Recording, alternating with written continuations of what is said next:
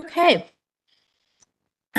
Hello, good afternoon. Welcome to the November 8th, 2023 Historic District Commission meeting workshop, pre-meeting workshop. My name is Christy Harpst. I am the program manager for the Historic District Commission. And we have a very light workshop today, just a couple of staff updates, a reminder about upcoming events, and then we have just a short little information piece from one of our commissioners. So I'll start and then turn it over to Commissioner Goodwin to share some interesting information with the commission. But I wanted to give everyone an update on our staff. So as you know, we are down to 3 staff when we usually have 5 of us and an admin. So the good news is we have hired a new planner who will be starting on November 20th. So she'll be here for the next meeting.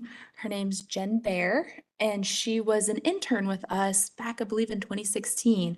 She did a lot of the preliminary information research on property ownership with city directories for Oaklawn Park with Tom Hanchett. And so she really contributed to helping Oaklawn Park become a local historic district in her time with us as an intern. She's been working, I believe it's Lake Forest, Illinois, just north of Chicago, and went to school here at UNCC and is excited to be coming back. And we're so happy to have her. So she'll be joining us. And then we also have a new admin starting also on November 20th. So he will be with us at the next meeting as well. And we're just so excited to have 2 of those 3 positions filled.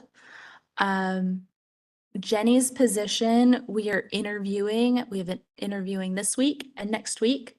And so hopefully, things take a little while with HR and background checks and all those things, but hopefully by the beginning of the year, we'll have that position filled and we'll be back up to full staff. So I will be very happy for that. And I know Marilyn and Candace will be too. And I just want to let everyone know what a great job Marilyn and Candace have been doing.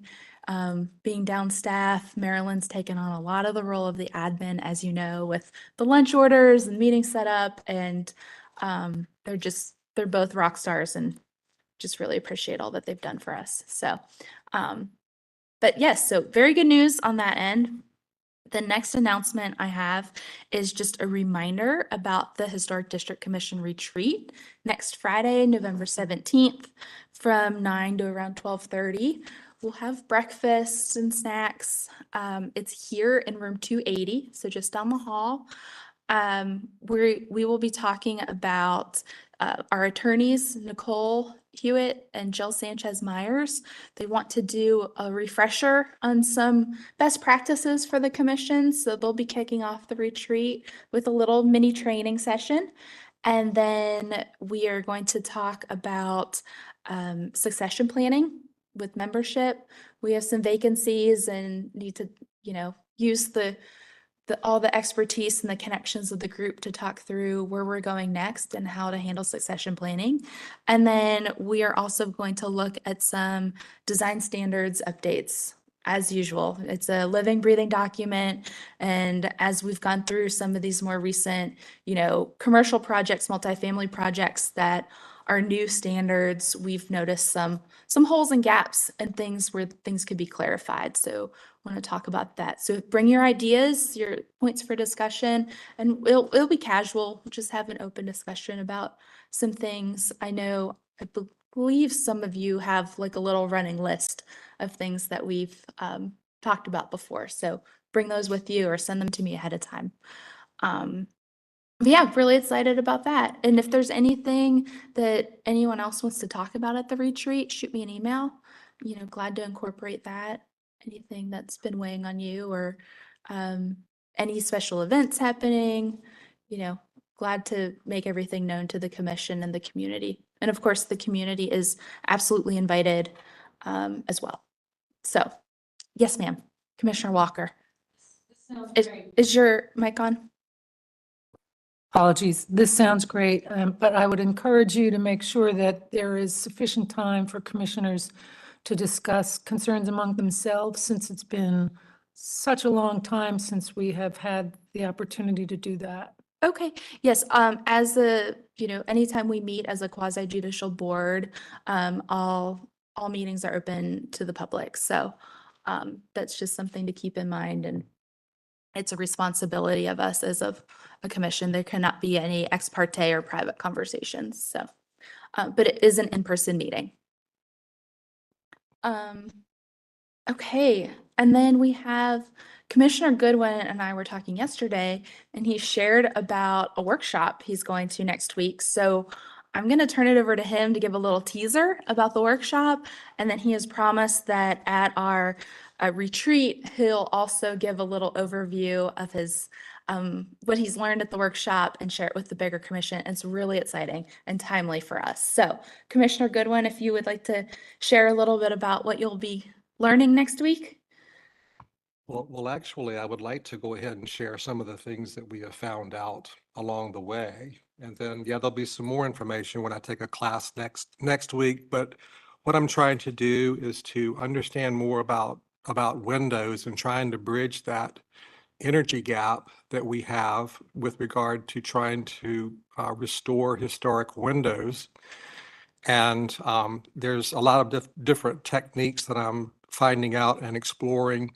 And I will say at the onset, I am no expert in this subject, but I am finding numerous options to improve energy efficiency while maintaining the historic windows. And I've also found there's a lot of confusing information out there and some very questionable claims as well. So we're trying to take a scientific approach to this and determine what can be done to enhance the efficiency of historic windows. And perhaps some of this would be good input, for the guidelines as well. Perhaps some updates to that section as well. So I just thought I would just mention a few examples of things that we have encountered lately. We are currently working on a home. It's just old enough to be historic. It's about 55 years old, and the windows are in very good condition. They all operate well, but it's single glazing glass, and the house faces due north.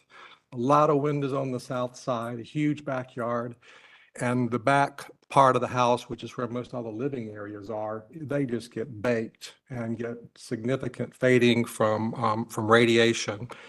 So what we're doing is we're looking for this particular house. We don't need to do anything to the windows. Like I said, they operate well, but we're investigating films. And I brought one as an example, but there's numerous films. There's some that are manufactured. I think these are manufactured by Eastman. There's also some by 3M. And, perhaps somebody's familiar with these that might know more than I. But I'm looking into putting these on my own house, even though I already have double glazed insulated windows. I want to further reduce the amount of UV and solar radiation that comes in. So you can kind of see there is some color. There's a little bit of color to this. You can get different colors. And the trade-off is that the more efficient it is at blocking solar radiation, the darker the film will be.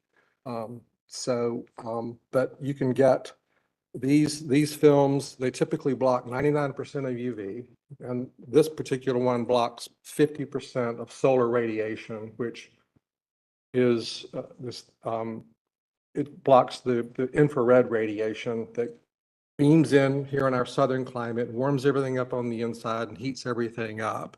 So on that 55-year-old home, we're probably going to be putting up films like these. I think some additional research needs to be done to make sure that this is a durable, permanent solution, and that somebody doesn't come along with a razor blade or something and perhaps try to do some painting and remove the film. So again, I'm in discovery phase right now.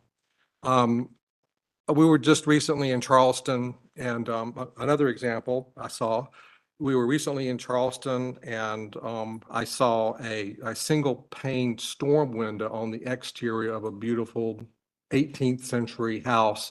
It looked really nice. It was a single pane, had a real small minimal frame around all four sides of it, and it was finished the same color as the jamb of the window. And of course, there's also the so-called endos, same thing except on the inside. So that's another possibility too. And I think some of those have coatings that can also reduce UV. And then an article that I just pulled out of the magazine for the National Trust for Historic Preservation, this magazine, which I'm going to subscribe to this is a great magazine. And I just opened it up and saw where they were doing restoration of the Omni Homestead Resort in Virginia. Beautiful, huge hotel. I'm not sure how old it is, but they ended, part of the restoration project was 1,000 windows, over 1,000 windows and doors. And they restored all of them. And so let me just read a little bit what this article has to say. So they consider doing the endos. They consider, I mean, not that brand, but interior storm windows, they considered that. But instead, they hired a consultant, and here's what they said. The team installed a nearly imperceptible pane of glass on the exterior of each window, so views both inside and outside are preserved. To seal up the building and prevent water and air from seeping in, a chronic issue at the Homestead Inn in recent years, the century-old windows are no longer operable by guests. All the historic weights and pulleys in the windows were removed and the sashes screwed tight and sealed. The exterior UV glass reduces heat transfer between the panes, but the windows have all been repaired and repainted, and most importantly, they retain their historic appearance. I felt good because on some of the projects we've done, we may be guilty of sealing some of the windows shut, but it's a common thing. I was walking by the Dilworth Animal Hospital and noticing how good their windows looked, and I walked around the building and every single one of them had been caulked and painted shut. So that is, potentially an option in certain applications.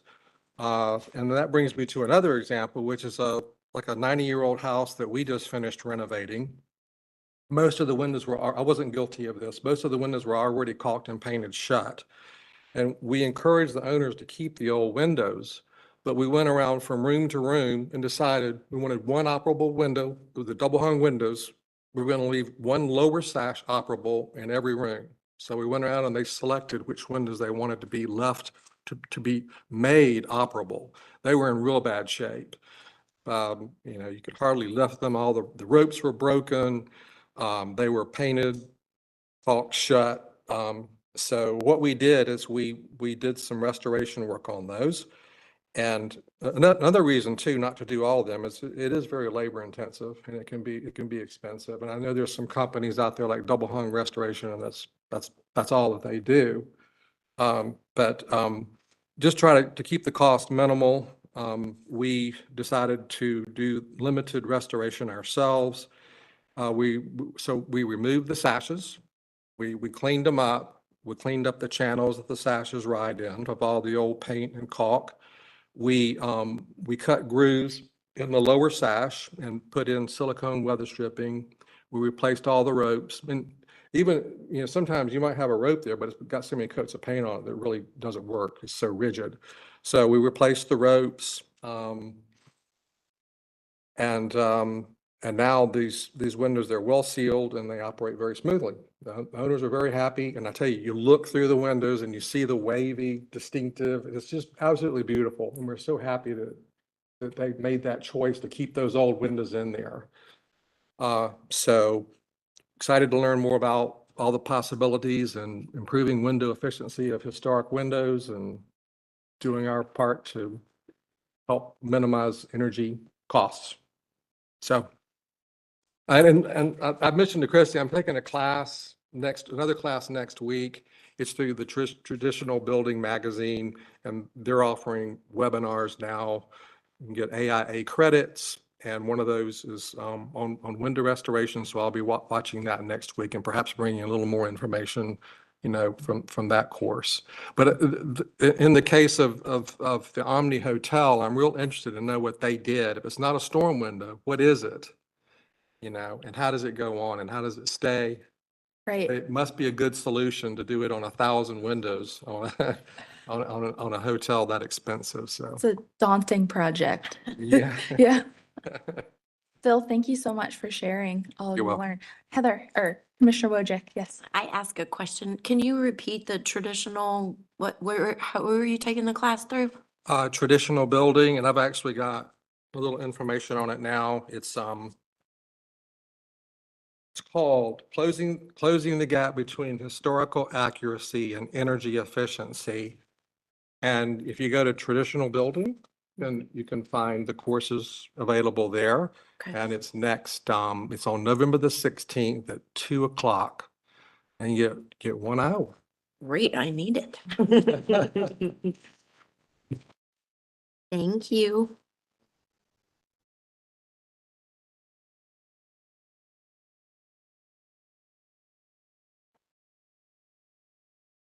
No, I just just wanted to thank Commissioner Goodwin for his research, putting his scientific or scientist hat on, and bringing the information back to us. Really appreciate that.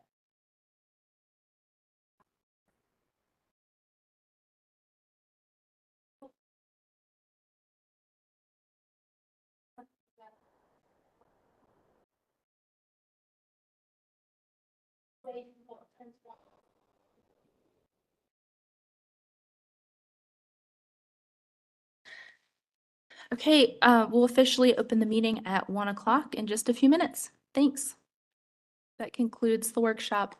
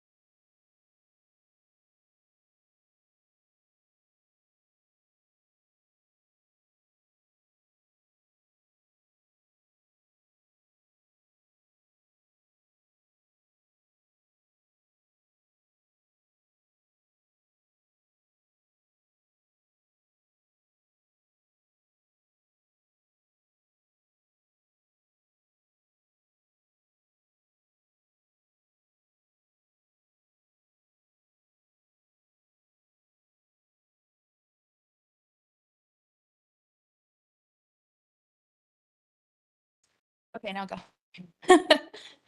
The Charlotte Historic District Commission welcomes you to the November 8th, 2023 meeting.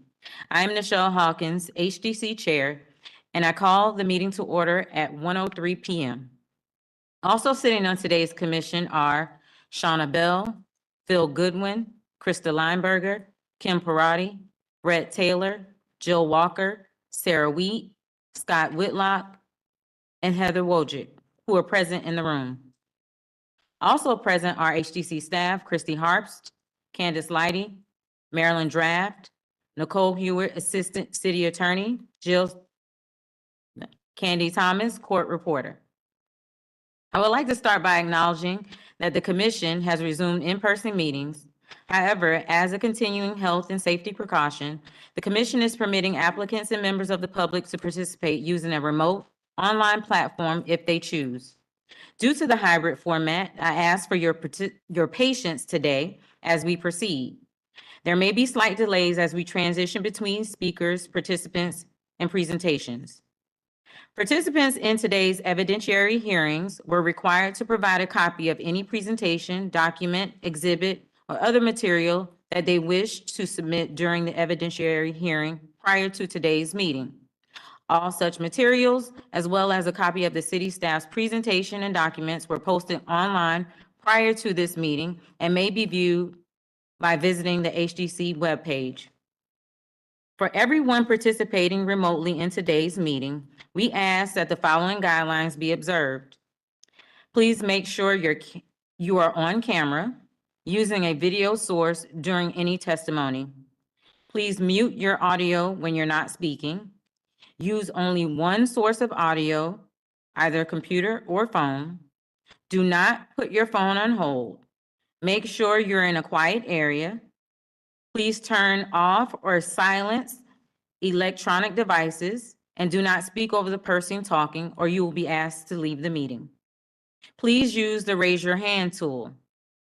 Please do not speak unless recognized by the chair or by staff. Because the commission is a quasi-judicial body, any speaker for or against an application must be sworn in. Any individual wishing to speak for or against an application was asked to sign up and provide any additional evidence in advance of the meeting. During the hearing, I will further open the floor to anyone who has joined the meeting today by telephone. When it is your turn to speak, please begin by stating your name and address. The review of each application consists of the presentation of the application and deliberation. The application is presented by the HTC staff. The commission will first determine if there is sufficient information to proceed with the hearing. The applicant presents their testimony for the application. Other parties wishing to speak for or against will be given reasonable time to present factual, sworn testimony based on the HGC design standards. The HGC may question the applicant and HGC staff members. HGC staff and the applicant will be given an opportunity for rebuttal and final comments. The HGC shall close the hearing for discussion and deliberation. During discussion and deliberation, only the commission and staff may speak. An HGC member may request the hearing be open for further questioning.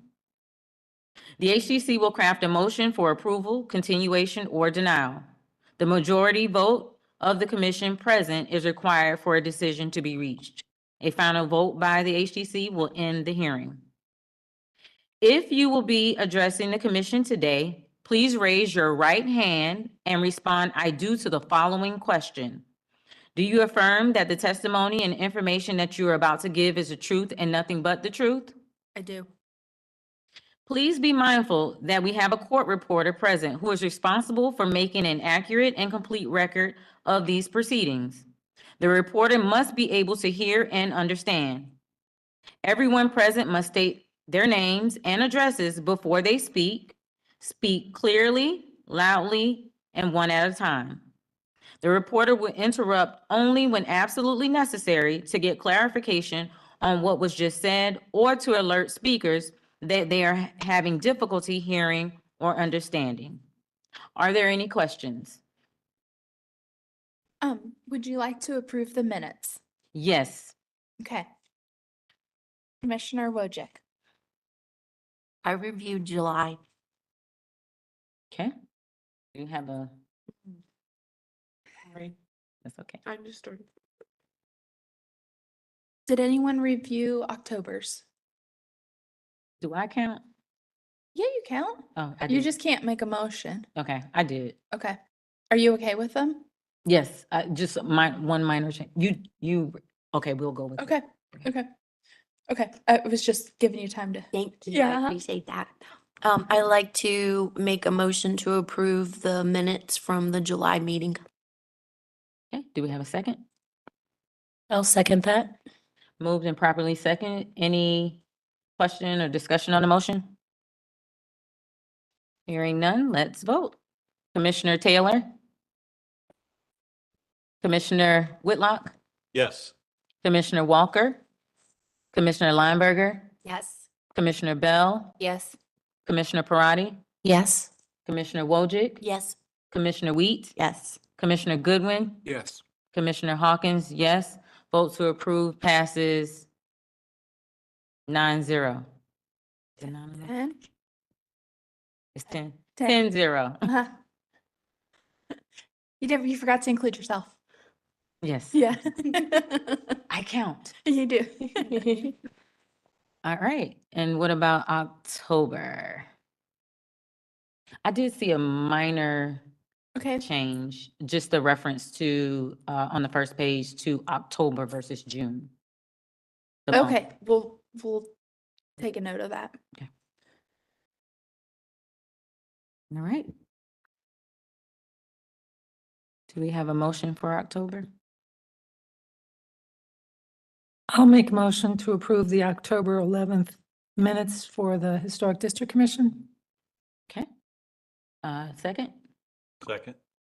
All right, it's been moved and seconded to approve the October meeting minutes. Any discussion on the motion? All right, let's vote. Commissioner Goodwin, Yes. Commissioner Wheat, Yes. Commissioner Wojcik. Yes. Commissioner Parati, Yes. Commissioner Bell, Yes. Commissioner Lineberger, Yes. Commissioner Walker, Commissioner Whitlock, Yes. Commissioner Taylor, Yes. Commissioner Hawkins, yes. Vote to approve, passes 10-0. Great, thank you, everybody. For our first application, it's a consent agenda item. It's 1501 Belterre Avenue. And is Veronica, I just want to make sure the applicant's with us just in case. Hey, Veronica, are you with us? Christy, Yeah. do we let Commissioner Barth? He hasn't, we haven't started yet. Is he here? I think I have to recuse myself. Oh, Okay, perfect. okay. Okay, note for the record, Commissioner Barth is recused, but is present. I see Veronica's with us. So this application is, again, consent agenda. And the proposal is the removal of non-historic additions on the left and rear elevations, and then constructing new left and rear elevations that fit better with the architecture of the house. So you can see here's the non-historic addition. This is the historic house here. And then this is the new addition. It'll actually be smaller than the existing side addition to meet setbacks. And then all of this back here is a new deck. So you can see here what you see from the front. And because it's visible to the front and a change on the side, it requires commission review. So that's the front. And then the back, you can see the non-historic addition and the new addition ties beneath the existing ridge. The rear elevation on slide 13. And then the side elevation on slide 14. And you can see the roof line changes are much more compatible with the existing house. So this is there for your consideration as a consent agenda item. There were a couple of, there are a couple of conditions that staff is recommending, but otherwise, staff is recommending approval. I have one more recommendation. Yes, ma'am. They're taking out a crepe myrtle and not replanting. I didn't see where they were replanting. We consider that an ornamental tree. Okay. So it doesn't apply. Okay, perfect. Thank you. Yep. Okay.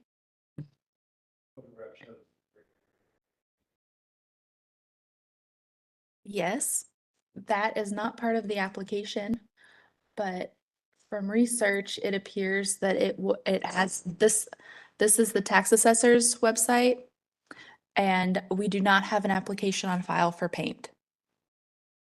So it is something that we can pursue separately from this application.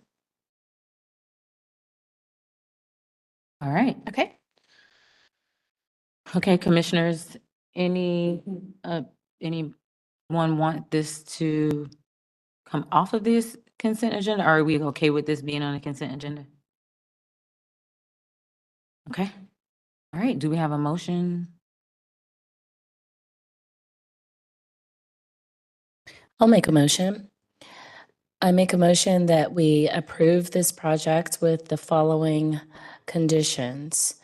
That the applicants provide window and door specs that meet HDC requirements, that they confirm new windows and door trim will be wood, that the new brick should be a traditional red with neutral mortar and should remain unpainted, and that they provide a beam and column detail. And the reason that we're approving this is that it is not incongruous with the district and meets the standards for new construction as well as Chapter 6, as well as Secretary of Interior standards. All right, we have a motion to approve. Do we have a second? Second. All right. Moved by Commissioner Parati, seconded by Commissioner Walker. Any discussion on the motion? Okay, let's vote. Commissioner Taylor, Yes. Commissioner Whitlock, No. Commissioner Walker? Yes. Commissioner Lineberger, Yes. Commissioner Bell, Yes. Commissioner Parati, Yes. Commissioner Wojcik, Yes. Commissioner Wheat, Yes. Commissioner Goodwin, Yes. Commissioner Hawkins, yes. Vote to approve passes 9-1. Okay, thank you. And for the commission's benefit, confirming at the request, staff will issue a notice of violation for the painted brick, and we'll work that out separately. Okay, thank you. Uh-huh. The next application is also a consent agenda. It is 808 East Kingston Avenue. And this application was previously approved by the commission, but the time ran out for submitting the final permit plans. This was when we required permit plans within 6 months. Last December, you'll recall, we extended that to 12 months because people were having a hard time meeting that 6-month deadline. So nothing on the project has changed from the original approval, and they are simply asking for reaffirmation. It was originally approved a little over a year ago on August 10th, 2022. So under current standards, and the COA was not issued. So with that, staff does have 2 recommended conditions, but as always, we are open to additional conditions should the commission feel that they are warranted. Okay. Any commissioner wants to see this removed from the consent agenda? All right, do we have a motion? I'll make a motion. Excuse me. I make the motion to approve this application with the following conditions: that the applicant provides door specifications that meet HDC requirements, and that the double hung windows have a 3.5-inch traditional bottom rail. We're approving because it is not incongruous with the district and it meets the new construction standards, Chapter 6, and the Secretary of the Interior standards. Perfect. Thank you. Excellent. All right, it's been moved by Commissioner Bell. Do we have a second? Second. Seconded by Commissioner Lineberger. Any discussion on the motion? All right, let's vote. Commissioner Goodwin, Yes. Commissioner Wheat, Yes. Commissioner Wojcik, Yes. Commissioner Parati, Yes. Commissioner Bell, Yes. Commissioner Commissioner Lineberger, Yes. Commissioner Walker, Commissioner Whitlock, Yes. Commissioner Taylor, Yes. Commissioner Hawkins, yes. Vote to approve passes 10-0. And I'm sorry, I forgot Commissioner Barth for this one. Oh. Commissioner Barth, do you want to rejoin? Okay. And now we're at Um, 11. So please note that Commissioner Barth was also recused from 808 East Kingston. Staff's fault, and we are welcoming him for 2301 Charlotte Drive, which is next on our list. The next application, same scenario as the previous. The approval expired before they could submit final plans. So it's a reaffirmation. You'll remember we went through this project last fall in multiple parts with the rear addition and the attached garage and siding changes. And there's no changes to the project, but they are simply asking for reaffirmation. I will say I did add all of the conditions that were required as part of the first approval. So if you'd like to incorporate those just to make sure those are covered, that would be great. And we have nobody's calling, so, Okay. yep. Any commissioner Oh, wants to? sorry, Commissioner Taylor recused. Commissioner Taylor recused. All right. Any commissioner wants this removed from the consent agenda? All right. Let's vote. Do we have a motion?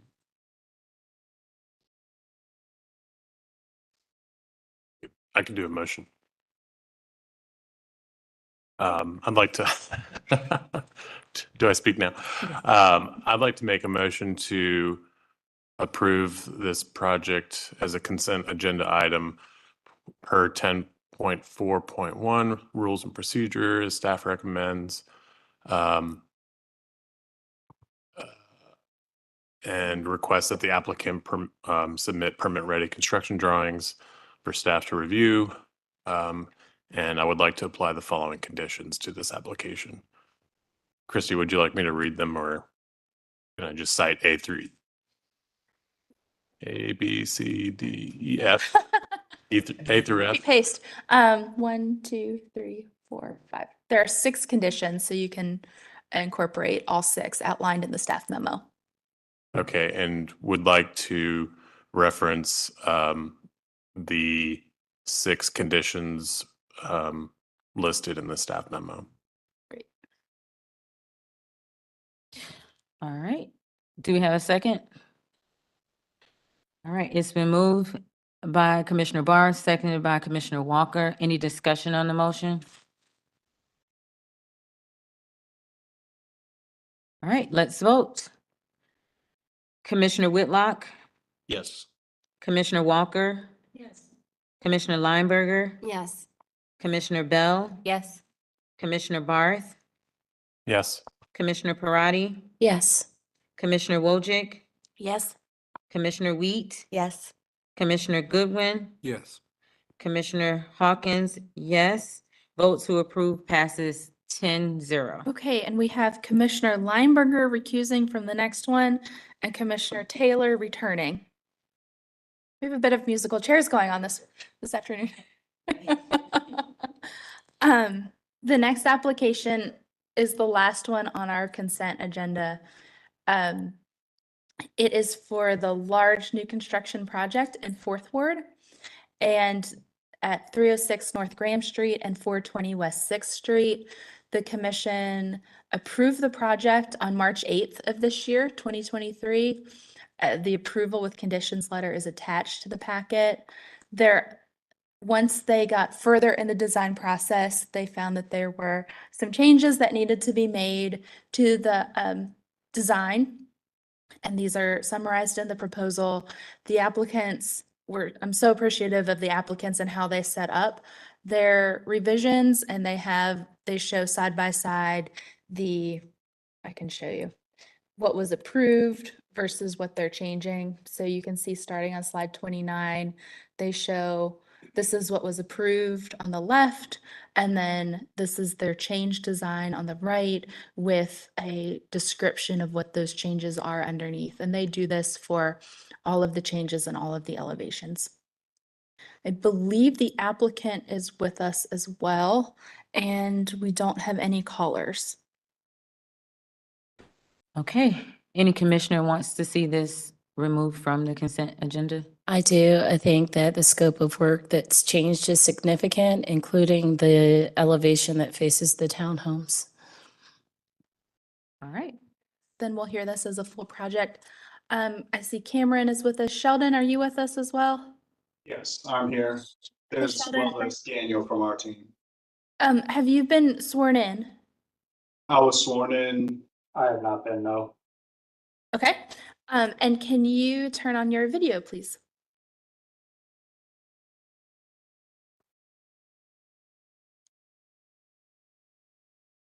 There they are. Okay.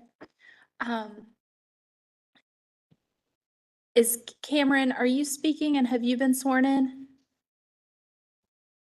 Hey, Christy, I'm here. No, I'm gonna let Sheldon do most of the talking, and I have not been sworn in, but if I need to, I can. Okay, thank you, Cameron. Okay, so what I'll do in the interest of time, instead of me going through everything, I will turn it over to the applicants and have them state their name and addresses, and then maybe back to the commission to ask some very directed questions about the changes so that we can keep things moving. Okay, Sheldon, would you and your team please introduce yourself with your name and your address for the court reporter? Yes, Sheldon Clark, 6204 Elkington Lane, Mint Hill, North Carolina. Daniel Richard, 144 Rock Ridge Lane, Mount Holly, North Carolina. Did you catch that? Okay, we did not the court reporter didn't catch that. If you could talk really close into the microphone. Okay. We got you. We didn't get. Oh, sorry. Yes, Daniel Richard, 144 Rock Ridge Lane, Mount Holly, North Carolina. Daniel, can you spell your last name for the court reporter, please? Richard. Thank you. Okay. So I would like, you want me to ask? Okay, so I'm looking at, I'll start on slide number 30. I'm really most concerned about the elevation that faces the townhomes. We were pretty adamant about the wall with the green space, so that having that so that it would blend and not be a massive wall in front of the townhomes, adjacent to the townhomes. And I know that you all had to make changes. If you could walk us through that and through the changes you made and the options you considered in order to help that wall blend in lieu of just putting the trees there, which is what we had before. Yes, so the primary reason that we removed the green screen on there is that it's on the northern face. It's not going to be getting direct sunlight on that side of the building. And so the viability of having small shrubs, vining growth actually grow on there did not seem like that was actually going to be viable. And so we figured it would just be more efficient for us to, put the money elsewhere into the project. We did keep on that rear elevation, the brick and dividing up the space, and making sure we had elements that were addressing the scale of the building in terms of the change of materials back there, kept the Juliets, but it just did not appear practical or feasible that the screen would actually grow as intended. Okay, another question I have, and excuse me as I pour through them. It's a pretty lengthy application, and thank you so much for putting the past and present side by side. It appeared as though the balconies that were, I guess, closest to oh no. If we're looking at the rear, there towards the left, that was taken away. The balconies were taken away, and which of course broke up the massing some, and now we just have the windows. Is that correct? So Looking we at have, slide number 42. at 42.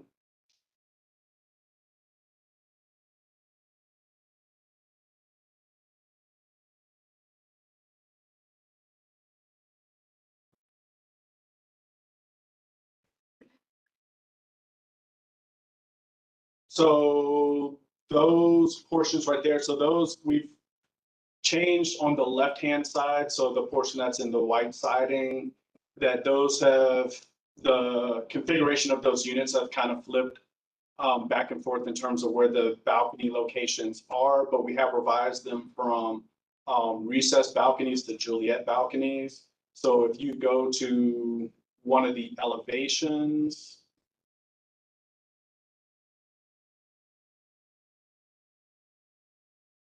yeah, or you could, yeah, if you zoom in down, yep, through there.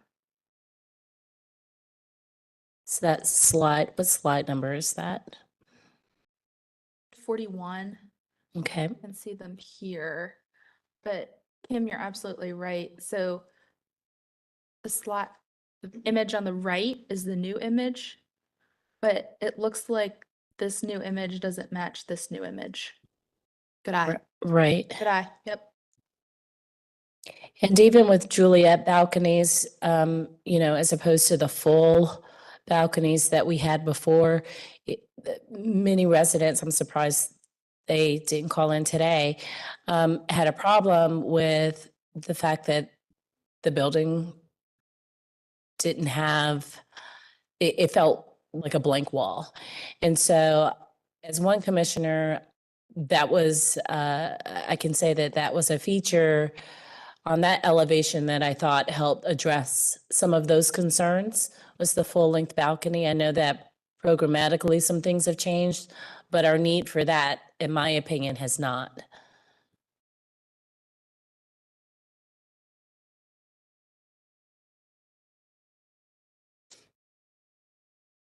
I'll just move on while we mull that over.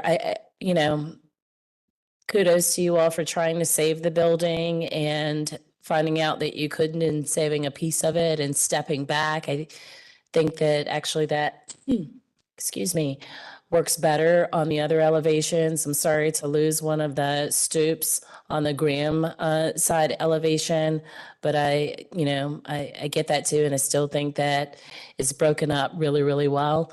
But this rear elevation, again, as one commissioner, is one that is a little challenging for me to approve. Understood. Commissioner Walker? Thank you. Yeah, that's great. That slide there is what I was going to ask you to go to.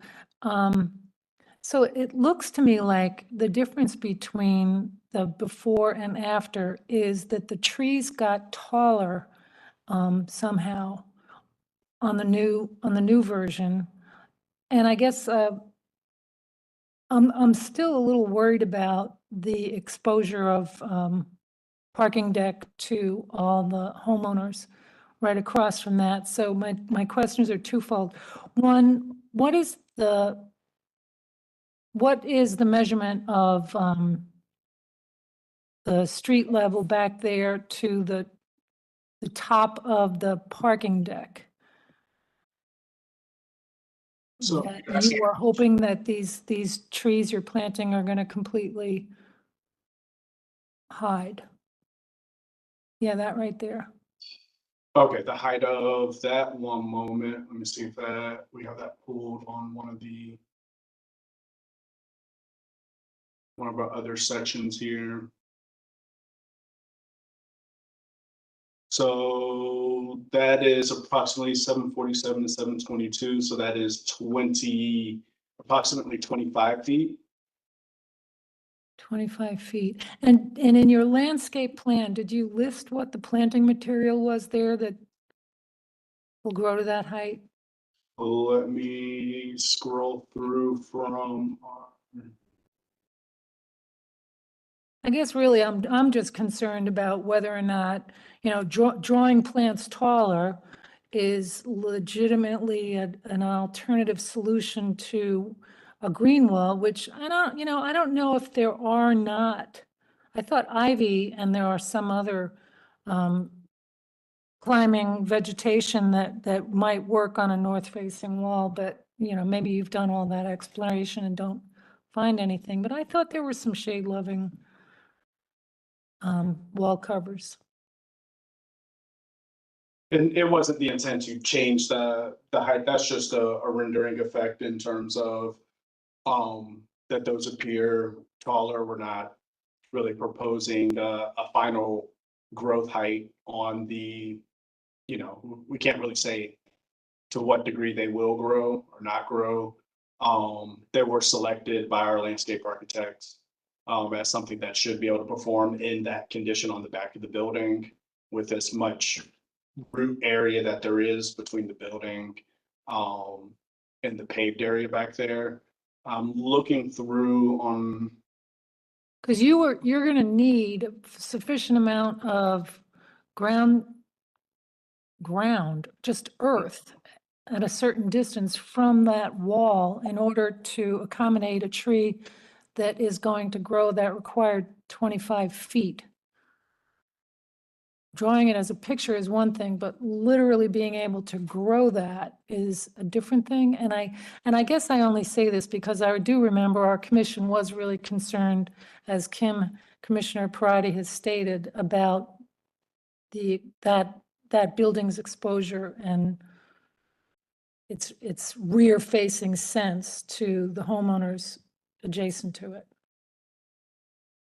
Yes, and we have not changed or decreased the amount of soil space that is on the back there. That's still consistent with what was approved. The only change on the rear elevation is that we're looking for is removing that green wall. And yes, that we had changed the type of balconies at that portion there, but we're not proposing any changes from what was previously proposed in terms of the trees, how much space they have on the ground there.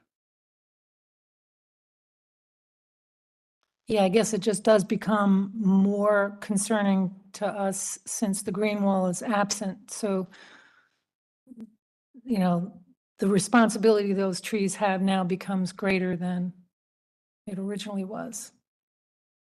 So I guess I'm gonna let it go, but.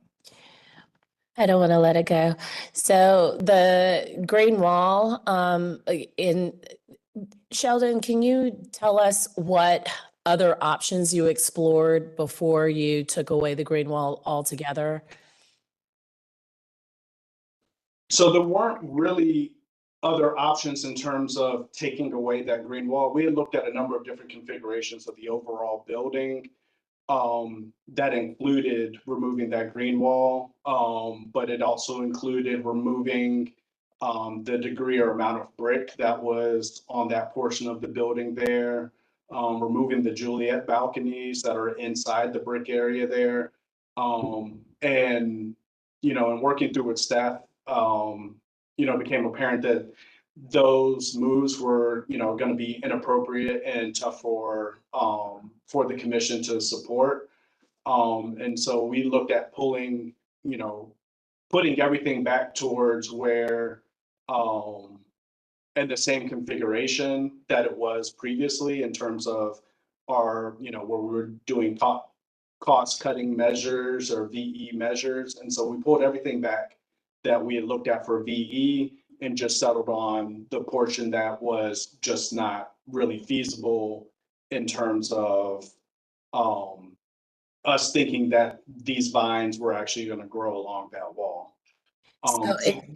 Sorry, go ahead. I'm sorry, if the vines won't grow, what makes you all think the trees will? Just in terms of they're not directly attached to the north side of the building.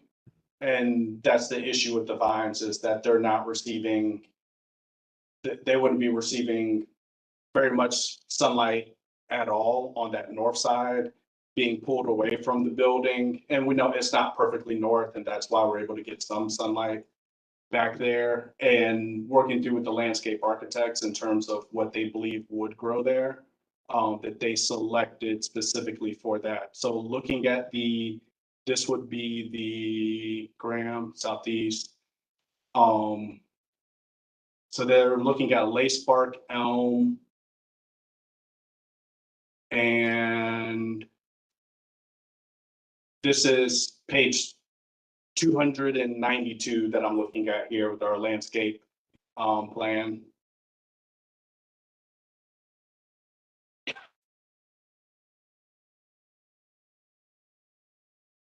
Commissioner Walker? Yeah, if I do a quick Google search of vines that will grow in the shade, I see ivy, hops, clematis, honeysuckle, Virginia creeper, jasmine, and trumpet vines. Mhm. So I do think there are vines that grow on the north side is all I'm saying, and I'd like to see if that might be worth re-exploring, given the massive size of that parking deck facing all those homeowners. Okay.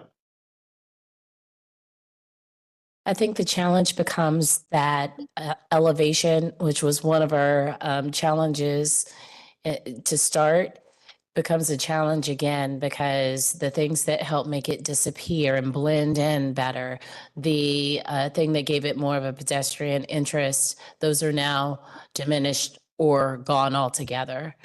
And so it makes it a challenge, whereas the other elevation seem to have become more pedestrian friendly. This side seems to have gone the other direction.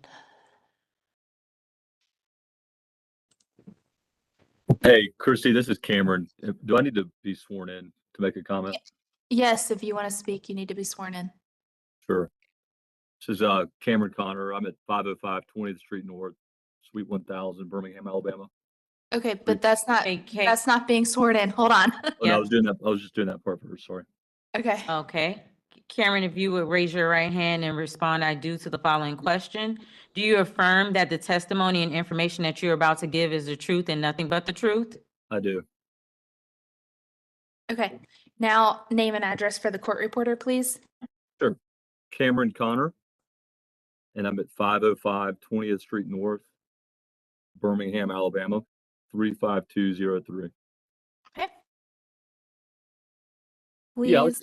was just going to say that I don't think this is something that we want to have you guys spend a lot of time on. If this is that big of a sticking point for you, I mean, our concern was in the event that it doesn't grow, and in the event that the vines do not end up looking like what this really pretty rendering looks like, our concern was that it would be a detriment, and it would sort of look worse than it would if we tried to plant a few more trees, or or even have our really pretty expensive brick be shown. And so if you guys are this adamant about vines on this part of the parking deck, that's not a battle we want to get into with you. So I think that's an easy add back for us. And so I don't want to spend all of our time on something that we're very easy and willing to concess back to. Okay, thank you, Cameron. Commissioners, any other questions for the applicants before we close for deliberation? Sure, since Cameron's in. Cameron, it's not just that, the vines, it's also the balconies. Juliet versus the full balcony. Yeah, I think what's tough there is, these are really tight units. And, our thought was we're trying to find sort of the yin and yang of prioritizing building aesthetics for the neighborhood's purpose, but not forgetting about the resident that has to live inside of these units. And those units on the backside, 75% of those units of which that are staring at a 5-story condo building that is not very far away. We thought in the smaller units, it was better for our residents to have more interior space that they can use, as opposed to an inset balcony that is going to be very dark and is, like I said, going to be staring at a building. And from an overall aesthetic, especially at the rear of the building, especially for an aesthetic or a facade that's largely covered by a neighboring building, we felt like a Juliet balcony accomplished sort of the same design goal as an inset balcony. Cameron, did you step the building in along with changing to Juliet balconies? Or is it just like a trick of the eye? Yeah, It's- Tilden, correct me if I'm wrong, but I think it's always been that way. I think it just doesn't show up as clearly in the original. Because of the green wall. Okay. Yeah, we ended up actually with a slightly increased step back right there. Ever so slightly, but yes.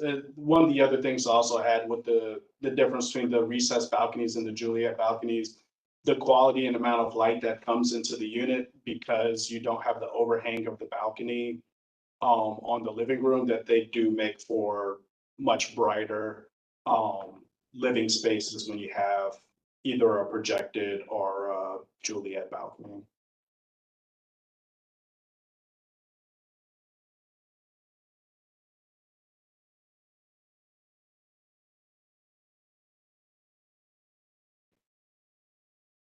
Okay. Commissioner Barth? And just looking at, and thank you so much for putting the before and after together. It really helps us. In looking at, let's see, where are we? Christy, could you go to slide, let's see, which one is this? 41, maybe. Oh, could you zoom out a little bit so we can see both side by side? So it's apparent to me that there's, a change that I noticed is that the top floors, the top 1 and 2 floors, in the previous iteration, there was a significant step there, going from the floor below to the next one, and we're not seeing that on this current form. Can you explain that a little bit? Explain the reason for that. Yes, and with the steps we've highlighted on our, let's see, a couple slides prior, we have the aerial 3Ds that show a little bit of a diagram. Okay, so above the building plans and site plan. And this denotes here just the changes in the relationship between the base plane of the ground floor of the building being, we consider that 0. And then when we're doing, a 2 foot or a 1'6" increment. So we revised some of these to where, we're doing a 1'6" instead of a 2 foot step back. And looking at doing, a 3 foot and a 5 foot increment in terms of the degree of stepping back from the ground floor there. Some of that is structural, just in terms of what's the practicality of us being able to step back and then having to drop structure all the way back down through all the other levels to be able to support that step back. And then also just looking at where can we maximize step backs from change in materials and the cornice work.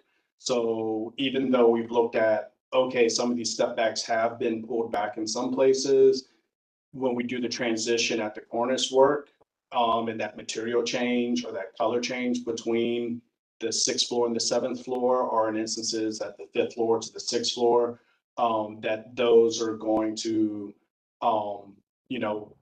even if the change is only 1'6" instead of 2 feet, that we can also make it be perceived as stepping back further by projecting out a little bit more on that cornice or that intermediate cornice or trim work. Okay, yeah, and I appreciate your building step back diagrams. It's frankly, for me, it's a little hard to follow. Maybe we go to 46, Christy. This may be a better illustration of comparison between the two iterations. For me, in looking at those two, I mean, it's fairly apparent. And one of the things that I liked about the design, or part of it at least, was that we had the commercial level in the first 1 or 2 stories, which had a clear plinth, if you will, and then the next 3 or 4 stories going up. And then there's clearly a fairly substantial step back between the two, which provides sort of a nice hierarchy. But then when we get to the current iteration, that stepping of the facade seems to have been reduced quite significantly. So at least in my mind, having you're losing that step back, or at least graphically, as I can see it in these elevations and the renderings, seems to be a bit of a detriment to the design, and at least creating pedestrian feel for this massive structure. Mhm. And you're talking at the difference on this corner from the 6th floor to the 7th floor? Correct. Okay, yes, and that was pulled back into something that is more in line. We didn't think that, we want to keep the essence of that. We're definitely want to be responsive to the concerns that are above the 5th floor, but also felt like it would be an appropriate trade-off, given that it was above the 5th floor and outside of the HTC scope. And Chris, could you go to slide 47 as well? I mean, this kind of appears on every elevation where, like we're taking a lot of different elements here, which we had seen and approved and, liked where the direction was going. And then there's just like several areas that are being pushed back even further into being away from what we had approved previously. So this one, and looking at that 7th Street elevation, the right side of the building, I mean, it's a pretty significant change in just the way the building steps back as you ascend.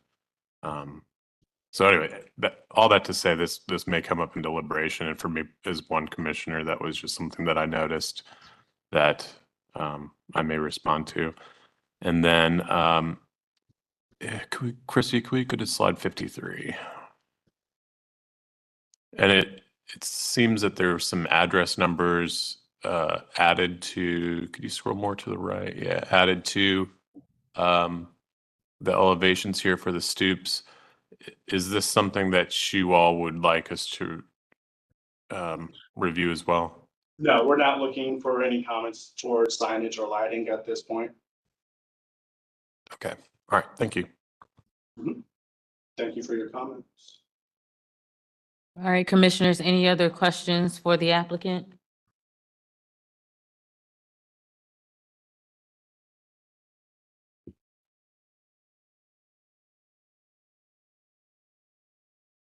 All right. Let's close for deliberation. Commissioners Parati and Barth, you had a great deal of questions and commentary regarding the changes. You mind kicking us off with this discussion? Sure. I'll jump in here and say that it was a major topic of discussion, the rear elevation. And I think sometimes when we get a wealth of information, things get lost, the details get lost. However, looking at this, the rear elevation doesn't blend the way it did when we approved it. It was a big deal then. It's still a big deal now. I understand that programmatically some things have changed and we want to maximize the amount of square footage on the inside as well as the amount of light that's allowed to get into the units. I would want to live in a unit filled with beautiful natural light. However, that does not take into consideration also the other side, which is the neighbors in the townhomes who spoke up vehemently about what was happening in the building adjacent to them. So I think Commissioner Walker pulled up a number of vines or greenery that could grow in shaded spaces. I don't know how vines can't grow, but trees can. I think that, yeah, we want the building to look good. Everyone wants the building to look good. I would like to see a little more time and effort spent on finding the right kind of greenery so that it will look good. I don't know how the other commissioners feel, but I feel like the inset balconies, even though they might not have done what the team wants them to do for the interior, exterior wise, it broke up some of the massing. It feels like the massing is back on that rear elevation. And I'm so glad that Commissioner Barth brought up the points that he did. I got lost in those details. Even looking at the stoops on Graham, they got longer and larger, and that's fine. That helps with the pedestrian interest. But the windows also became less substantial. The things that help make this building break up the massing have slowly been taken away. And I think what we had was great. I understand that once you get in there and start applying this, then things change. However, what's happening is, again, we're back to the massing, which is what we worked so hard to manage during the course of our work on this application. So, Thank you, Commissioner Parati. Commissioners, any other thoughts? I don't know how I feel about it. I mean, I agree with Commissioner Prati and Walker holistically. I think just overall for this revised version, and I understand, you know, as these applicants dig deeper into the plan, some things become less and less feasible. But I think it's becoming, you know, at least as presented, it's becoming, you know, we're losing some of the character and identity that we had in this previous iteration. You know, like I mentioned, the stepping back of the various levels, which helps our scale and massing. You know, the punched openings for the balconies on the alley side. I think as a whole, we're becoming more and more of a, I don't mean to say mundane because it's not, it's a beautiful project, but, you know, we're losing a little bit of that undulation and breaking up of the form.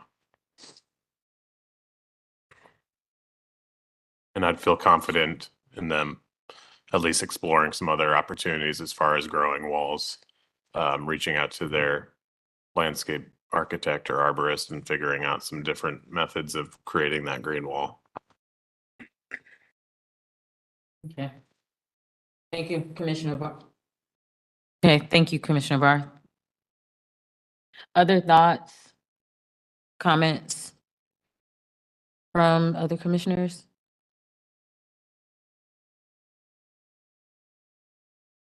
Were there any changes that you guys saw that you feel like were directionally okay? Or are we saying, from what I've heard thus far, the changes were too drastic away from what we agreed to, that we want them to go back and restudy or go back to what we approved? Or we were good with?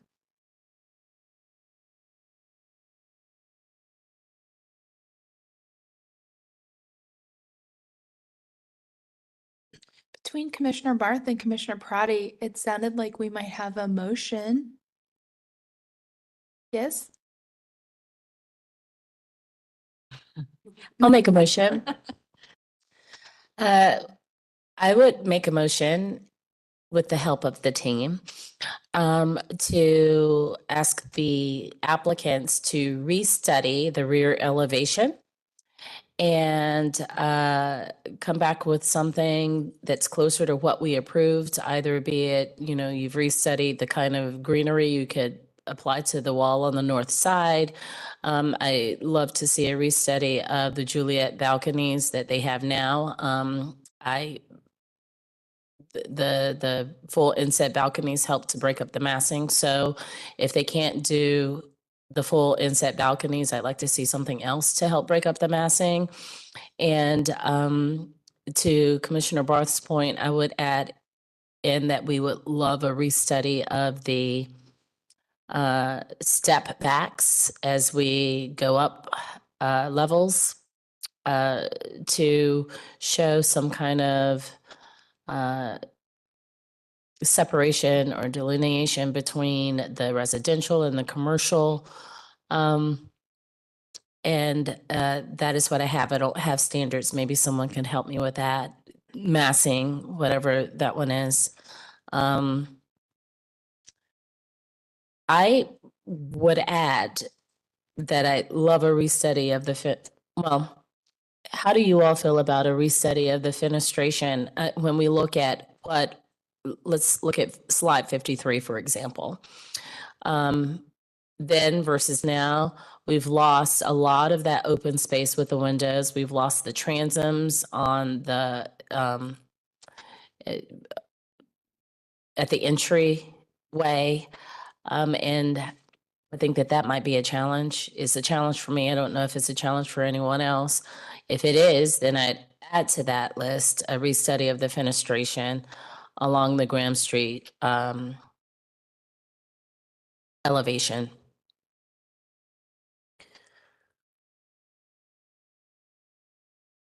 Anyone else have a challenge with its slide 53? Those elevation details?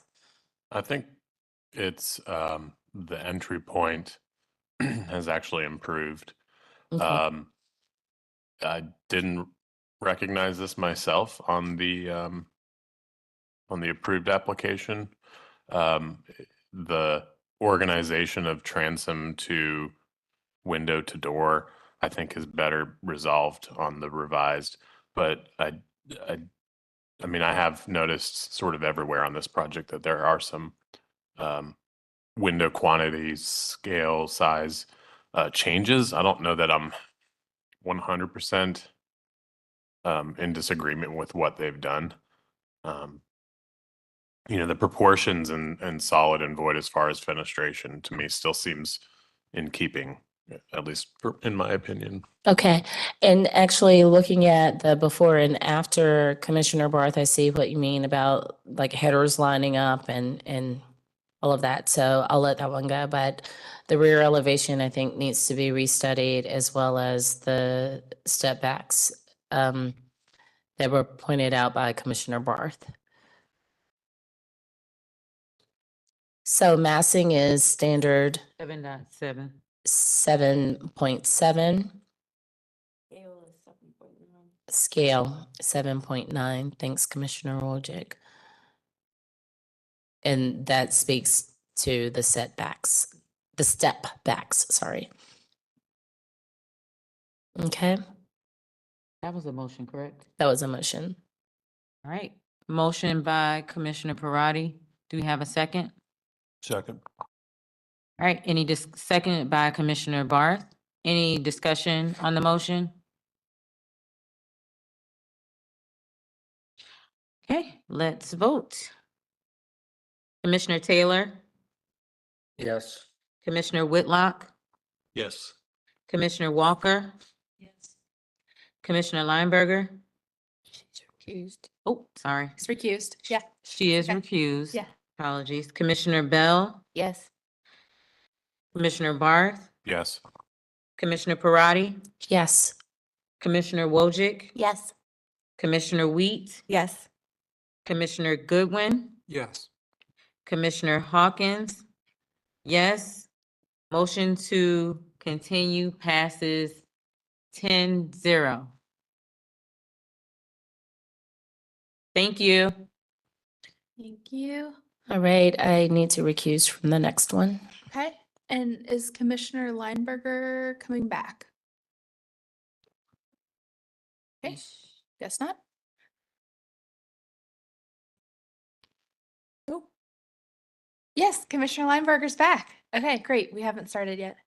Okay, so Commissioner Parati is recused. Commissioner Lineberger is back. The next application is 604 South Summit Avenue. Jason.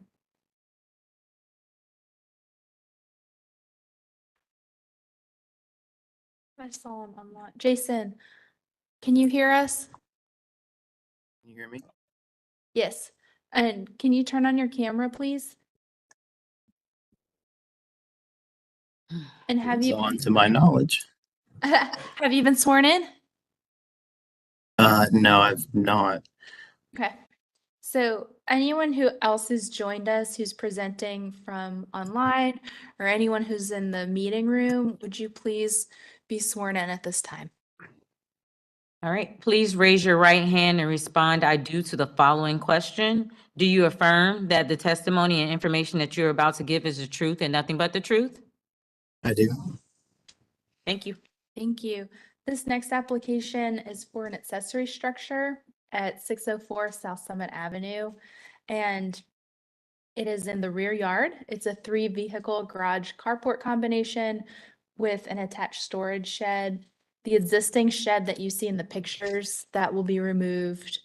The height and footprint is outlined in the staff memo, and materials are traditional to match the house.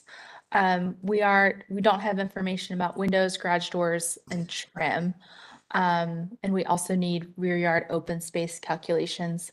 There are not any trees proposed for removal. And you can see it's mid-block. We've seen this house before. The commission's approved a rear addition and front porch extension. Pictures of the yard start on slide 7. Jason, with that, I'll turn it over to you and just let me know how you wish to proceed through the slides. Okay, sure. One thing, could you state your name and your address for the court reporter, please? Jason Clark, 604 South Summit Avenue, 28208. This property in discussion. Good? Yep. Okay. Yours. And I noticed on that prior page, it said accessory dwelling unit. This is not an ADU. This is an accessory structure. So just throw that out there. So it will be in that back right corner. That's the location that we're proposing to put the garage right there. We also have an approved project for the fence. As you can see, it's barely standing, but decided we better the contractors recommended completing the garage first because they probably end up destroying even a new fence. But back on that previous slide or photo, so the foreground right here is where the driveway would pass through, and it is a carriage track. We do have a carriage track driveway, and we intend to keep that patio right there. Not original, at least not for any reason we believe. We do intend to remove that to restore some green space. That shed will also be removed and become attached to the new structure. So you can move forward through the photos.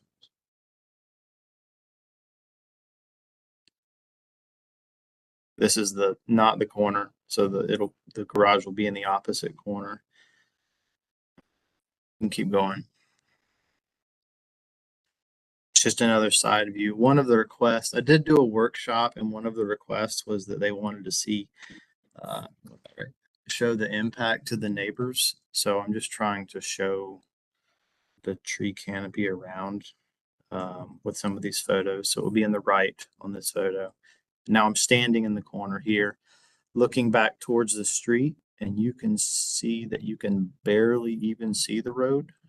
This is all sloping downhill, which will be, and that is the new addition that we added in 2017. So with it being an accessory structure, we were planning to go 3 feet off the property line, front and rear.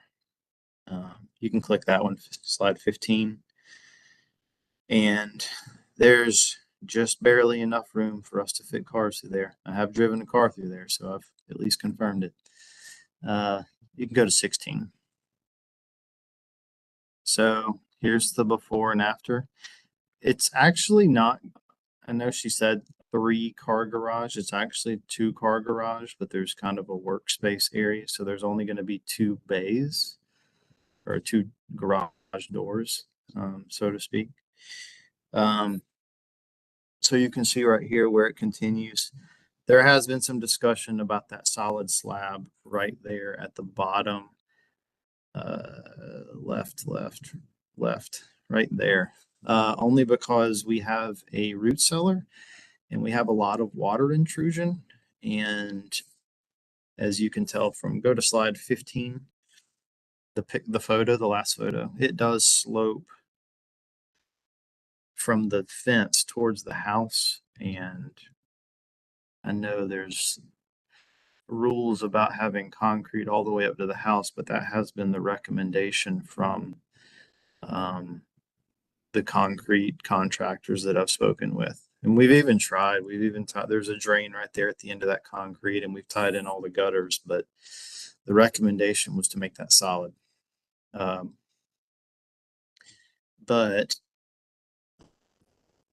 I have done calculations. I haven't turned them over, but click back one more time to slide 16. We are willing and are interested in making that pull out and turnaround slab a permeable concrete. You know, like some of those cross-cut pavers with grass in them. So we'd be willing to do that if we need the extra permeable space. You can keep going. So this has been our major problem all along, and this is what the discussion was in the workshop.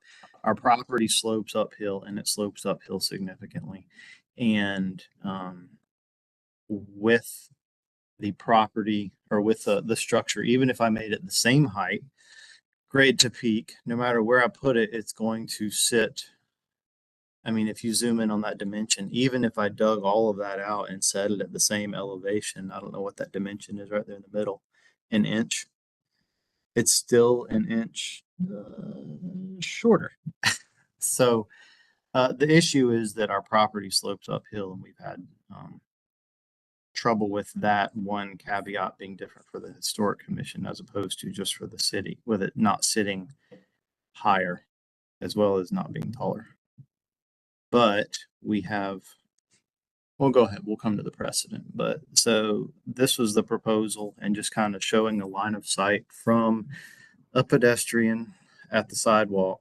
And we do have a 6-foot privacy fence all the way around, which is where that red line is going, right over the privacy fence on the side of the house, and what you'd actually see from the road. And that's what we're trying to crudely show right there. You really won't see very much of it. But if you keep going, you can see the actual sides, rear and front. You can see the shed off the side to replace the one being removed.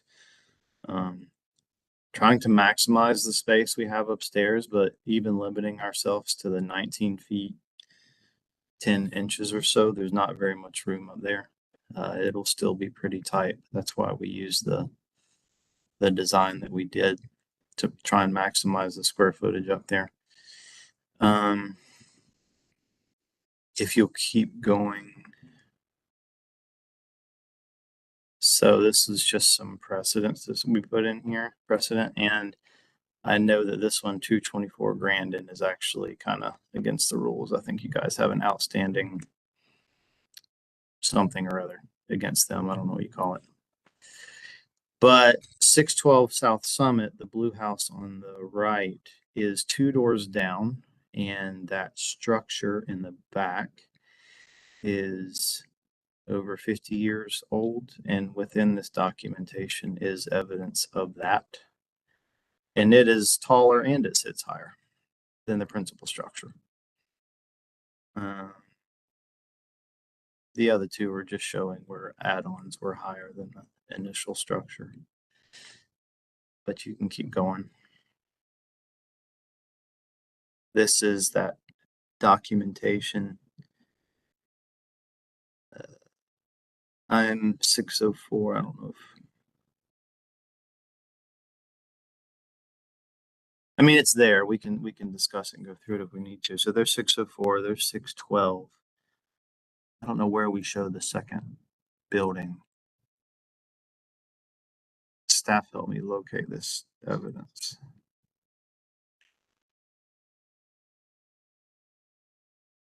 The numbering was redone, so I do remember this numbering doesn't quite match up. Christy, can you explain this? I know you're recused, but These are old Sanborn maps showing the lot and the development. Let's see, let's go to, so we found something that showed it was a 40. two-story structure. I thought it was a fire, something. So here, the 1946 Sanborn map shows the accessory dwelling unit at 612, and then there's, 604. So it looks like I don't know what 612R means, but accessory dwelling in the back there that it existed historically. We think the second level was added later, on this Sanborn in 46. It was only 1 story. It was a concrete block building, but we do think the second story was added later, but, has since gained the age historic significance in its own right. So let's see here. And then this is 1953. Oops. We did find it a Yeah, second. There it is. yeah. There's a second. By 1953, they had added the second story. So, it is, for our considerations, it's much older than 50 years, and the second story was added way before the 1994 designation of Wesley Heights. So it was added between 1946 and 1953, the second story.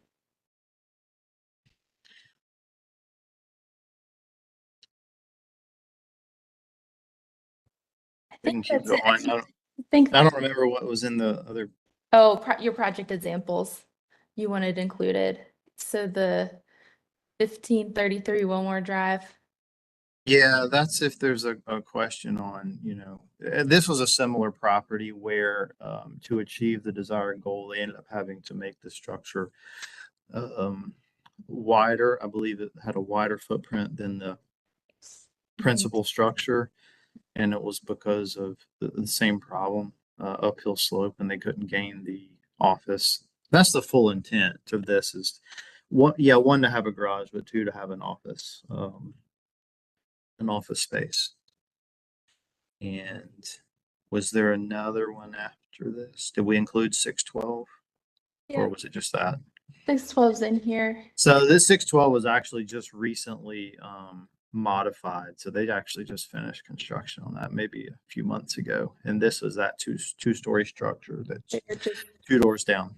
yeah, kind of fixing all the rickety stairs and I really only wanted to include this to show that show how big it is. Yeah. not only is it sitting higher with elevation, it's also actually taller. And I'm not even asking to make our building taller, just allow it to sit higher based on elevation change.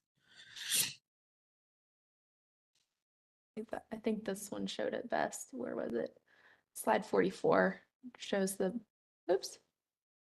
Slide 44 shows it best. Anything else you want to add, Jason? No, I don't think so. I mean, just, a little personal bit. When we bought this property, our intention from the beginning was to buy a new home with a garage or space to add one. And we loved how deep these lots were. And that had been our goal. But when we moved in, it was 1,100 square feet and had 2 closets, like 3 feet wide. So plans kind of changed when we first moved in. But so this has kind of been one of our goals all along. Okay.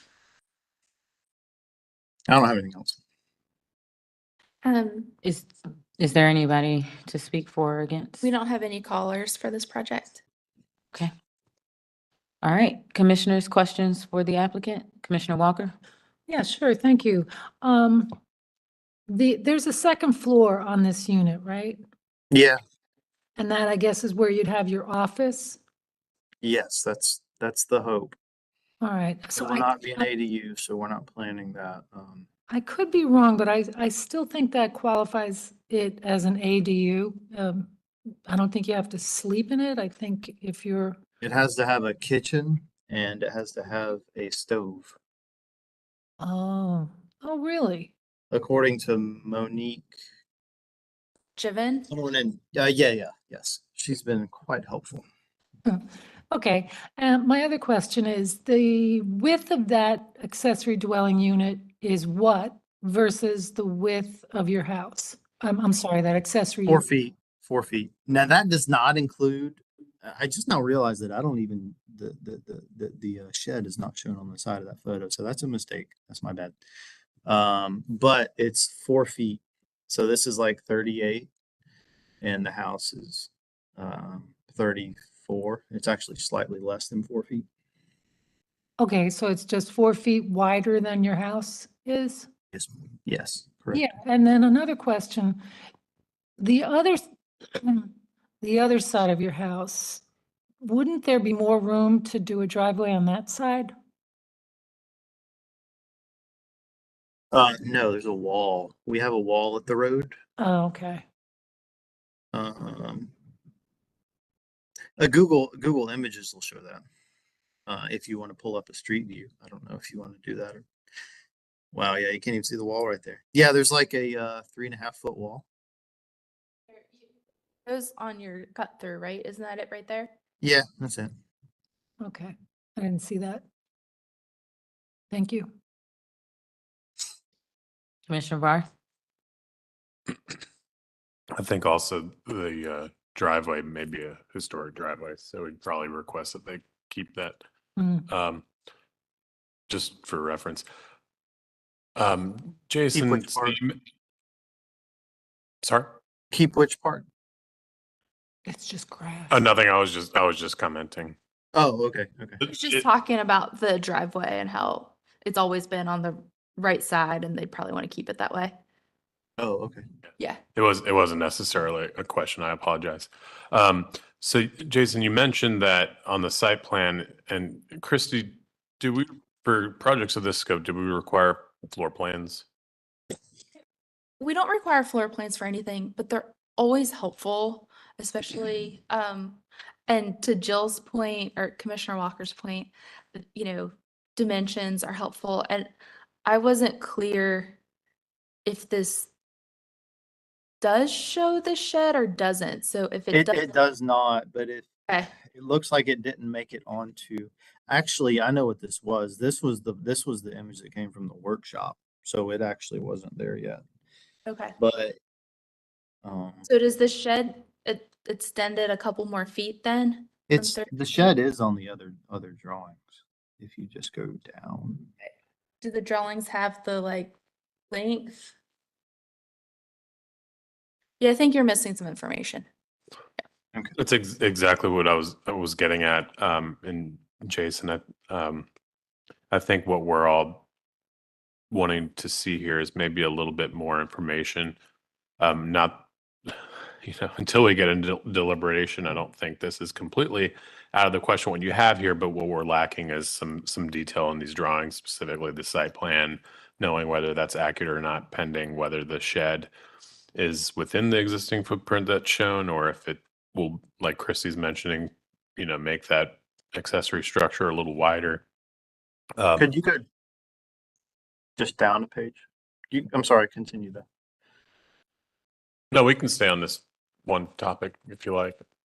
Well, I just think that, okay, you're right, my mistake. I thought there was an overhead view that showed the garage or the shed that we moved, but I Yeah, guess it wasn't. So it's apparent in the elevations that we have a main gable structure with 2 shed dormers on top, and then there's a shed off to the left as you face the front of the garage. So, in consistency of the drawings, we're just not seeing that. So I think we just want a little bit more clarification to knowing exactly how this sits on the site, some accuracy between, the elevations versus site plan and that sort of thing. Okay, no problem. Which is no big deal. And however, the staff did have a few comments, which I completely agree with. Krista, if you go to slide 19, I appreciate you all pulling the dormer walls back a little bit from the lower level wall of the accessory structure. In being able to minimize the dormer feel and that massing. I think we probably would want to see just the proportions of the windows seem a little wide and horizontal. Typically we'd like to see more vertical oriented panes for windows, so you might explore doing you know, a awning window or a casement or something to help with that. And then that section there seems a little bit, it doesn't seem to align with the elevation too. We have a lot more wall for that dormer than is shown in section, or excuse me, than is shown in elevation. So I think, we might want to have that updated. Well, this goes back to consistency in drawings, just so that we can accurately, gauge the, relationship between those dormers and the main roof structure.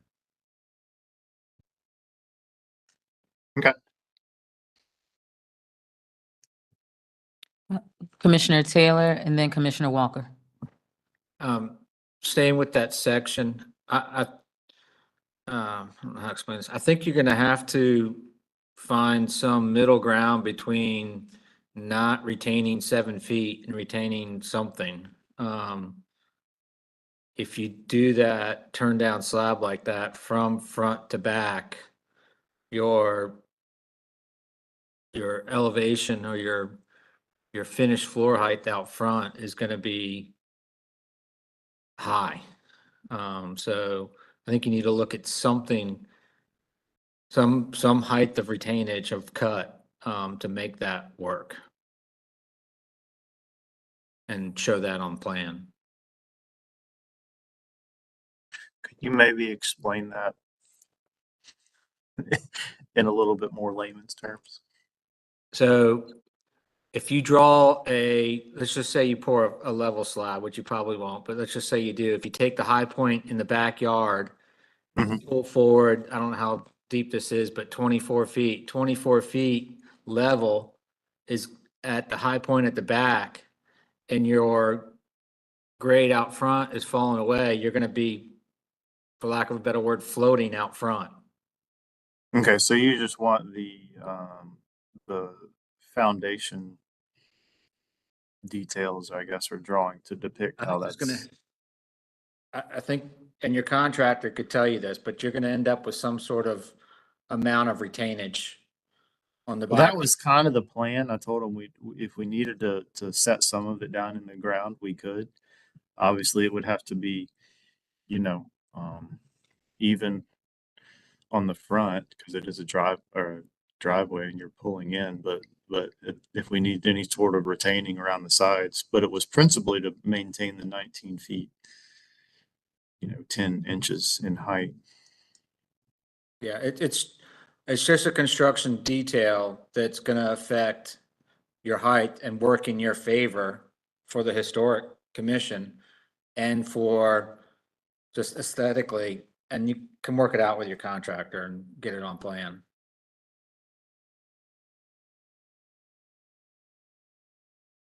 So Brett, essentially it wouldn't just show as being flat right here, right? You're showing the topography and how that is changing, right? Right, yep.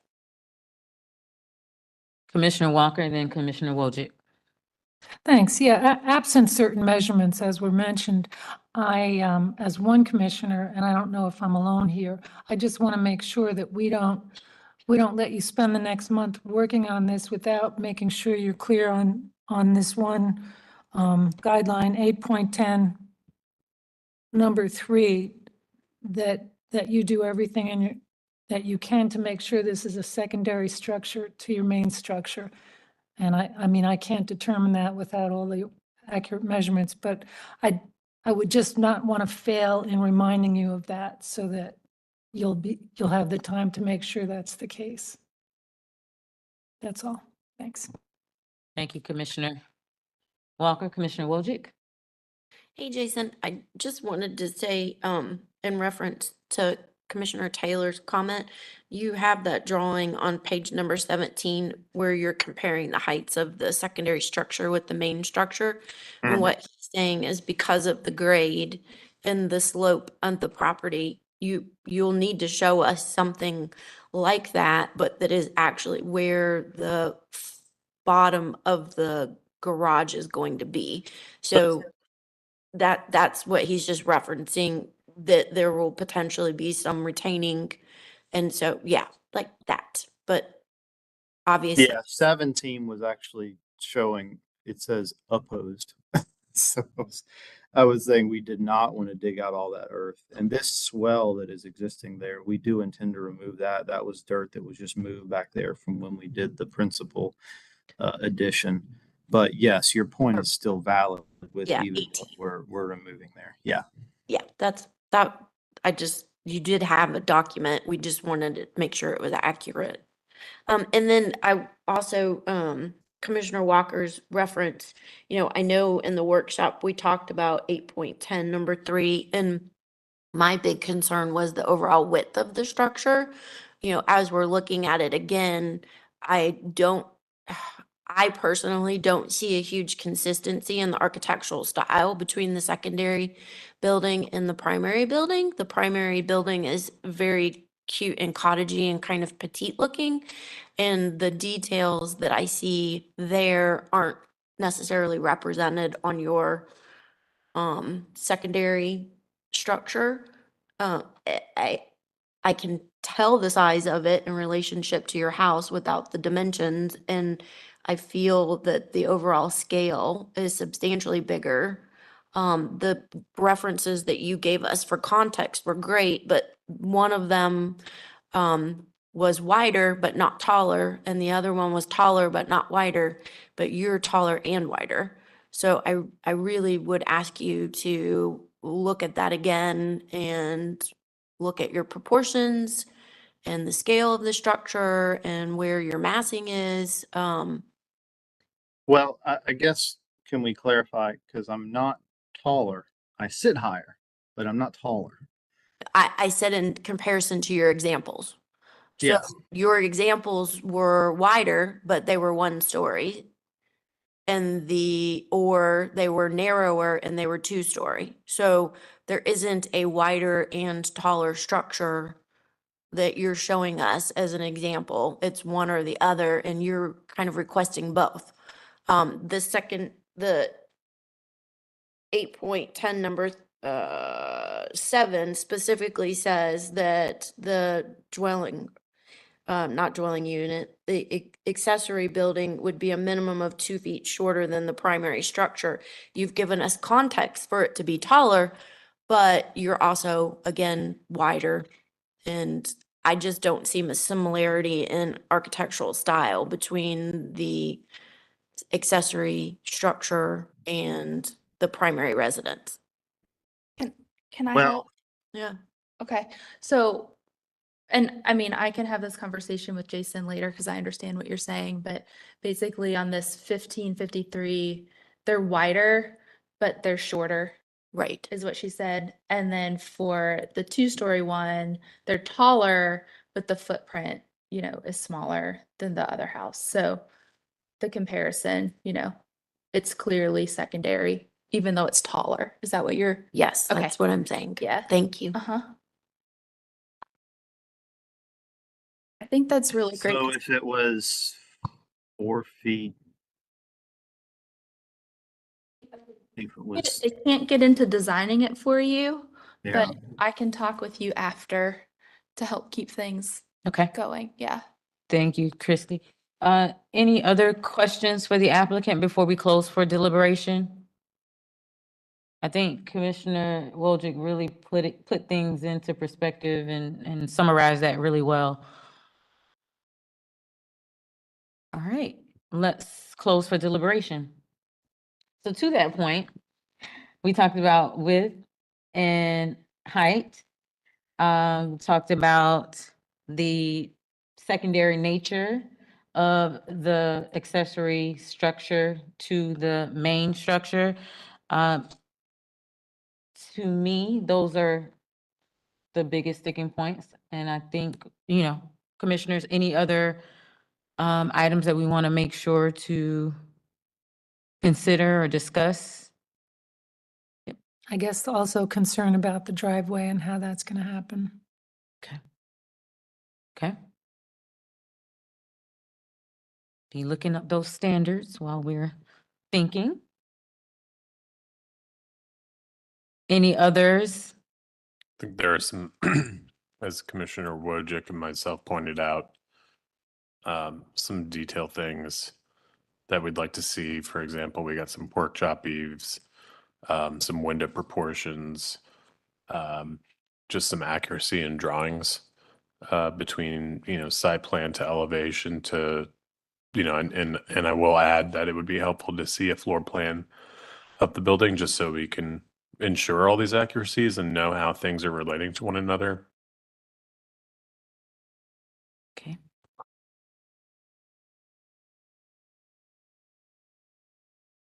Any others, commissioners?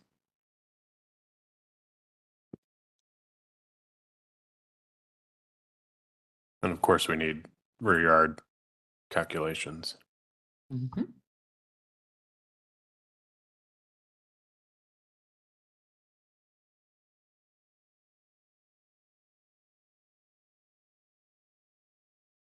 All right.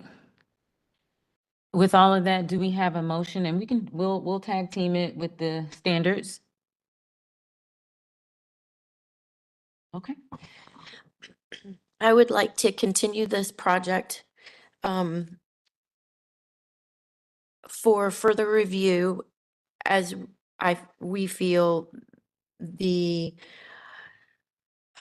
need for it to be reevaluated to meet standards 8.110 number 3 and considerations of 8.10 number 4.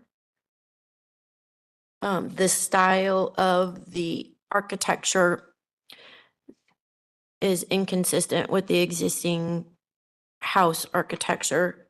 We would like to request additional information from measurements for the structure itself and details to be more accurate, sections, grade, relationships of the foundation to the grade and how that will impact retaining walls, driveway access.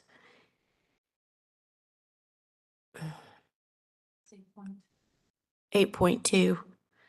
And then just overall massing of the structure being secondary. Referring back to content that was provided to us, working with the scale and overall height and width of the structure, being more contextual with the neighborhood. And that would be new construction, chapter 6. That would be new construction, chapter number 6. Perfect. Motion made by Commissioner Wojcik. Do we have a second? Thought I also heard 8.107. Yes, yes. Friendly amendment Oh, I'm accepted. sorry. I thought I said that. Yes, accepted. All right. Do we have a second? I'll second. Seconded by Commissioner Bell. Any discussion on the motion? I'd like to add a few amendments if I can, requesting that the applicant provide additional details as far as window trim, door and window material, as well as specifications. Would request that the applicant provide a floor plan and accurate site plan details that are consistent amongst all drawings. Would ask the applicant to restudy the windows in the dormers to being more vertical oriented panes, window panes, specifically looking at different types of windows. Would also request that the applicant provide rear yard calculations as taken from the historic rear thermal wall of the existing structure pre-addition, and would like the applicant to provide more detail as far as any grading or retainage that must occur with respect to the accessory structure's foundation. And that's it. All of which is covered by chapter 6. Correct. There you go. You covered it. All right. Do you accept those amendments, Commissioner Wojcik and Commissioner Bell? Yes. Yes. All right. Okay, let's vote.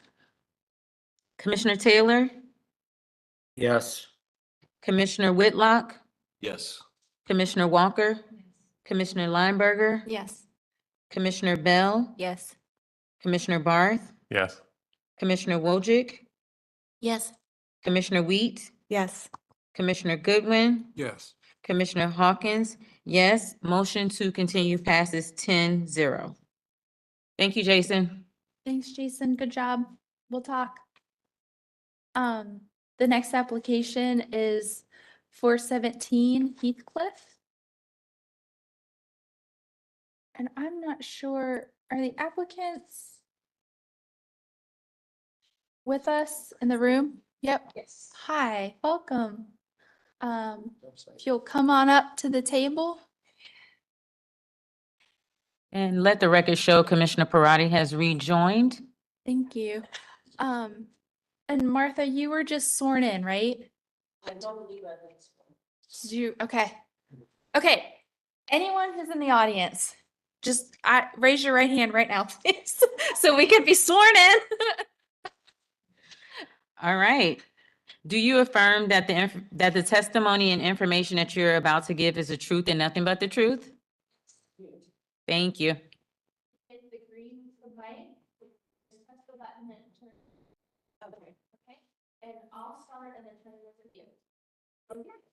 Okay, will you be able to go to the various slides? So we, Okay. right up- and you can help me by Yeah, helping me with slide numbers. like, I don't know if I have slide in the printout, but I don't know if I have the numbers of the Sure. slides, but I can look at them. Look at this. Yep. Yeah, okay. Okay, so All right. this application is for a side portion closure and some fenestration. It's pretty straightforward. Christy, this is Candace. We can't hear the room. I'm sorry, that's my bad. Thank Okay, so the application is 417 Heathcliff Street. It's for fenestration and a side porch enclosure and some changes on the left elevation. So you can see it's right here in Wesley Heights, and all of the changes are here along the left elevation. There are pictures showing existing conditions of some of the features. And what the applicant is asking for is, this is a later addition. You can tell how it's kind of tacked on underneath the main roof. She's asking to remove this side entry and change it to a window, and then make some changes to the porch, including removal and replacement of the original columns, and then screen it in. We're actually going to preserve those columns, Oh, okay, great. so. Applicant has corrected me. They have changed their minds and will preserve the It doesn't look columns. like it's drawn that way, but we're planning to preserve. Good, okay. So here's the door that's going away. It's being turned into a window. It's and you- actually the one. Oh, is this one? Okay, here's the door. It's gonna be a window. And this is the screen porch. And we have on slide 11 showing the area of work. And then also some more photos of existing conditions. The rear addition and deck was approved at the staff level. So that's not for the commission to look at. But they did include that information. And then, was there one other thing that you were doing? I think that was it. Okay, Just those two things. yep, here's some more pictures. And Martha, I'll turn it over to you. If you would state your name and spell your last name for the court reporter and state your address. Sure. My name is Martha Connerton. My last name is spelled Connerton. And my address is 1609 Nassau Boulevard, Charlotte, North Carolina, 28205. Great. Let's see here. And then she's also included, if you look at the very end, some pictures showing just what you can see from the back and the side. And I think that's it. So The neighborhood. Martha, is there anything you'd like to share about the project or, make any corrections, like for example, you're keeping the You're keeping the columns. Yes, yeah. Well, I'll just sort of go through sort of everything that you went through, Sure. but just kind of in my own words. Absolutely, go for it. So, yeah, so first of all, good afternoon and thank you for allowing me to present this to you. I really appreciate your mission for preserving historic structures, and I hope that these plans will meet your approval to restore this beautiful brick cottage and bring it back to a livable state. It is currently uninhabitable. So yeah, there are two parts of the project that were already approved at the staff level. The one being to extend the driveway and gravel the driveway and add a parking area in the back. And then the second part is to replace this little bump out that's at the back and make it a little bit bigger addition with a deck and some stairs leading down. So this application is what remains for consideration by the commission, and it's basically a two-part request that involves a removal of what I'm quite certain is a non-original side staircase, and I think I can prove that pretty definitively. And then the restoration and enclosure of the original side porch. So I'll just start with the staircase, and I think if you look at that page that show the photographs of the stairs blocking, it has several photographs on it. That one, yeah, 8, I think, yeah. So you can see in that first one, it says the stairs blocking the old window and the spigot. That is the basement window that's been bricked over, and I do intend to restore that window along with restoring all the windows on the house that are part of the approved application. I think it's pretty logical that no one would build stairs in front of a window. And also, if you just look to the right of that, there's a spigot that the stairs right in front of there. So I think the spigot was probably there first.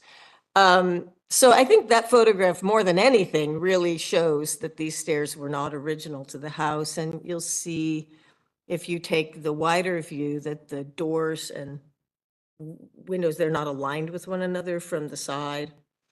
And then if you look at the detail of the mortar and the change in the mortar at the top, it's much darker and more granular, and then it's much lighter down at the bottom of the door frame. So my guess is that this was originally a window. That's, I'm not sure, but I think that it may have been. And then the other thing is, if you compare the ceiling of that structure over the stairs there to the ceiling of the front porch, which is, I mean, the side porch, which is just a few feet away, they're not the same design. The original side porch has that sort of beadboard ceiling, and then the ceiling of this structure does not have that at all. So, so I'd like to remove those stairs and restore the door to a window. And so my request is to do one of two options: to either leave the door opening the same size that it is now and install like a vertical accent window that's more like a side light that would go into the, let light into the house, because what's there is the pass-through between the dining room and the kitchen. There's not a room there in front of that door. It's a door that actually is the basement stairs door. So there's no real need for a working window there. So what I was thinking I'd like to do is just create like a vertical paned window that could be panes that match the other windows on the house, or a single pane. If you would let me do that, to just leave it as a vertical accent window. The other option would be to brick it up and restore it to look like the dining room windows, to match the dining room windows. And I think you'll see that the designer drew that being restored to a regular window. And I think that would be, yeah, there. Slide 11. Right. So the door, actually, the bottom of the door, if you can see in that photograph over there, it's right in line with the top of that. Is that called a watermark? Yeah. The water table. Mhm. So that watermark, hopefully it's still intact behind the landing there.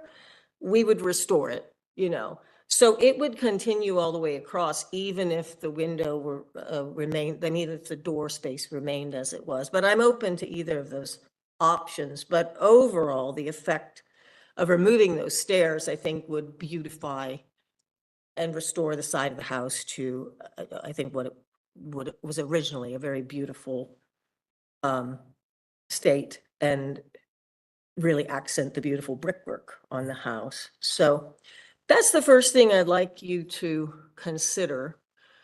And also understanding that there is no need for a second side door there, because there is a side door on the side porch. And as part of the approved plans, we're adding a back door at that upstairs level. So there's no need for another side door there, because we will already have a door at that level. So that's that one. Should I just go ahead and continue onto the side porch? Okay. So that's just a few feet away, as you can see from the pictures from those stairs. And the desire is to enclose the porch with some vertical windows that would allow it to be an all-season porch off the living room. The door there is an original wood door with, I believe it's 15 window panes. It has a beautiful glass doorknob that I'm restoring all those beautiful glass doorknobs inside the house. And the columns, as I said, we're preserving. That's one of the things that made me fall in love with the house in the first place. So they're not going anywhere. But the headers and footers of those columns are badly deteriorated, so they can be repaired. The vertical slats are actually in pretty decent shape, so we can, I'm sure, just sand them down, paint them. And then if we could, install some vertical windows there. So, and there would be a door that leads out onto there's a stoop right there at the front of the house, so that the windows that we install would include a door coming down into the front yard and driveway area. So, so again, if you could look at the photographs of examples of enclosed porches around the neighborhood, which would be that one. Yeah, so I drove around the neighborhood and took pictures of some enclosed porches, some of which looked like they were not original, some which looked like they may have been original. But the look that I am really attracted to is, if you look at 520 Summit Avenue, there's a tree in the way, but you can see those, those windows there. And if you look up at the one that says Plaza Midwood, that's in my neighborhood where I live. And that look, I think, would be really very period appropriate for that porch. And I think it would be really beautiful. But again, the designer drew it as more like clear paned windows. So whatever style of window would be acceptable to you, I'm happy to go with that. But I wanted to just state my three main reasons for wanting to enclose the porch. One is the interior reason, is that having an all-season room there, like a sunroom conservatory off the living room, would so enhance the living space of that house and the feeling of the house, to have a little breakfast porch there. And the exterior reasons being that with the summer seasons getting hotter and the mosquitoes getting worse and winter being what it is, that porch really wouldn't receive much use at all if it's not enclosed. So I think it would, really enhance the usability of that porch space. And then this may not be something that's of consideration to you, but it's a really big factor for me, which is the house next door. That is 413 Heathcliff Street. And I think you can see a picture of that on the first page. There are about 7 living units in that one house. And so there's a whole lot of traffic, a whole lot of noise, a whole lot of pot smoke and a lot of garbage in the driveway right adjacent to that porch. I mean, it's the two driveways, they practically are one driveway. I think there's a 1/8-inch strip of grass between the two driveways. So the two doors in the front of that house are Airbnb units. There's a stairway around the side directly next to my porch that has two doors entering into apartments. And then there's a basement apartment down the driveway a little bit further. And currently they put all the garbage cans lined up in my driveway, which will have to stop once we, get this finished. But the noise and the constant traffic of strangers, the guy that lives in the basement works on cars out there.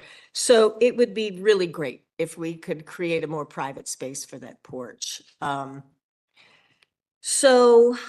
I really, don't have anything else to add to that, but that's, my plea. Please let me enclose that porch. And I'm happy to do it in a way that you feel would be appropriate to the period and the style of the piece. So that's it. Thank you. you. We don't have any callers. Okay. All right. Thank you, Ms. Connerton. Mhm. Commissioners, any questions for the applicant? Thank you so much for restoring the columns and not replacing them. So I heard your reasons for wanting to enclose the porch, and I'll just push back a little bit. Porches, section 4.8, number 4, avoid enclosing porches on a primary elevation or alter a front porch that reorients the entrance away from the street elevation. Porch enclosures are evaluated on a case-by-case basis, with context being a significant factor, context. And as we drive up and, I'm gonna drive up and down that street because it's a dead end, right? It's a beautiful street. I live in the neighborhood. But there are a lot of porches in that area, and a number of the porches you provided as precedent for you enclosing yours are screened in porches. Have you thought about doing that? Like, the pot smoke would still get through, but you would still have, no mosquitoes and it speaks to some of your other concerns. Well, again, I'm happy to accommodate, whatever. A screened-in porch wouldn't allow it to be an all-season room necessarily, though. So it wouldn't really necessarily serve the purpose of being that livable of a space year-round. So, but screening it in would be better than Leaving it open. leaving it open. Yeah, I mean, I do see some examples of these porches that are, do have like windows in them, as well as. You provide a screens. great precedent in the neighborhood Yeah. for being able to close it within the context of your street. Mhm. It's open. Yeah. And so I just wanted to put that out there. Mhm. I mean, again, I'm open to, whatever you feel would be appropriate within your guidelines. I would love to enclose it. It is so hard because, and Yeah. look, we've approved those before, and we had a former commissioner who really drove home the fact that those porches, I have porch envy, I don't have one. These porches, they were a place for, communion with community, and they add to the pedestrian interest of the home. And along your street, as I said before, they tend to be open, unlike some of the areas that some of the houses you've, used as examples here. So it's really hard to take that element away without first giving thought to some other possibilities. Yeah. Well, I'm open to other possibilities. I will say, though, that in what I was saying about the house next door, there's a Yeah. little too much community. Like, way too much. I I think if you walk up and down any street, you might find a little too much community, If you but yeah. sneak that in, Yeah. it still doesn't keep the noise and the pot Sure. from wafting over, Understood. and the smell of the garbage as well. Sure. So I totally understand where you're coming from. And at least we need to get it on the record so you could speak to it, right? that again? We need to at least have it on the record that that's not the context on your street so that you Yeah, can speak to it. and I knew that actually going into this Sure. conversation, which is why I wanted to state my reasons for wanting to do that and feeling that it would really greatly enhance the Your livability personal of the home. house and Yeah. the privacy factor of the house, you know. So, you know, it's in your hands. I just wanted to present that to you. Thank you so much. All right, we have some more questions. So Commissioner Walker? Yeah, I would just like to say I appreciate your presentation. It's nice that someone has moderate requests for changes to their home as opposed to some extraordinarily huge ones that we Yeah. often get. And I believe you sat here last month waiting I for your did. case, so I also appreciate your patience. I thought I was gonna make it in last month, but Yeah. that's all right. I just had a question. If you could go to slide 11, please.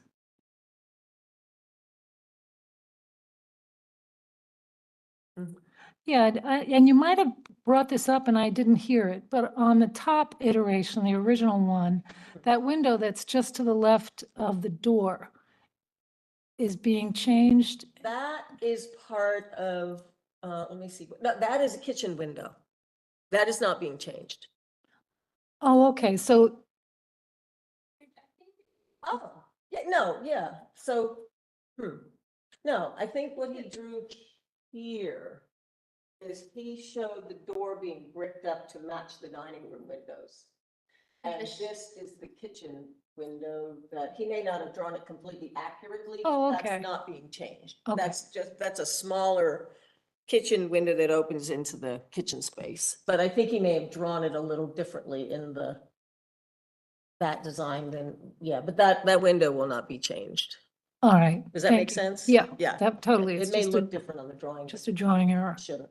I think maybe he drew it because we're going to be replacing all of those windows with wood windows and we'll match Okay. the style of that. Yeah. Thank you. So, All right, Commissioner Wojcik and then Commissioner Goodwin? Oh, So, yeah, you've actually mentioned twice that the windows are gonna be replaced. say that again? You've mentioned twice that the existing windows are gonna be replaced, Right. but has that gone through the That is commission part of the approved plan for from the today? staff. They're not original. Staff. Oh, okay. They're not so when there's not original Okay. windows, staff can do replacements. So she's bringing things into compliance like what we Okay. ask people to do. Yeah. Thank you. Doing Yeah. very good things over here. Yeah, they're currently vinyl windows that will be replaced with wood windows. And that already is part of the staff approval. So, yeah. Then one other question. There looks to be a new handrail on the picture of the side of the house, that wood that's in between the two columns. Uh-huh. Has that been replaced at some point? And are you planning on leaving it? I'm sorry, say that. As the railing that is currently there in the Right. picture, has that been replaced? I assume it has. Okay. It's what's You there. don't think it's original? I don't think so. It doesn't look Staff doesn't original. feel like it's and looking back like Google Street View, it's just been tacked on at some Okay. point. Yeah. Yeah, And- so it would be removed and replaced with whatever we put there. Okay, so then we go to the proposed drawing Right. and we have two large panes of glass, top to bottom, in a set of triples is what the architect has proposed. And then you had some other pictures that had a little bit more of a design element to them. Yeah. And those are the two that you're asking for us Right. to approve. Or the look of that Summit Avenue or the Plaza Midwood look with those pane vertical windows, or if you'd rather have it be more single pane windows, the way the designer drew it, that would be, fine too. But there will be a door at the front, as you can see, coming down the stairs that are already there. Those will be repaired because they're in a little bit of disrepair. Okay. And then the side would have probably like 3 paned windows on the side, and then the back also. Okay, thank you. Mhm. Commissioners, any other questions for the applicant?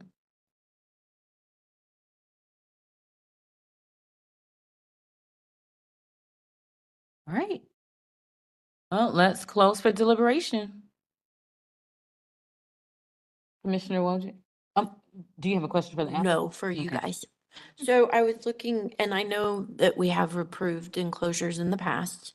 And I was reading number 4.8, number 6, but it specifically references new commercial use, not, it says enclosures of a front, side porch, or balcony is required for new commercial use. So that wouldn't necessarily be applicable for this. Number 5 would be. Number 5 would be. Okay, thank you. Yeah, and number 4. Commissioner Goodwin?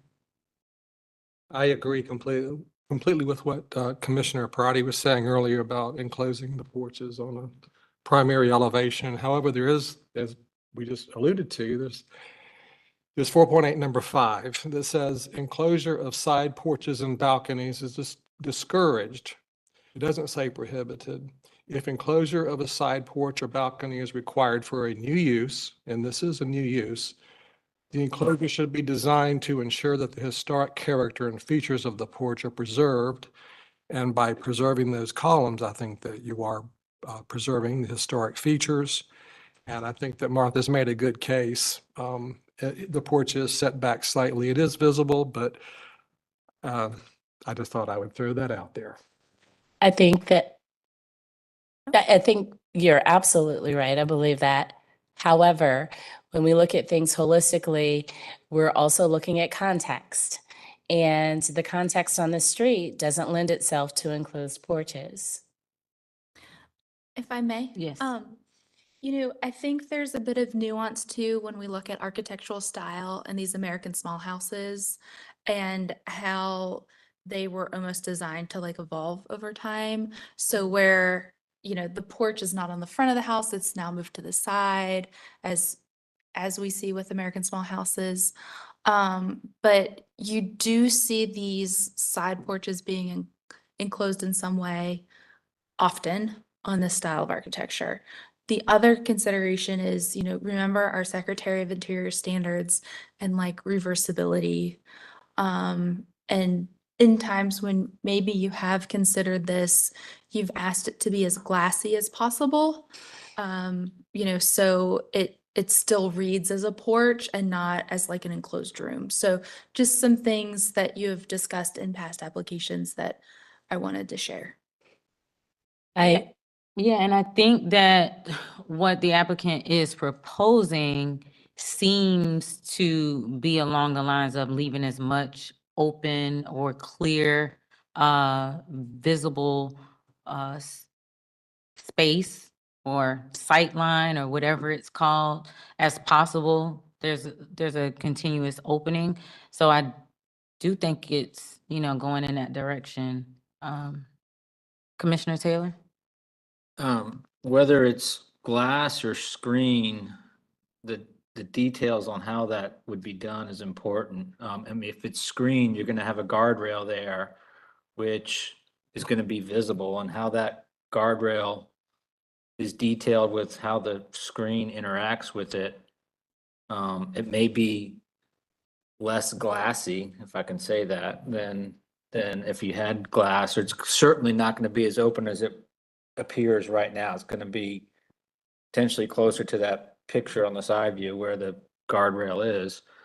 And if it's glass, it looks like these are almost direct set glass, which is probably not realistic. So how does that actually happen? And either way, I think there's needs to be more detail or wall section or something on what that's going to end up being.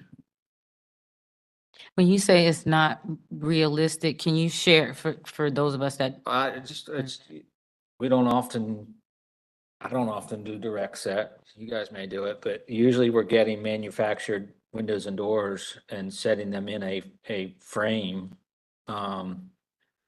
And whether it has mullions or not, it just, how that detail works out. Like all the pictures that are shown, I'm sure those are all manufactured. They look like, at least from this view, they look like manufactured windows and doors and so you're getting them from Jeld-Wen Sightline or whatever it is.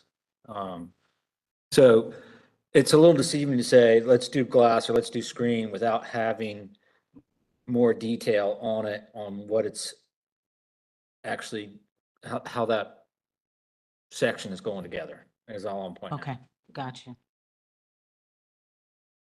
Commissioner Wojcik? If it's a purchased window that gets installed, there's gonna be a lot more trim. And it's gonna look different than what those drawings look like. Okay. So should we see that? Commissioner, That's getting to my point. I'm sorry, I'm so long-winded. Yes, that would be nice. that sounds like a great idea, Commissioner Taylor. Should we talk about the on the side elevation? I think what Martha's doing with the house and bringing it back is wonderful. I love the house sleuthing that they did. Like clearly those were later additions, the stairs and the door. I personally would like to see it go back to being a window, not an ornamental window. I don't think that just within context of what's there, that would work as well as going back to the original window. Okay. Commissioner Walker? I think the challenge also is just all that mortar and brick matching up that you're gonna need to be doing. I'm sure you're working on how that's all gonna, Candace can help with that. yeah. Well, there is brick. Oh, They're We're closed for Yep. deliberation. It's okay. Sorry, it was Okay, part it's of my okay. fault. I was looking at her as I was talking. They are opening up a couple of bricked in windows and there might be brick from like the rear where they've added on the rear addition. So I'm sure we can work between any brick that they have and Candace. We can get somewhere.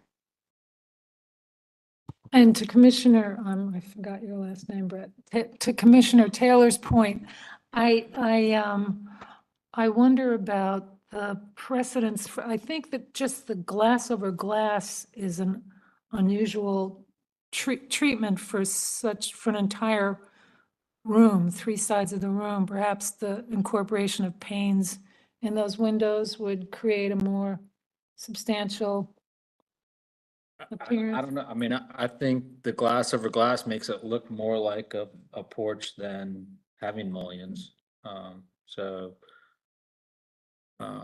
I'm not objective to that idea. Just, I would want to see the detail on it. Commissioner Wojcik? I have personal experience with this type of situation and we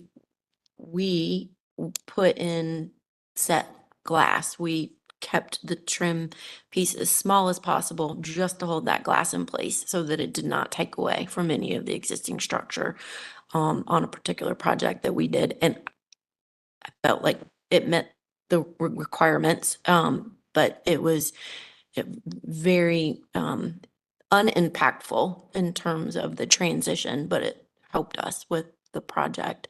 It really does make a big difference in terms of just minimal pieces of wood. Let's hope it's not south, please.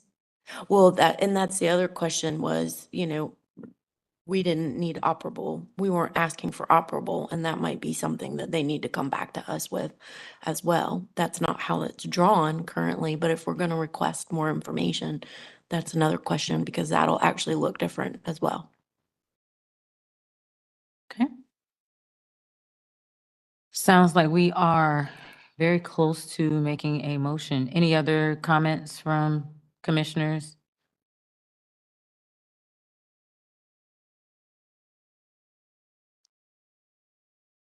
Commissioner Taylor or Wojcik or Parati, you had some outstanding points. So any one of you want to make a motion?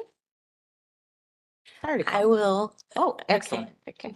I would like to continue this application for additional exploration of details, for the possible enclosure of the side porch.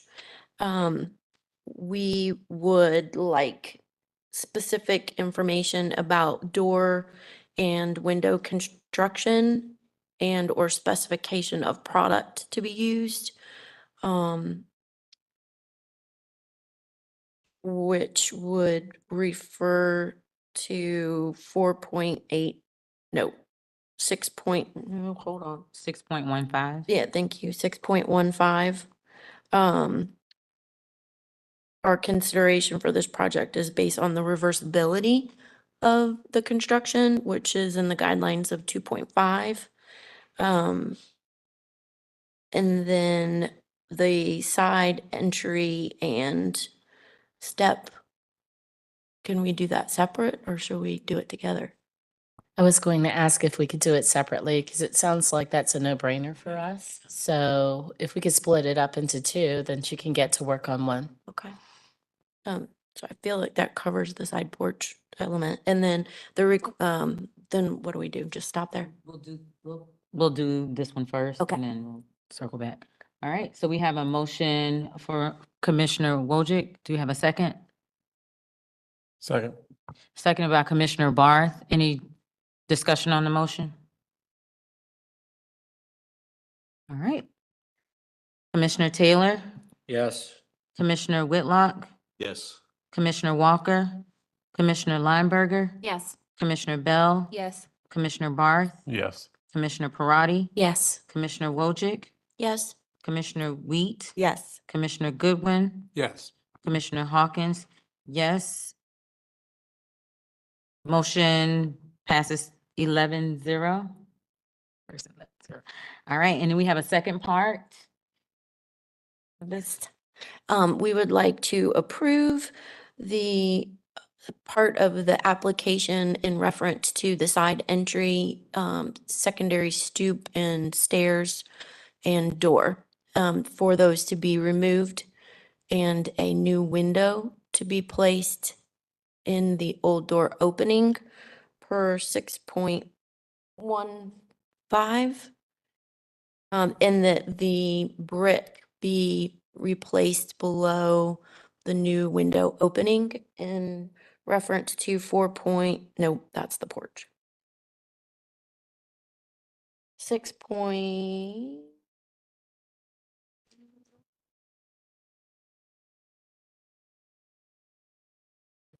Are you looking for masonry? masonry? Yeah. That's 5.5.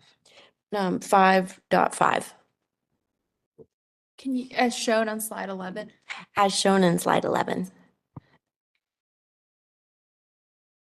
I'll second that. Right. Motion made by Commissioner Wojcik, seconded by Commissioner Parati. Any discussion on the motion? Can I just add for the record that the applicant work with staff as far as existing versus new window openings and replacement because there was some inconsistency in the drawings?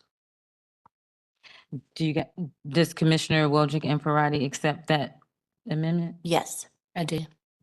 Okay. Can we recommend or suggest that they salvage brick that's being deconstructed and used on the patching in, fusing in?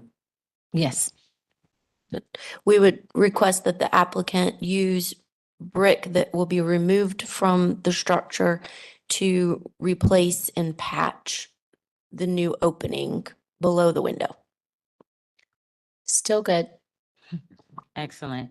Any further discussion or amendments? I believe there was mention of some stairs, making sure that they stayed or weren't rebuilt. No, the stairs are going away because they're not original. No, the brick, I think the ones to the porch perhaps. Oh, that's on the front. You stated earlier that they were. They're on slide 13. There's some brick steps hidden behind here. And they're staying. They're just being repaired. Perfect. Yeah. All right. Let's vote. Commissioner Taylor, Yes. Commissioner Whitlock, Yes. Commissioner Walker, Commissioner Lineberger, Yes. Commissioner Bell, Yes. Commissioner Barth, Yes. Commissioner Parati, Yes. Commissioner Wolchek, Yes. Commissioner Wheat. Yes. Commissioner Goodwin, Yes. Commissioner Hawkins, yes. Vote to approve passes 11-0. Do we want to get through case number 7 and then maybe take a break? We want to take a break now? We need to take, we Okay. should take a break. Yeah. Commission has spoken. Okay. We are going to take a 10-minute break and we'll be back at around 3:30. So I guess 12 minutes.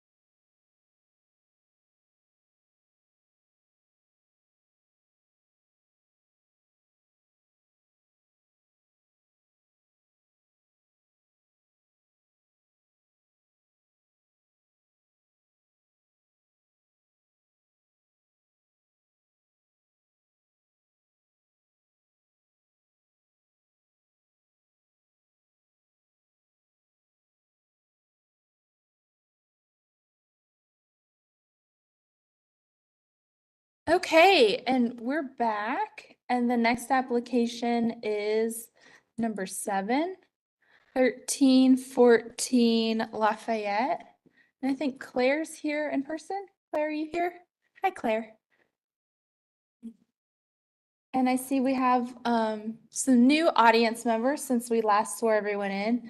So I'm going to ask our chair if she will swear everyone in, and everyone in the audience, if you are new and did not previously raise your right hand, please do so now and be sworn in. All right. Do you affirm that the testimony and information that you're about to give is the truth and nothing but the truth? All right. Okay, great. This next application is for an addition of solar panels at 1314 Lafayette.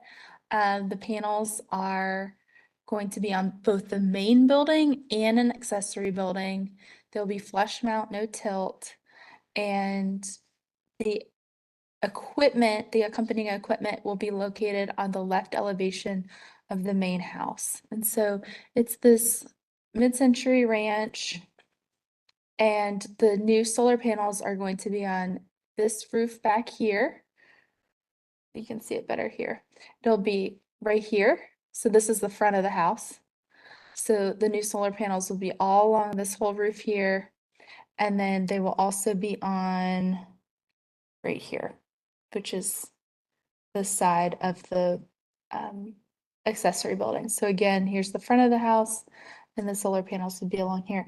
They've included a lot of maps showing these locations, and they've also included some heat maps showing why they selected the locations they selected. So lighter is more sun exposure and darker is less. And then there's specifications on the module and the system itself and how it will be installed on the roof. So with that, Claire, I'm going to turn it over to you. If you would press the button and just hit it once so it's green.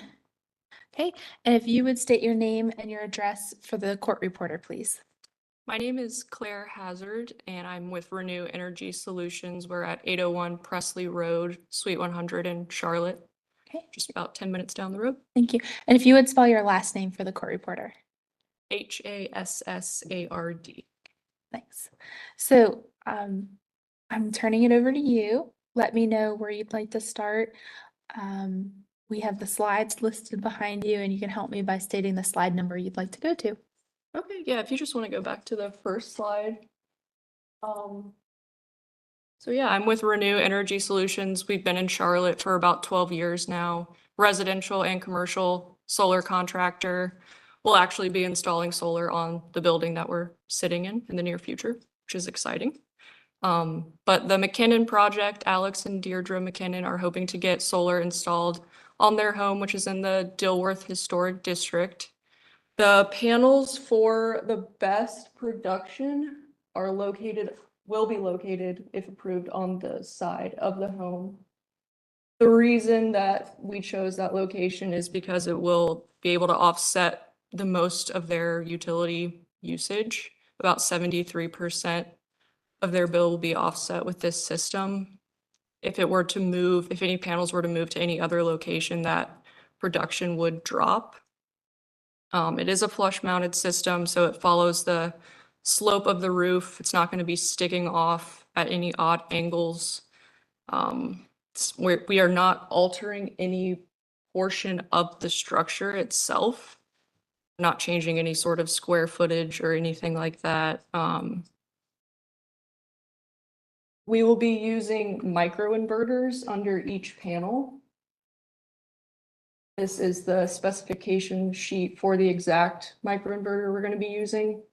The benefit of using those is that they're underneath each panel, so that limits the exterior equipment that will be mounted on the side of the house. So we won't have a big, large inverter on the side of the house. The inverters will actually be underneath each panel on the roof to convert the DC to AC, which will be used in the home. The panels that we're using, if you want to go to slide, I believe it's 12, are Hunqua Q-Cell panels. These are all black So the aesthetics are all black, high efficiency, high powered, the best ones that we think are suitable for this home. And then for the wrapping material on slide 14, we'll be using the RT Minis attachment points and then the snap and rack mounting rails. Pretty straightforward system, nothing out of the ordinary as far as the solar system goes, but I'm happy to answer any questions that the commission has. Christie, Nope. is there anyone? No callers. Okay. All right, commissioners, questions for the applicant? Commissioner Goodwin? Yeah, if you were to remove the panels from areas open to public view, it would probably be on the other side of that roof on the left side, facing the house on the left side. If you were to move those to, say, the opposite side, would you have a significant drop in energy capture? We would, Christy, if you could, yep, the heat map image. You can see underneath these panels right here, it's the lightest yellow. This is all more shaded, it's due to the trees on the property. So, yep, those roof planes that we currently have the panels on will produce the most energy. What about that? Yeah, where it looks like a lighter color there. Is it possible for any of those to go in that area? We measured them. Unfortunately, it's not just because of the measurement constraints. We're not able to fit the panels, not more than one panel right there, which we don't install just one panel on its own. And what is the size of one panel again? I'm sorry. You go to the specification sheet, the dimensions be on that right side. Yeah. Okay.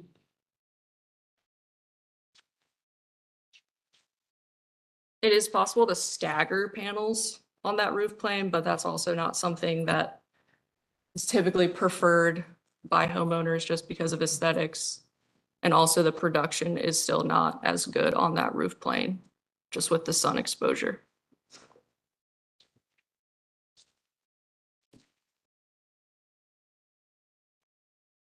Yeah, that location just seems less visible. And it has that yellow color, which says it's a higher producing, more heat. So just, I guess, something to consider whatever's possible to utilize that space.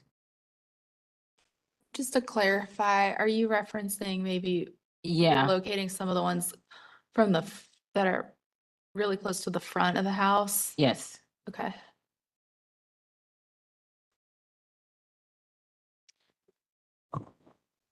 So we, it's, our purview is in the design, lessen the amount of energy that is saved. It's very good to know that the homeowners are working to make sure that our planet sticks around a little longer. So thanks to them for that. But getting back to the actual design standards, it's supposed to be, the panels are supposed to be located on a part of the roof that is not as visible. So outside of the energy saved, could you speak to that? We'll bring that up during deliberation. So whatever you want to say to that now would be helpful. Yeah. In terms of Of anything outside of the energy. We'll bring it up in deliberation. I will, that it's on a very visible side of the roof per our guidelines that state that that's not how it's supposed to be. And I understand that 73% of the energy used will be offset by these panels. If you moved it to a darker side, what does that percentage become? it could be up to 25% drop if the panels were to move. There's obviously a lot of shading at this property, and we would not remove any trees. So this is the best option that the McKinnons have. It's a fairly very shaded home for solar. So we were working with the options that were presented, and this is the best scenario to get the most production out of the system. Okay, thank you. Is there any percentage that, I'll say it took it down 25%, so you're right about 50 or so. How does that compare to what would make sense cost-wise? I'm not sure I fully understood the So, question. for instance, if you're, someone's calling you and say, I want to do solar, and if there's, say the whole site is shaded and it all comes up to 50%, do you recommend that they do solar at that point?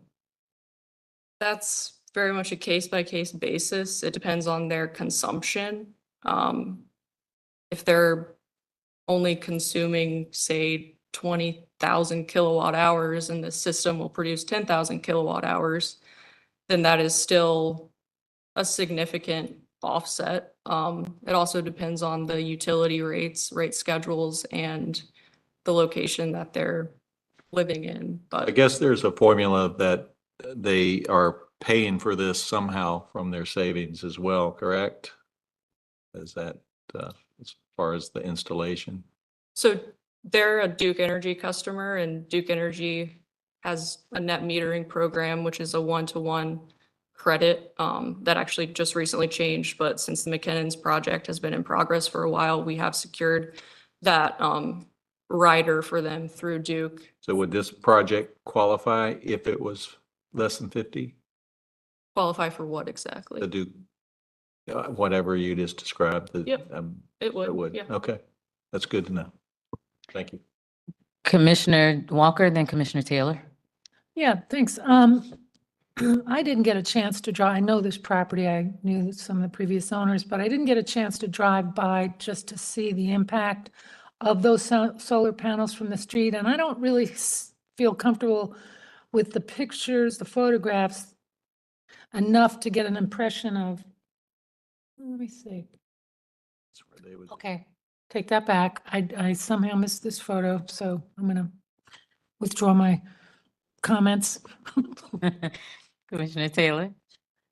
This is just, Is the, Oh, he did a street. is that 70, it's pretty visible. are those, the accessory structure, are those two different solar systems? Is that accessory structure metered separately from the house? Or there, is that this? Nope, it will all be tied into the same meter, which is located right about here. Okay. So the whole system will be one. Yep, that's where the meter and the ACS is located for, they have an existing generator on the property.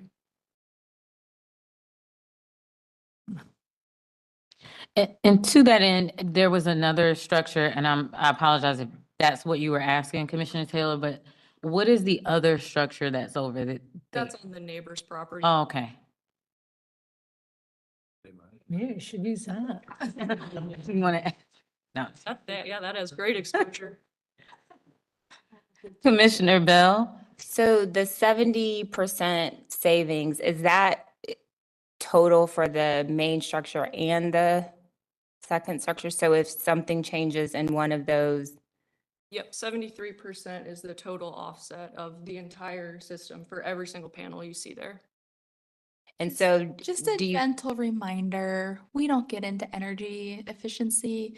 We're looking at the addition and to the structure itself and its impact to the buildings. So So we could just redirect. Where I was going with that, if it's metered, if it's two different systems, we could potentially approve one. Exactly. And not the other.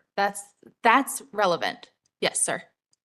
And also, I think what Scott has here, the street view on Google Maps gives you a much better sense of how you would be able to see these panels from the street versus anything that's in the submission.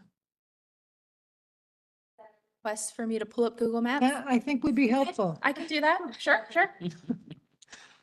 And Christy, while you're at it, you might pull up 1511 The Plaza.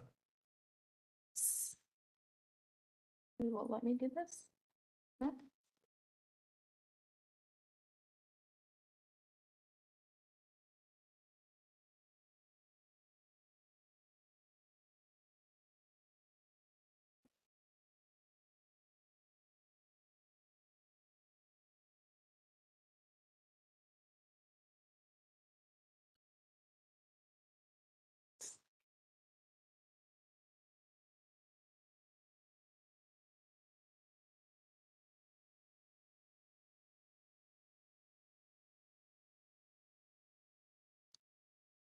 Yeah. All right, there's Google Street View.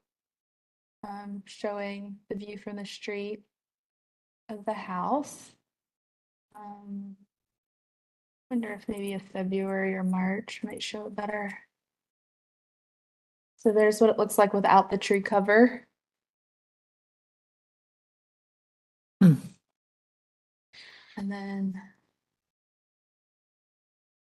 Yeah, so it depends on the time of year with the tree cover. And then you asked for 1511. 1511 The Plaza. That's where we approved.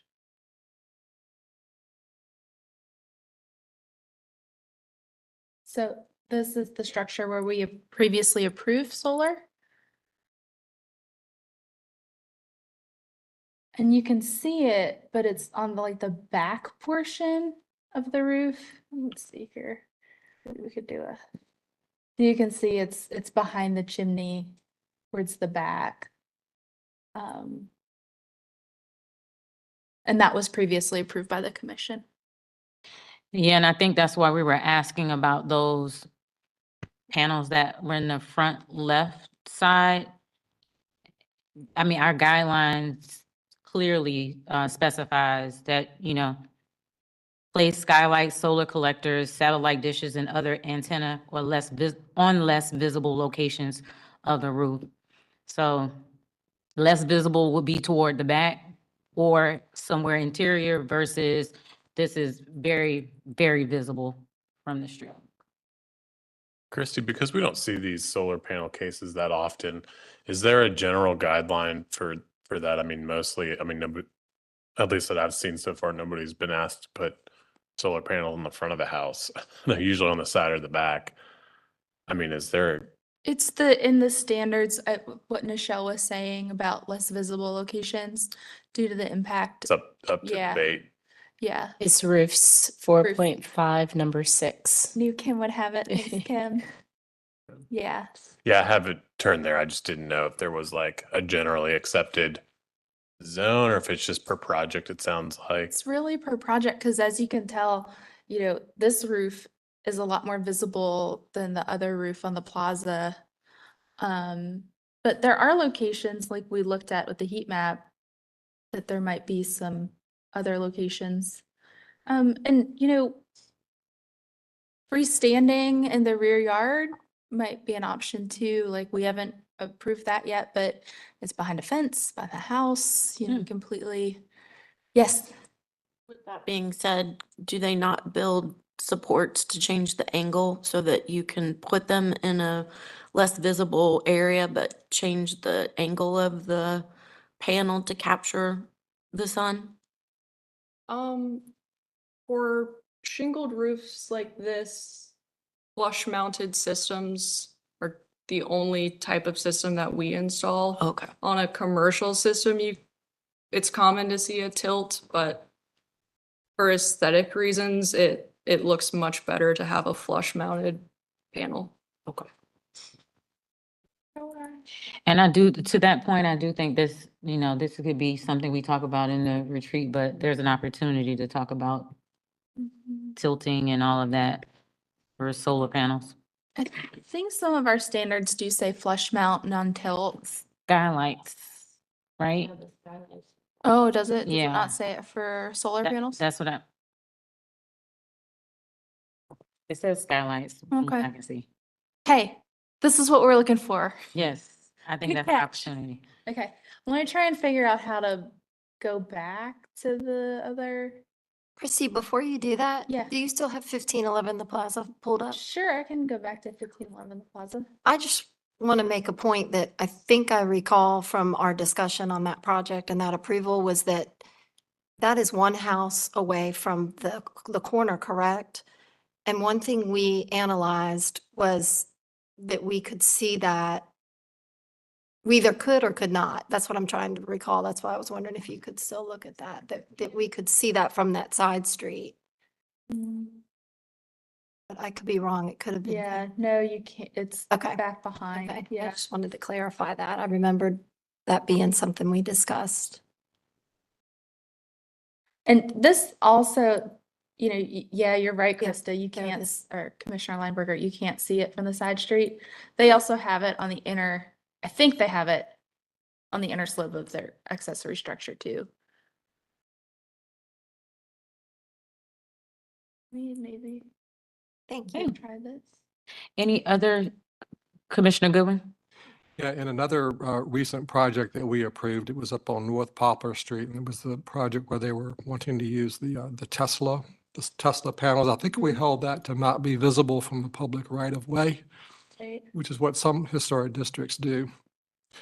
And I think this is very highly visible. So my question, Christy, you brought this up a little bit ago, is what about, solar panels on a detached structure in the back? There's plenty of room in the backyard.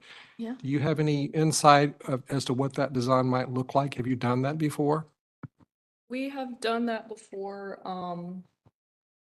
I haven't looked at this property in terms of a project like that. With ground mounted systems, you do run into more issues with underground lines that you have to be mindful of and setbacks from property lines in terms of getting a permit approval through the county.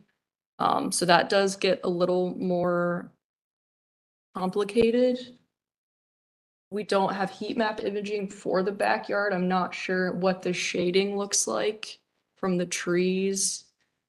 So yeah, I wouldn't be able to accurately say how effective a ground mounted system would be in the McKinnon's backyard. Do you have any thoughts on how tall this structure might be, or what's typically done? So are you talking about an actual, like a structure being built to mount the panels on top of, or are you talking about a ground mounted solar system, which is, there's no structure, it's just more of like a racking system that solar panels are installed on, similar to what you would see at like a solar farm or something like that? I don't know. Either one, whatever might work. I think all those things, it's conjecture at this point, but the applicant could certainly study some of those, and those are very valid requests. Okay. Any other questions for the applicant before we go into deliberation? Could I add just one more thing? Sure. I think if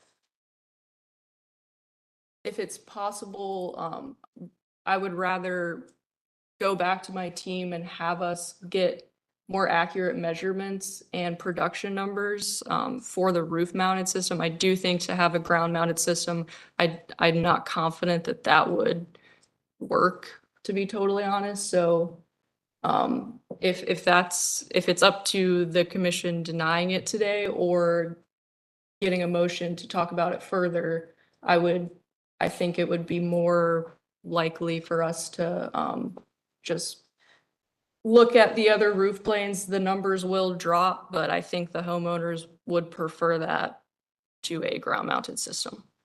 Okay. Yeah, and to that, thank you for saying that.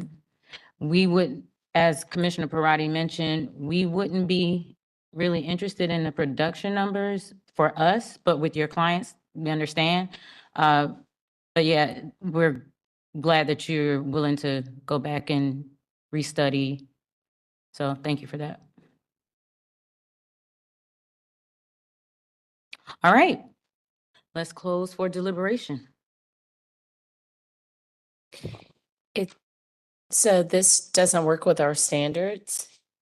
And it sounds like it's a continuation for the owners of this property to determine if they can meet our standards while also meeting their personal objectives. That sounds perfect. All right, so I make, Oh, yep. So is it the entire piece or does the accessory unit, like, is that piece also visible from the street or is it just like the main house that doesn't meet the standards? I think from the streetscape, I could only really see the top of the left side of the house. So then it seems like the other piece would meet standards if they wanted to. like, it meet would, the- I would imagine that they would want to look at it holistically. Agreed. But wouldn't it be helpful for us to determine at what point on the left side of that roof line it would be acceptable to begin the solar panels? Like, okay, they're too close to the street here, but if it started, 20 feet back or something like that, Well, I think you by said, looking at the street view, we could come up with something more reasonable so they could save time in terms of, yes, they can do it or no, they can't. And we well, don't you have to said it say yourself, Commissioner Walker, it's hard to look at these plans and determine that, and that's not our job, that's theirs. Right. Yeah, that would just be the street view. Yeah. So then maybe to add, a plan that will highlight how it will look from the pedestrian view might be helpful too. Exactly. I would be so concerned that could open it up though to just a lot more solar panels that are visible. Not visible locations. It'd be nice if we had maybe a clearer definition of that. Maybe not visible from the public right of way. Just a clarification, it does say less visible. Yes. So, Less visible, so. Yeah. And Oh. that could be interpreted as a rear elevation roof that you can't see at all. Well, when we look at windows and replacement of windows, sometimes we look at it as, the front part of the house or the, what do we call it, the public realm is where, like, we don't want you messing with that. But once you get to the private realm, which is midway and further back, then we can talk about that. So maybe what we say is, and it's defined, the public realm and the private realm is defined in our standards. and then there's a semi, Next, yeah, yep. So in order to be helpful, and thank you, I think it's good to be more helpful. It saves everyone time and it makes this process more efficient. We can say in the private realm and back, that is where we would consider, that's our definition of less visible. What do you all think? Well, I think the point you made, it's the applicant's job to show us how this will look from the street so that we know whether in fact this is something that's too visible in the public realm or not. We don't know that without seeing it in that manner. In order to be a little more helpful to them, let's define it as the private realm. Yeah. Because that is also included in a diagram. It's in our standards. While you make, it's on 6.2. thank you, Chairperson Hawkins. So 6.2, so if anyone else have any questions or comments? If not, I'll start making a motion.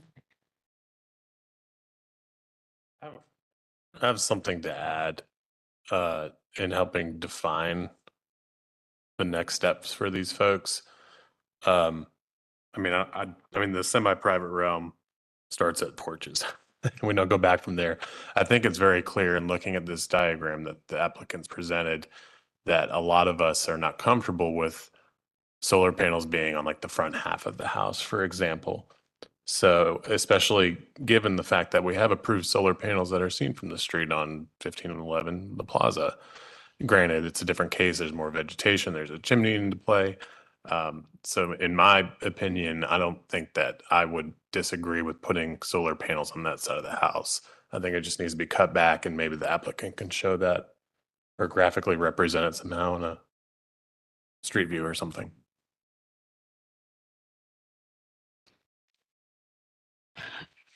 Agreed. I think where you were going, even with it being considered quote unquote the private realm, it still can be visible from the street. So Right, like I wouldn't mess with the public or even semi-private realm, but the private realm, it's not midway and back. I don't know, for me, as one commissioner, um, this is a ranch. It's a low pitch roof and it's lower to the ground, for lack of a better way to put it, than 1511 The Plaza was. The 1511 The Plaza also has a house that's close to it. It's up and it's up further. And I think about what Brett Stern would say about our interaction with the thing. If we're interacting with it more, then it should look a certain way and be a certain kind of material as opposed to it being up and away. And so I would say if I were to make a motion, it would be to continue this application for a restudy on the placement of the solar panels. And I would strongly suggest that the applicants come back with a plan that shows us the pedestrian point of view, and that I would not place the panels in the public or even semi-private realm, but instead pay attention to the private realm space and back. More according to the definition of the private realm is found in our standard 6.3. And according to our standards for placement of solar panels found in the roofs section 4.5, number 6. Second. all right. It's been moved by Commissioner Parati, seconded by Commissioner Whitlock. Do we have discussion on the motion?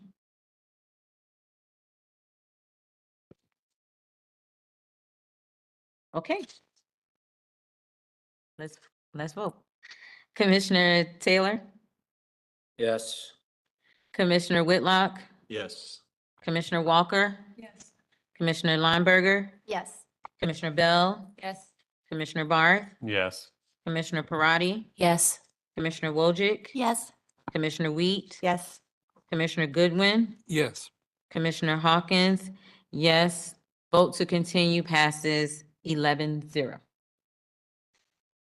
You, the next application is 424 to 428 West Boulevard. I believe Tarleton is with us. Hi, Tarleton.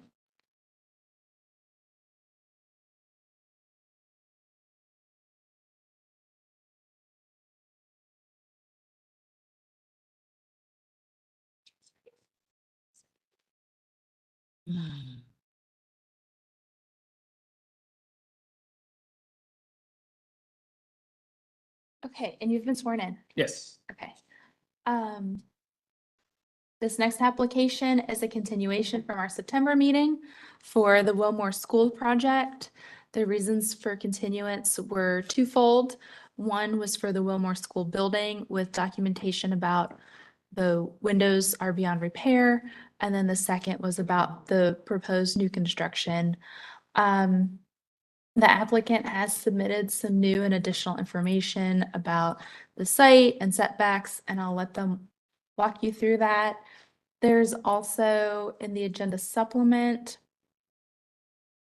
there are some renderings that go along with the proposal that we can also talk over. At this time, Tarleton, I'm going to turn it directly over to you. Sure. If thank you would state your name and your address for the court reporter, please. Sure. My name is Tarleton Long. That's spelled Tarlton, Long, with Avery Hall. The address is 111 Metropolitan Avenue, Suite 1035, and that's 28204. So I have you on slide 7. Let me know Sure. where you'd like to go. So thanks for having me back. I think important to start kind of zooming out big picture to reorient everyone to the context of this site. in the neighborhood. So this is nearly about 3.5 acre site in the center of Wilmore. It's probably one of the largest single sites in a historic district in Charlotte. It's at a key intersection of Mint Street and West Boulevard. In section, I believe 7.2 in the guidelines, it references Mint Street specifically as a kind of commercial mixed use corridor. West Boulevard is also a key corridor, east-west through the neighborhood and connecting back towards the east-west train station just down the street. So given that it's key intersection together with the institutional users directly across the street, there's a community center, there's a Cavalry Church, there's commercial users on Mint Street, Possum Revisions, as well as another church. We view this as a gateway for the rest of the neighborhood. Next slide. So we've talked about a lot through this previously. I think we'll keep skipping ahead here rather than going through existing conditions again. Next slide. As a reminder for context in terms of height, we're really looking towards the institutional scale buildings. First and foremost, we share the site with the landmarked historic school, so that's obvious precedent and context, as well as the Cavalry Church buildings and institutional buildings across the street and down Mint. Next slide. We previously went through setbacks, but I think it's key to re-emphasize the variety of setbacks through the neighborhood. So we added a little bit more information on relevant setbacks. Next slide.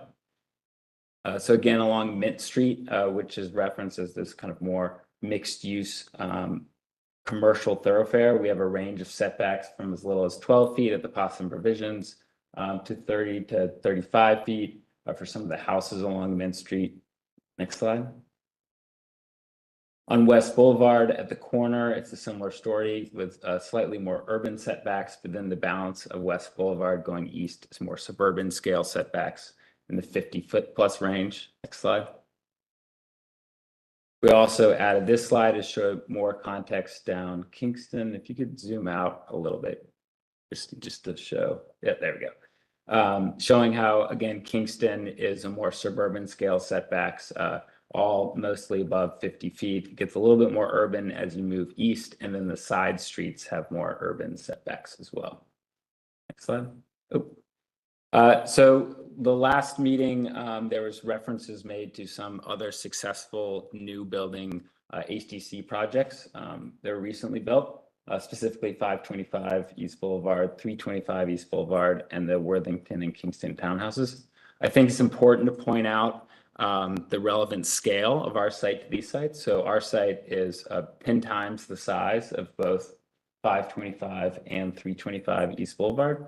And while those projects are considerably more kind of urban and dense in their setbacks and configuration, in section, I believe 6.5, it references how when transitioning from single family to more commercial or mixed use frontages such as East Boulevard, there's precedent and logic behind a more urban setback. So you'll see at 525 East Boulevard, the setbacks are very urban and only about 18 feet. Right next door is a house with a 40-foot setback. And it's a similar story at 325 East Boulevard as well. Next slide.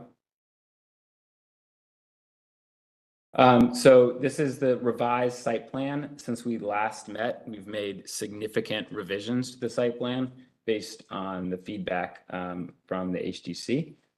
We've also made significant haircut in the overall density of the project, really to the point where further density reduction would make the project not viable. But overall, we've really split this into three parts of the project and really made a significant shift in how we're approaching this site. So part one is on the south side, which is the renovation and adaptive reuse of the historic school. Part two is what we're calling the new building gateway. So this is a mixed use building, predominantly multifamily with ground floor retail in this L shape in the center of the site and extending to Mint Street and West Boulevard. And then on Kingston, we've made a complete shift from the previous version. Previously, we had the multifamily building extending all the way down through Kingston. Instead, we've shifted to true townhouses here in three groupings.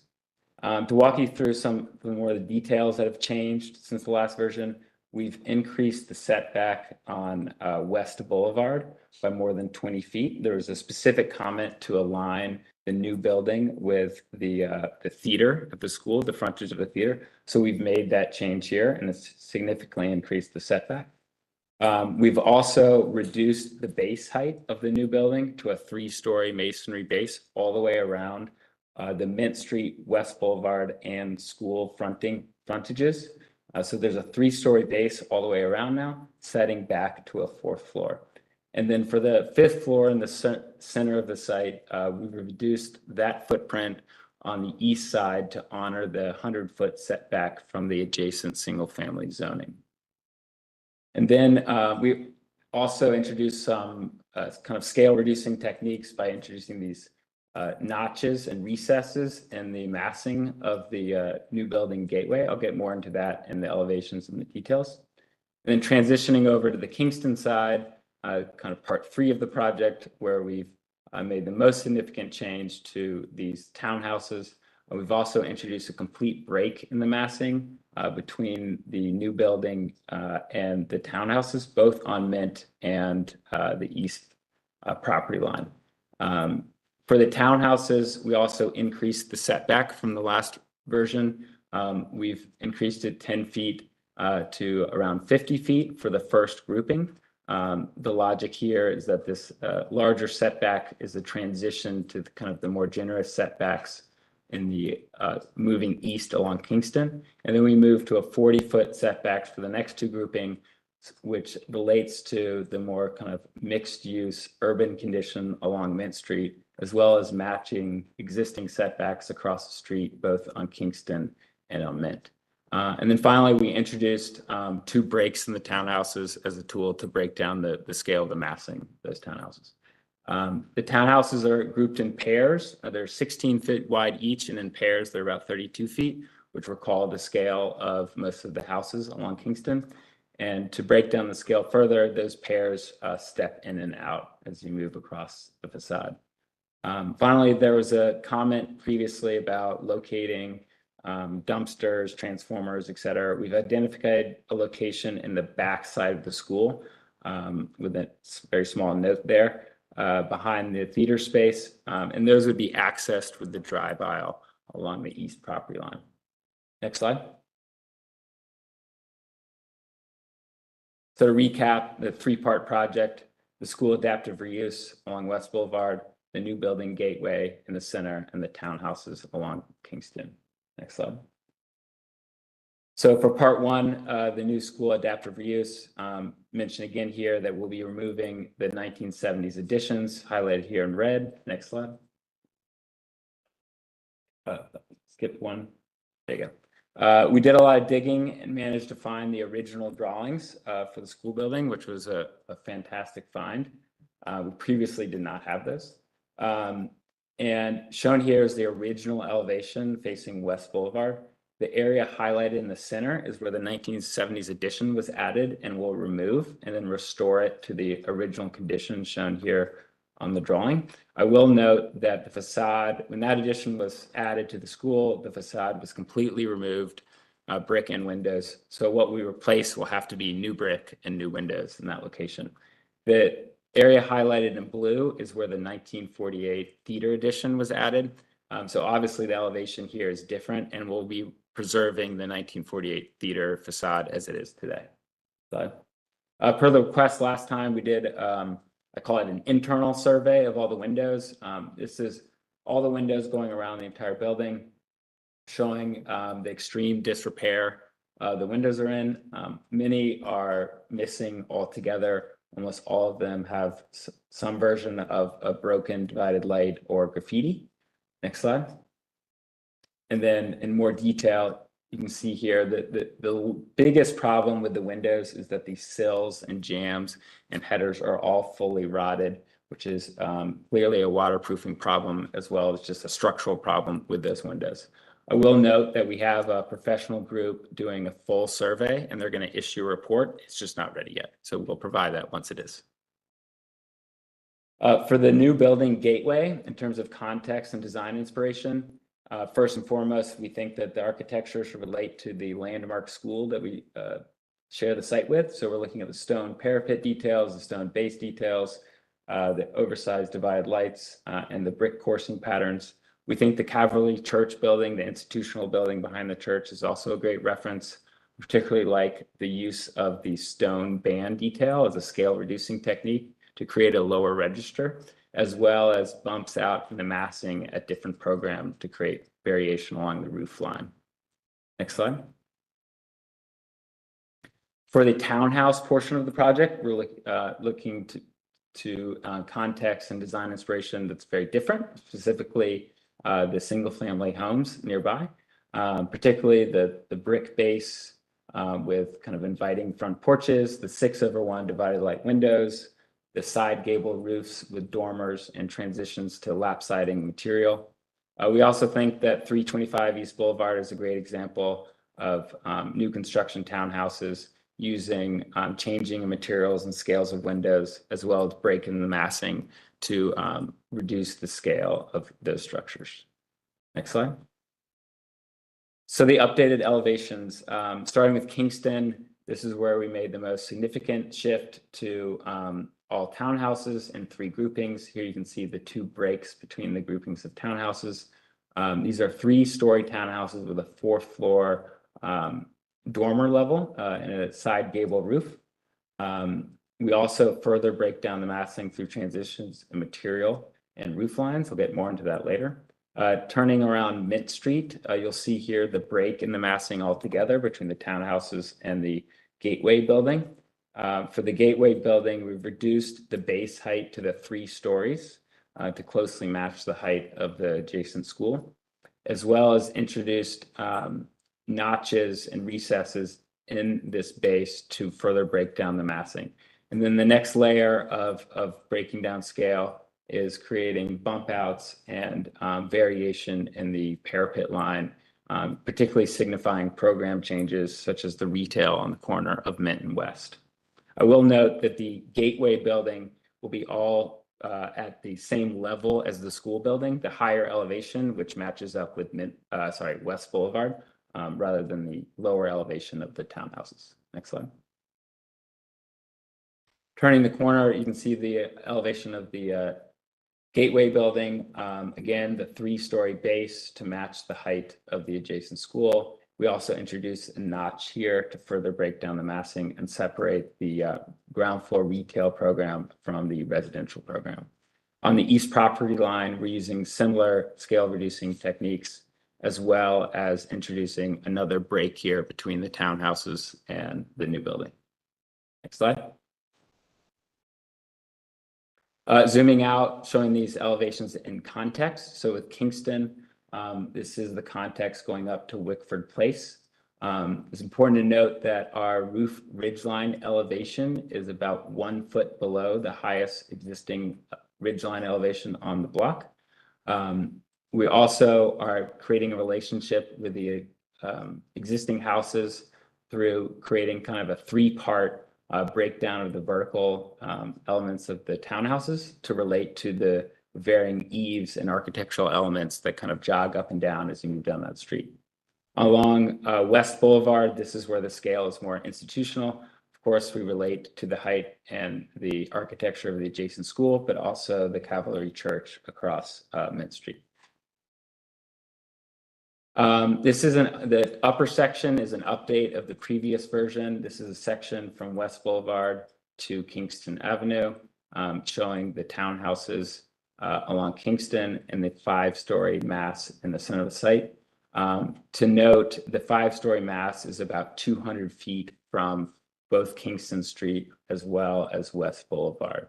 There was a request previously to do a section the other direction, so east-west from Mint to the property line. So this is that section. And this section is through the longest portion of the Gateway building running through the center of the site.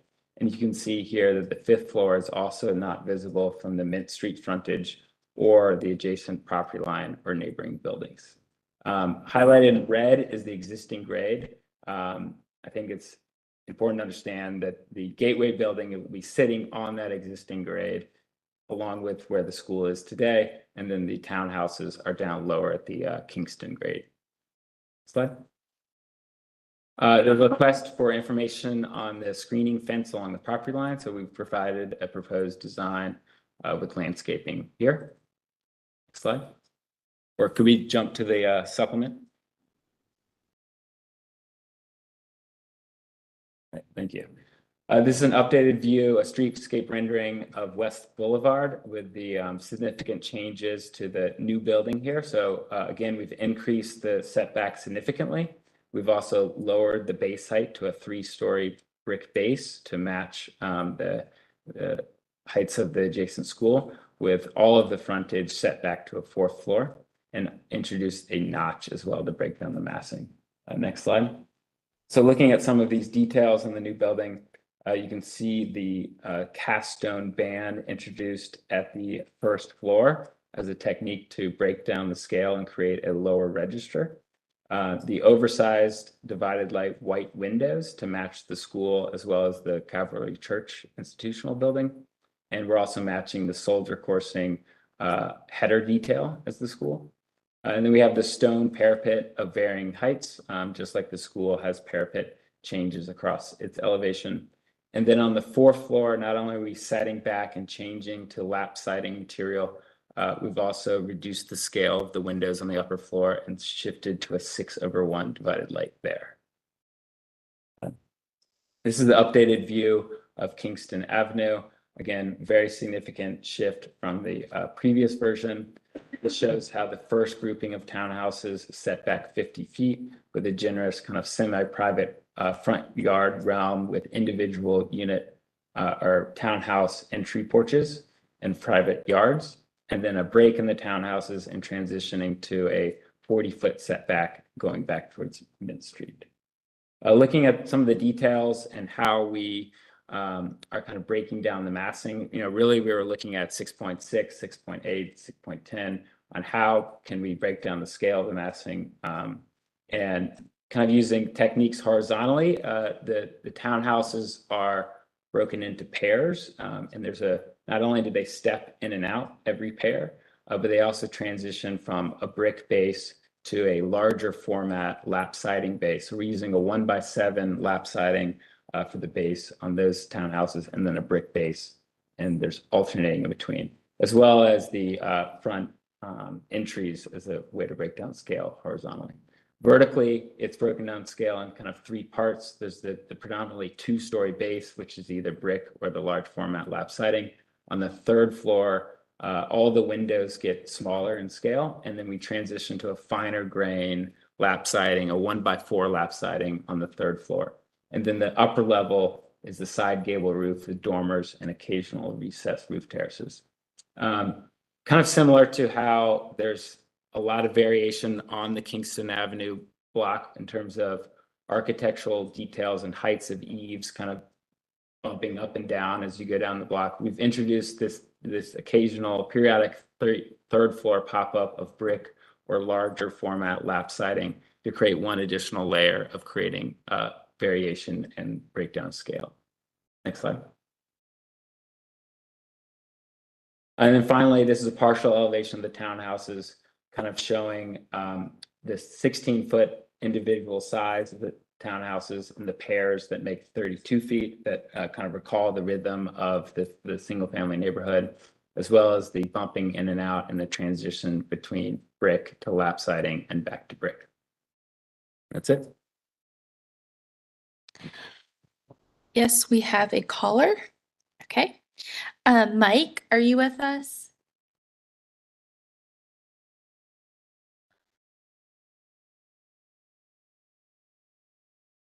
Yes, can you hear me? Yes. Hi, Mike. Can you turn on your camera by any chance? Yeah, let me try here. You see me? Hi. And Mike, have you been sworn in? Yes. Perfect. If you would, please state your name and spell your last name and provide your address for the court reporter, please. My name is Mike Menchaca, Menchaca, property owner at 417 West Kingston Avenue. Thanks. I have your slides pulled up. Okay. And just direct me on where to go. Okay, I'll start on this slide here. I'm calling in because I'm against the proposal in its current form. It still does not relate to the context of our neighborhood. I think there's still very high-level issues with the overall scale of the proposal. And I think it's incongruous with the design standards of Section 6. The applicant mentions the size of the Wilmore School lot, which is 3.3 acres, to be unique to the neighborhood, to try to justify the size and density of the proposed development. But right here in our neighborhood, we have a multifamily development that was approved by the HDC in 2018, the Kingston on West Townhomes. The development's total size is 4.3 acres, larger than the Wilmore School lot. As I have here on this map view of Wilmore, the Kingston on West Townhome site is highlighted in green, and the applicant site on the Wilmore School site is highlighted in red. I also want to point out the location of the historic Calvary United Methodist Church in the heart of historic Wilmore is right in between these two sites. Already it can be seen that the larger Kingston on West site blends better into the neighborhood. It respects the context of residential neighboring homes. Over to the right on the other side of the church is the applicant's proposed site plan, a very large imposing building towering over the Wilmore School. And from this map view, I can see that the applicant's site plan is not contextual to anything in our historic district of Wilmore. Next slide, please.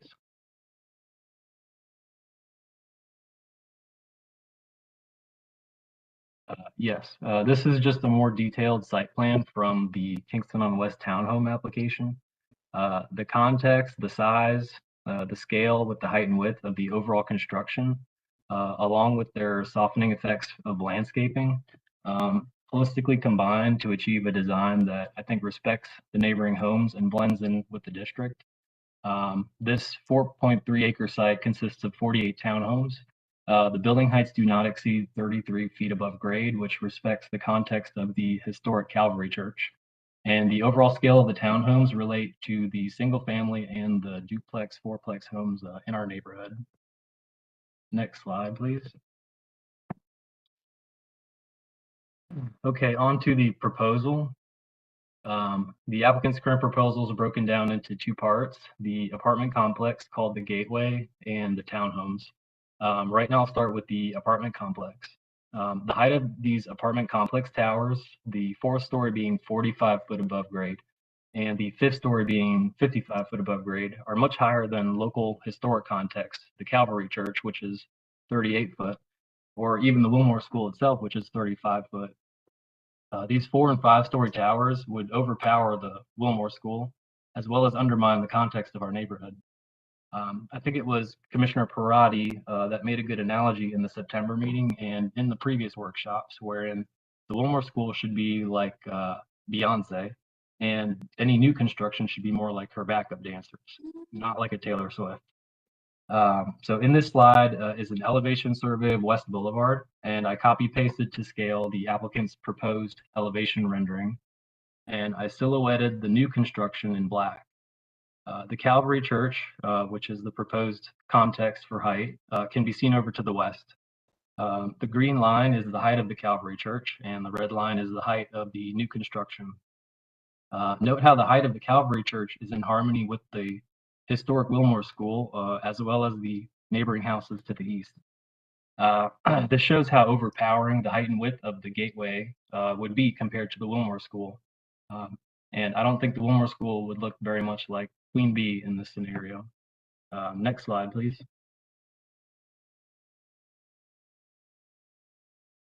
Okay, onto here. This is the applicant site plan to scale over a map view of our neighborhood. And I highlighted the gateway towers in yellow and orange. The 3 black eye symbols are locations where the applicant demonstrated sight lines to try to show how these towers would be hidden from view. These cherry pick locations do not demonstrate the full visibility of these proposed towers. The red eye symbols are my examples of locations where there will be visibility issues with the gateway towers. I measured distances and elevations from these locations, and I calculated site angles from these locations to the new construction roof lines. So starting with my red eye down on West Boulevard, this is across the street looking at the front of the school, I calculated that the 5th-story tower will in fact still be visible above the school roof line. Over on Mint Street, the 4th-story tower will block sight of the 5th-story tower, as the applicant has argued, but the 4th-story tower is already too tall and offending context. The 4th-story tower itself should be hidden from view by some construction that is more in context with the school. Back over on Kingston Ave, I calculated that the roof lines of the 4th-story tower and the 5th-story tower may still be visible behind the proposed townhome roof line. The setbacks of these townhomes are still designed very aggressively, clearly attempting to block sight of the Gateway apartment towers. In my next slide, I'll demonstrate the setbacks of these townhomes are still not in context and need to be addressed, which will in turn further expose view of the Gateway. It's just too big to hide. There's no 4-story apartment complexes in historic Wilmore, and the size and the height and the width requirements that are needed to design such a large structure can't relate to the historic context of our neighborhood. Next slide, please. On to the second part of the new construction proposal is the townhomes on West Kingston. This slide shows how the setbacks of the proposed townhomes along West Kingston still do not match the setbacks of adjacent neighboring historic homes. For this image, I took a map view of our neighborhood on West Kingston Ave and copy pasted to scale the applicant's proposed site plan over the school lot. The neighboring home setbacks are all labeled in green, and the proposed townhome setbacks labeled in pink. The portions of the townhomes that overrun the setback of the neighboring properties shaded in red gradient. This shows how the proposed townhomes still violate the setback of the adjacent neighboring historic homes on Kingston and don't meet context of the neighborhood. I understand that the townhome on the corner of Mid Street may have tighter setbacks, but there should be a more appropriate transition of setback from that corner townhome to the inner townhomes along Kingston. The applicant mentions the stepping back these townhomes to meet context of the neighborhood, but I only see the one step back at the very end, and even that is still overrunning setback of neighboring homes. Last slide, please. Okay, this is an elevation view on West Kingston Ave. Again, I took the applicant's proposed design and copy pasted to scale over an elevation survey of West Kingston. The height and width is still not contextual to the immediate neighboring historic homes. The height of the proposed townhome buildings do not match roof line of the adjacent historic homes. And we could again see the excessive height of the Gateway apartment towers behind this. In terms of scale, I think there needs to be more thoughtful spacing and modulation of facade to further break down the massing to relate. That's about it for me in summary. We're glad to see that there's efforts being made to preserve the Wilmore School itself, but I think there's still high-level issues with the design of the surrounding new construction. But I'm hopeful it can evolve to be a positive addition to our neighborhood. That's it for me, and thank you, commissioners, for your time. Thank you, Mike. I did have a question for the applicant. Oh, is there somebody else to speak? No, I just wanted to know if usually we give the applicant a chance to respond, if that's okay first? Yes. Okay. Is there any response or any questions you have?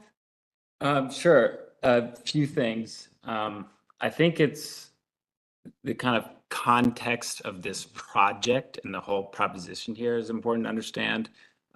In that our goal here is to preserve the school through adaptive reuse, as well as build a new development. In order for all of that to happen, we simply have to have a viable project here, which requires enough density on the remaining site. To address just a couple of the items in the presentation, I think that there's a lot of concern with the 5th floor in the middle of the site. I think it'd be disingenuous to say that it wouldn't be visible from somewhere in the neighborhood. You get far enough away somewhere, you're going to see it. I think our goal is to preserve kind of the prime frontages and have those frontages be contextual. We've made significant revisions from the previous version, kind of based on all this input. And the reality is that in order to make all of this happen, including preserving the school and the tremendous cost associated, we simply have to have enough density to make this work. So it's all a balance of push and pull. You know, I don't consider 5 stories a tower. I think, you know, high-rise code starts at 85 feet or 8 floors. But nonetheless, you know, these are all valid concerns, and we've been working very hard to address these concerns. And I think that what we've shown here today is a significant change from where we started on this project. So we hope to work with, you know, the neighbors as well as the commission to find ways to use architectural tools to refine the site plan rather than additional cuts to what we're able to build on the site. Secondly, you know, the other project you mentioned down the street is a very different immediate context. It's completely surrounded by single family homes, kind of in a very odd condition, mostly in people's backyards. This is a true gateway to the neighborhood, and even the guidelines reference Mint Street as a prime kind of commercial mixed-use corridor.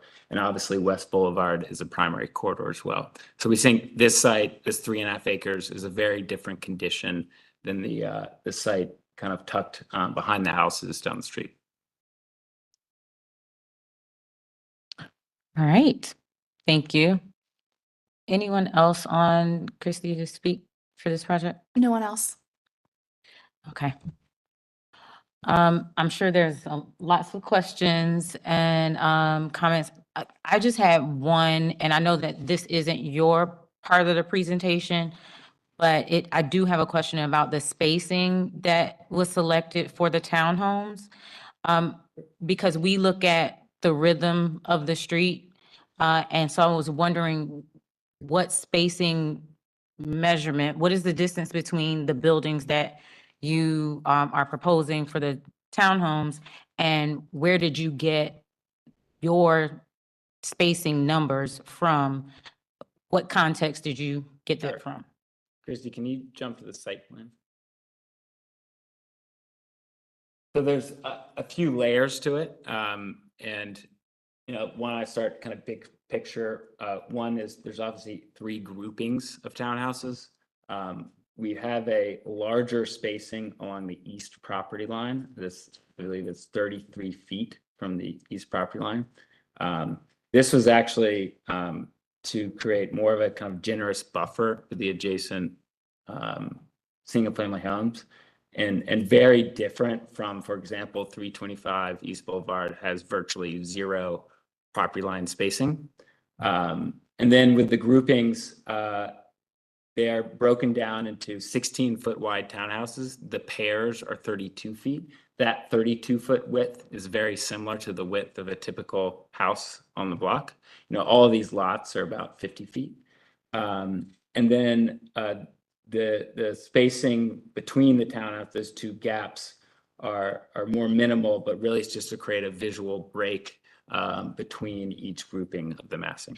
And the reason why I asked that is because you referenced the 325 East Boulevard, and one of the things that we spoke with them about is the rhythm of the street. Right. And so we would be expecting the same thing as you look at the homes that are around, or the properties that are historic properties that are around on the street.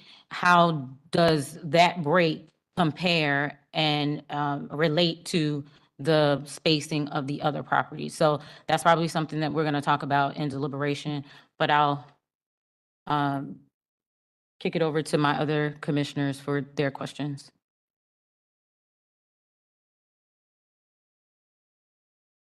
I would like to just add a question on to that. What is the exact spacing between each grouping? It is 7 feet. And I pulled that from, I just measured on, I don't have the site plan of 325 East Boulevard, but they have a similar gap between, they have 2 groupings of townhouses, and I just measured that.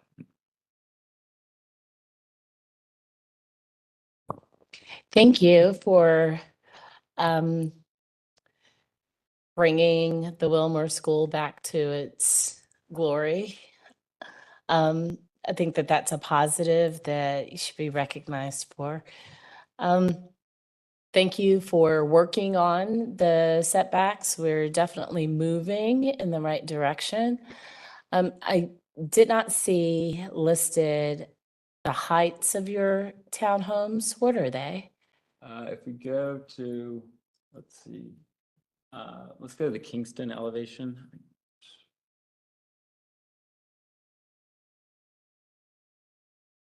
26. So the base is 33 feet, and then to the ridge is 45 feet. And then you can see that top. And I'm catching up with you. Hold on. Yeah, so 33 feet, the 3-story base, and then to the ridge of the gable roof is, I think that dimension is on the other side. It's 45 feet. And then if you go to the context elevation, slide 28, you'll see our ridge is 735-foot elevation if you pan left. And you'll see that ridge there at 736 down the street as well. That's not a historic building. Oh, it's not? Yeah, no. Okay. Will you restate that? I know it's not a historic building you were referencing, but I was trying to get to the page. So will you restate what you just said? Okay, so it, I guess 736 is not a historic building, but it exists on the street. And then there's another one. Do you know if that one is historic? That one? I don't think so. The one that's here that was moved into the district is historic, but I don't think we have that on a survey. That was on this one. No, this one's historic. This one is though. And he's pretty tall. Yeah, it wasn't included in the survey. Yeah, No. it's the survey I think that we have on file predates the relocation of that building. But to answer your question, it's 33 feet on the base, 45 to the ridge. I'm sorry. So 45. Yes, to the ridge. You're confusing me.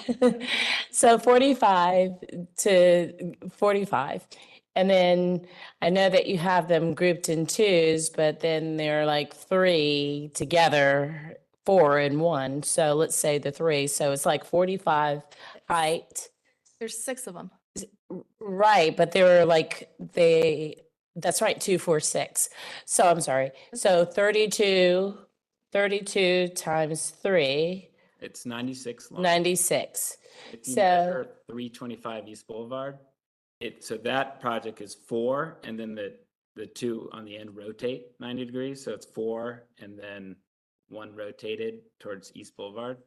That one is 95 feet, or at least on GIS. So we're within a foot of the same length as 325. and the height. But we're not comparing this to East Boulevard, and Okay. East Boulevard also has a complete break in the buildings in between them. So it's like, what you should be comparing them to are the multifamily across the street over here on South Mint. So if you put these townhomes, multifamily, should be compared to,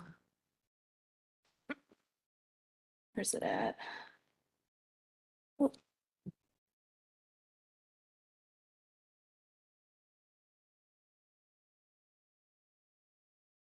Uh-oh. Okay, guys, I'm gonna have to switch to online. While you do that, I'll say that the challenge for me as a commissioner is that the project remains massive, too tall, too wide for that space, for the context of that space. And look, you've said several times that in order for this to work, you have to achieve that density. I don't know if it won't work the way it is now. I cannot see, as a commissioner, one commissioner, voting for a 5-story building, no matter where it is on that lot. It's just not in keeping with anything that's around there. And so that remains the challenge. And I don't know if we're fighting a losing battle here because we've said that we started in the workshop saying that. And things have been tweaked, but not that height. And so that will come up in deliberation. And outside of density, which that's not within our purview, right? What you have to make in order to make it work is not something that we can consider. So if you'll speak to things that we can consider, that would be helpful before we start talking about it. Sure. So in the last meeting we had, some of the feedback we got was that the commission, or at least one person mentioned that they could get comfortable with the 5th floor because the site is so large and it just really is not prominent. I think if we go to one of the renderings like West Boulevard, in elevation, if you flatten the site, of course, it's going to look huge and imposing. But the reality is that 5th floor and that density concentrated in the middle of the site, as you experience it as a pedestrian driving by, just living in the neighborhood, it's not going to be kind of in your face that way. And the West Boulevard rendering, for example, accurately shows how from that view, just standing in the middle of West Boulevard, you don't see that 5th floor. So from our standpoint, we're trying to make, significant changes, the kind of the perimeter. We've pushed that setback on West Boulevard exactly to where it was requested before. We've reduced that base height to 3 stories to match the school building. We've made this transition to townhouses, which was a significant change from before. Go to the first, I think it's the first rendering. Yeah, here we go. So we've made those changes, and the hope is that for all those push and pulls on the outside, if we can maintain that density on the inside, which I think just as you experience the site in the neighborhood, even for the direct neighbors who are concerned here, from their yard, whether there's a 5th floor or not, will have 0 impact. They won't be able to see it. Those people can't see them, and vice versa. So we're trying to strike a balance here. And the feedback I got last time was that maybe the commission could get comfortable with that higher concentration of the density if it meant the more important frontages saw significant change. And that's what we brought here today. So I'm looking at the supplement, page 32. I don't know what it is on the slide. Just looking at the townhomes along Kingston, it's like 4 levels. 32 in the supplement. Yeah, if it's the new building townhouses, architectural details at Kingston. Oh, I think go up.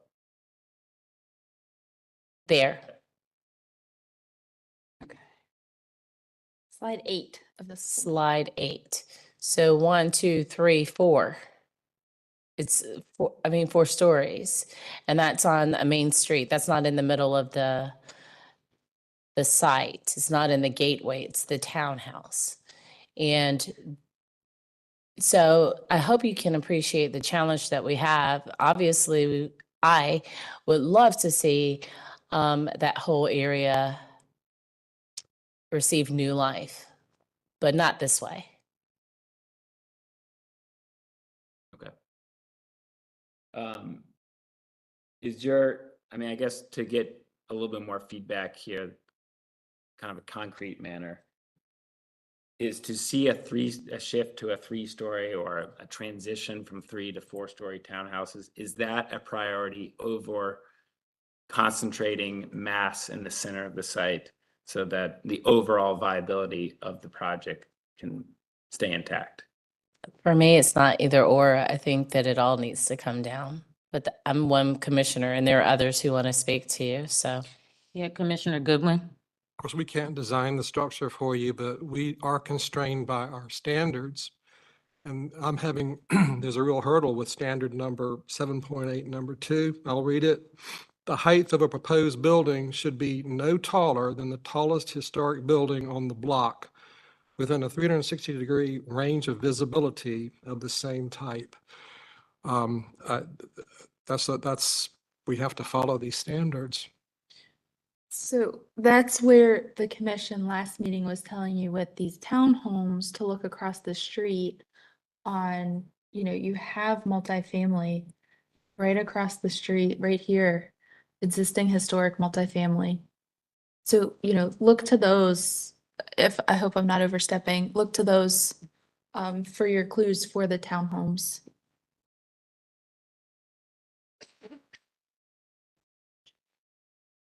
Yeah. That's exactly what we're saying. When we say that, what are you hearing? I mean, obviously, we hear the concern. I think what we're trying to use is just like some of these other precedents of higher density projects in HDC that were successful. We're trying to use architectural tools to break down scale and massing rather than just kind of taking big chunks out of the use of the site. So it's trying to put a finger on that balance between, how far can we push the architectural tools to reference the guidelines, break down scale. We think that we've done a lot of that here, but what I'm hearing is that the 4th floor of the townhouses is still a challenge, and perhaps the 5th floor of the Gateway building is still a challenge. Some of this. And some of the spacing and some of the massing, it's, as Commissioner Parati says often, it's the whole, you have to look at it as a whole versus one or two things that you pick from what we're saying to address. It's the entire project. I guess a question back to the commission would be, we've set this up, we've shifted gears here. We're calling it this 3-part project. Is that concept, the multifamily mixed use building, the adaptive reuse, the townhouses, is that shift, let's not talk about the height or details. Is that setup something that the commission could support? So then we can understand, the boundaries we're working within to make these adjustments to something that the commission can support. We look at adaptive reuse and new construction all the time. So yes, that's something that we can get behind. It is then when we start reviewing the actual project and we don't get past one context, massing, scaling, spacing, like we're still at the top tier of what we review applications on, and it's not meeting those. So absolutely, I think the parters, I mean, we see that all the time. We see it enough. It is, our challenge is high-level items that are, to your point, giving you the density, but taking away from our charge, what we're charged to do. Got it. So if you can confirm that there's kind of broader support for, let's call it this L-shaped multi-unit building, that, I'm hearing feedback about further adjustments that need to be made, as well as, some version of townhouses along Kingston. We can still work within those footprints to try and make adjustments, whether it's architectural or height, to continue to work with HDC to make this work. Yeah, I would. But a wholesale change, if, we can't stay here and say, we cannot do a townhouse project, like this can't be 20 townhouses. Like we're wasting all of our time if that's where this is headed, because it just does not work. Sure, and I think you've moved in the right direction in terms of pushing back increasing the setback numbers is still not enough, right? And we're still facing 4-story townhomes that are grouped together. I know you've broken them up by staggering them, but it's still one continuous wall, despite that. And so there's still the massing within context of that street alone is too much for us to be able to approve that or even start looking at details as it pertains to the townhomes. Understood. Just wanted to caution the commission to not, at this juncture, prior to deliberating and consulting with the standards and applying the standards to this particular project, from indicating decisions without having taken a vote. I know that the applicant seems to be asking the commission for I guess, a decision prior to your deliberation in certain aspects. You can certainly consider the applicant's ask when you close for deliberations and discuss the standards. But prior to having that discussion and having a vote on whether or not the project meets the standards, I would caution the board not to provide any decisions without going through your process. Thank you, Attorney Hewitt. Commissioner Wojcik? Ask a question. Sure. So the property that you're referencing on East Boulevard, that's the multifamily. You've said it a couple of times. Did I hear that right? 25 East Boulevard. Yeah. Is that in this neighborhood or is that in a different neighborhood? It's in Dilworth. Okay. Referenced by the commission last time as something to look at. Oh, okay. Okay. Yes. Because I Just as other successful. for scale and Exactly. okay. Yep.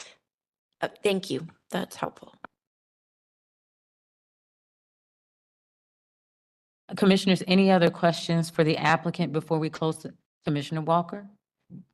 I was just going to try to help Commissioner Wojcik. That was the project across the street from Paper Skyscraper, where the applicant was asked to look at the houses adjacent to it for context, size, scale, and massing, which it did, which was why it was successfully integrated on the street.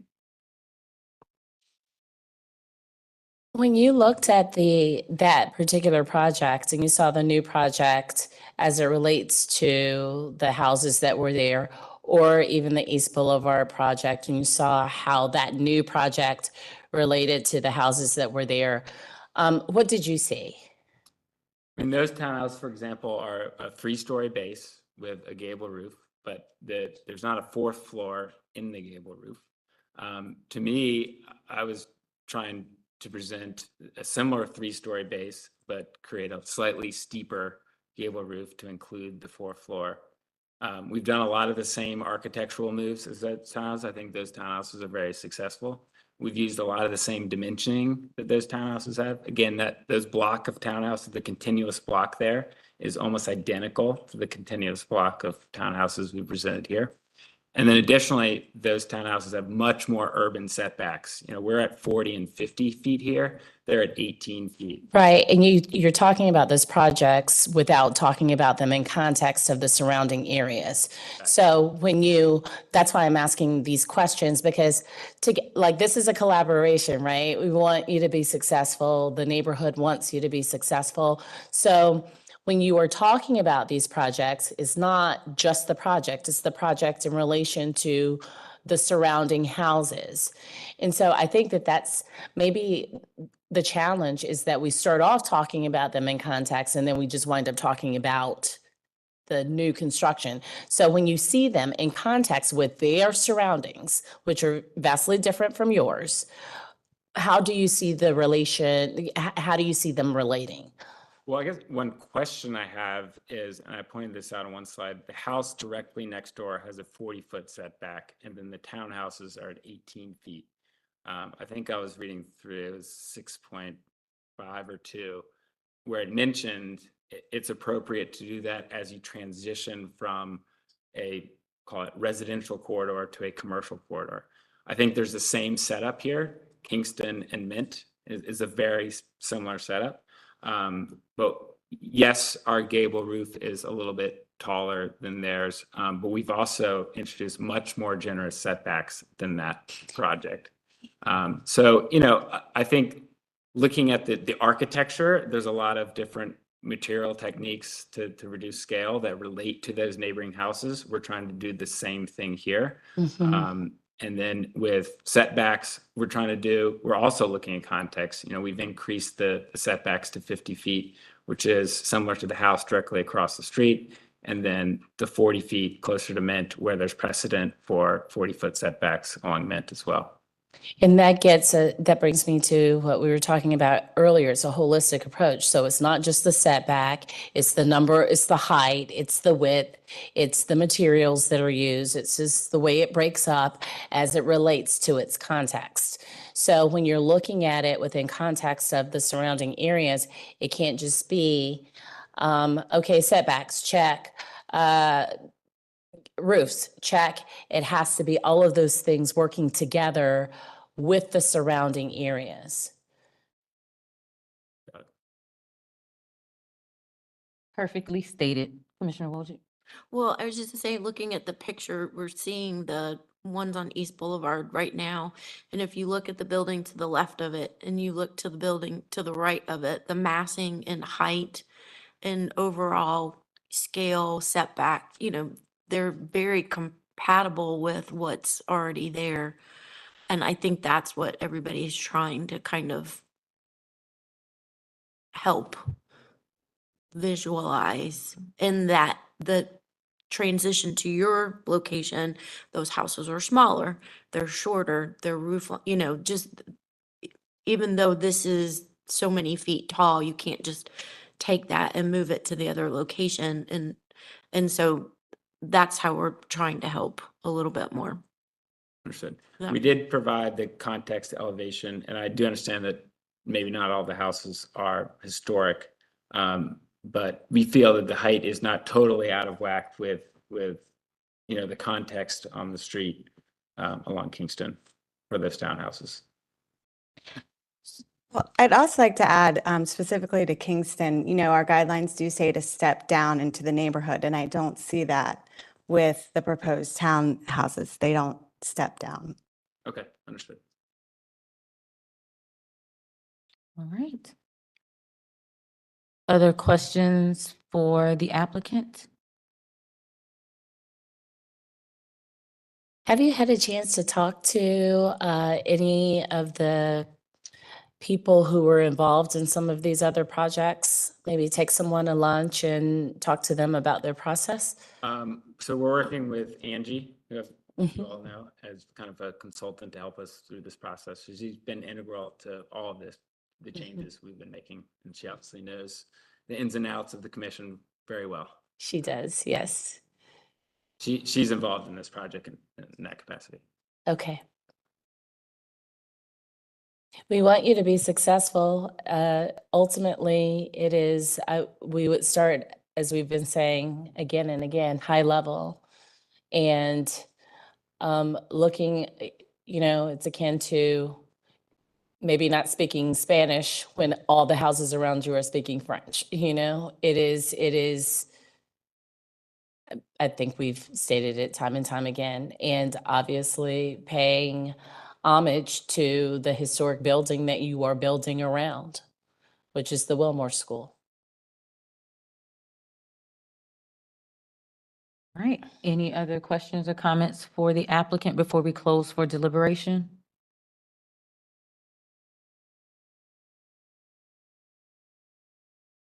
All right, we're now closed for deliberation. So commissioners, yep. Commissioner Taylor. I think it's a significant improvement. I think it's vastly better. My hang up, I think, is the details, the height and whatnot on the townhomes, and whether it steps down or, but it's significantly better. The height of the 5-story, I think they've done really good work on using architectural magic to kind of bring it down and hide it.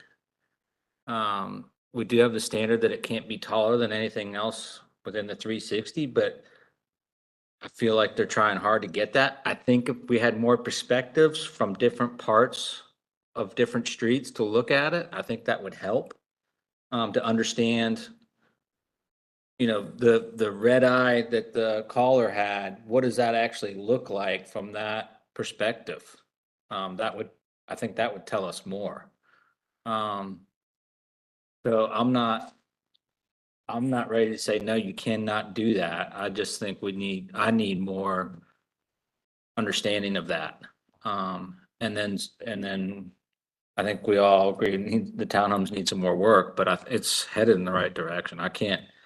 He's heard a lot of potentially negative stuff, but there's a lot of good that's happened since the last one. And thank you, Commissioner Taylor. And I wouldn't, I guess, consider it, depending on your perspective, I think what's been shared today should be helpful, and get you in the direction that you need to go in to be successful. So hopefully, you know, you can have something that follows or more akin to our standards. So Commissioner Wojcik and then Commissioner Goodwin. I was just gonna ask, since we know that there's a structure that's in that empty space there that is a historic house that was relocated, it would be nice if we could somehow get a representation of it on the street. I don't know how that works since the Zotwell doesn't show it, but with all the computer magic that everybody can do these days, we could at least kind of get that form there, right? Just to help with the relationship to the existing structures, Yeah. especially.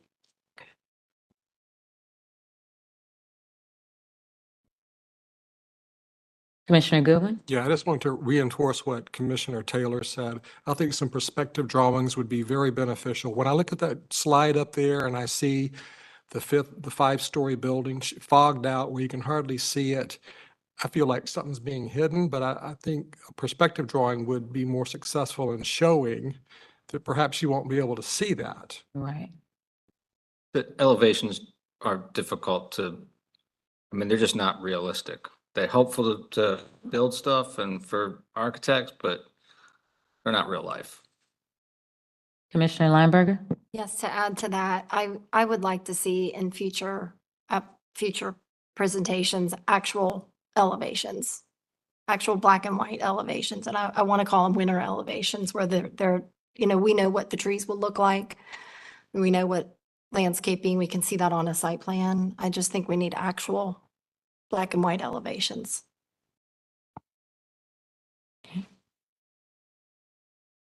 All right. Commissioners, any other thoughts that haven't already been shared? Hopefully we have a motion being crafted mentally or physically written down. That's okay. Any brave soul? I want to volunteer Commissioner Taylor. And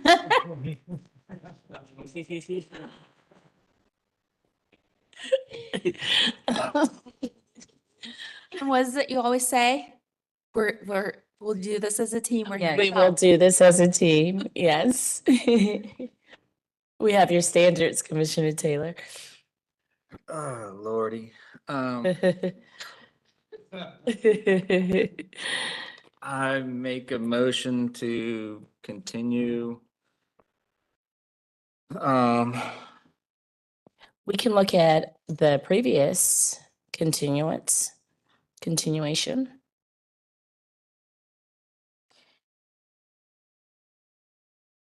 Yeah, so we start with number 1. Perfect. Thank you, Chrissy. I make a motion to continue this applicant, 424, 428 West Boulevard, based on,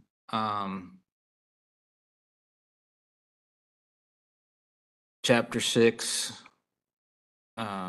context, setback, 6.2, 6.5, 6.7, 6.8, and 9. 6.6 is spacing. We talked a little bit about that. Okay.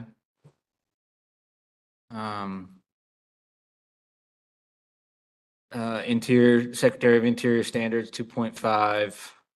And I'm not sure, what is Chapter 7? Commercial, Chapter 7.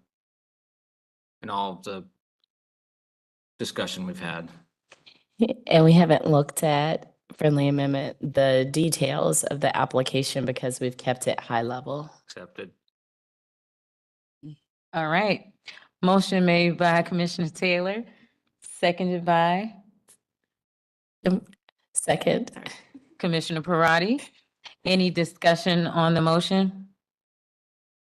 I think it's good to continue moving in the direction that the applicant has been moving. He has made improvements. We still have a little ways to go. And so, that's what I'll say. All right. Any further discussion? If not, let's vote. Commissioner Taylor, Yes. Commissioner Whitlock, Yes. Commissioner Walker, Commissioner Lineberger, Yes. Commissioner Bell, Yes. Commissioner Barth, Yes. Commissioner Parati, Yes. Commissioner Wojcik, Yes. Commissioner Wheat, Yes. Commissioner Goodwin, Yes. Commissioner Hawkins, yes. Motion to continue passes 11-0. Thank you very much. Thank you. Okay. Our next application is 1823 Cleveland Avenue. Also, this was a continuation from the October meeting. Don's with us. Hi, Don. Welcome back. Come on up. I'm going to try and switch back to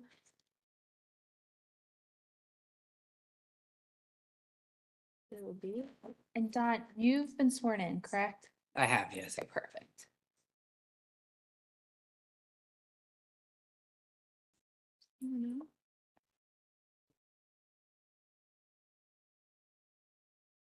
Oh, I think the problem is Adobe.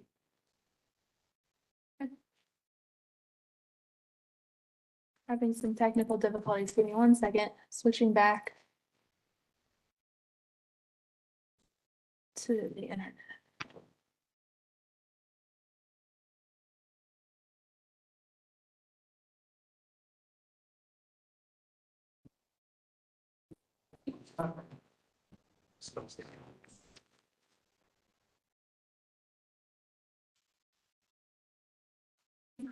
Okay.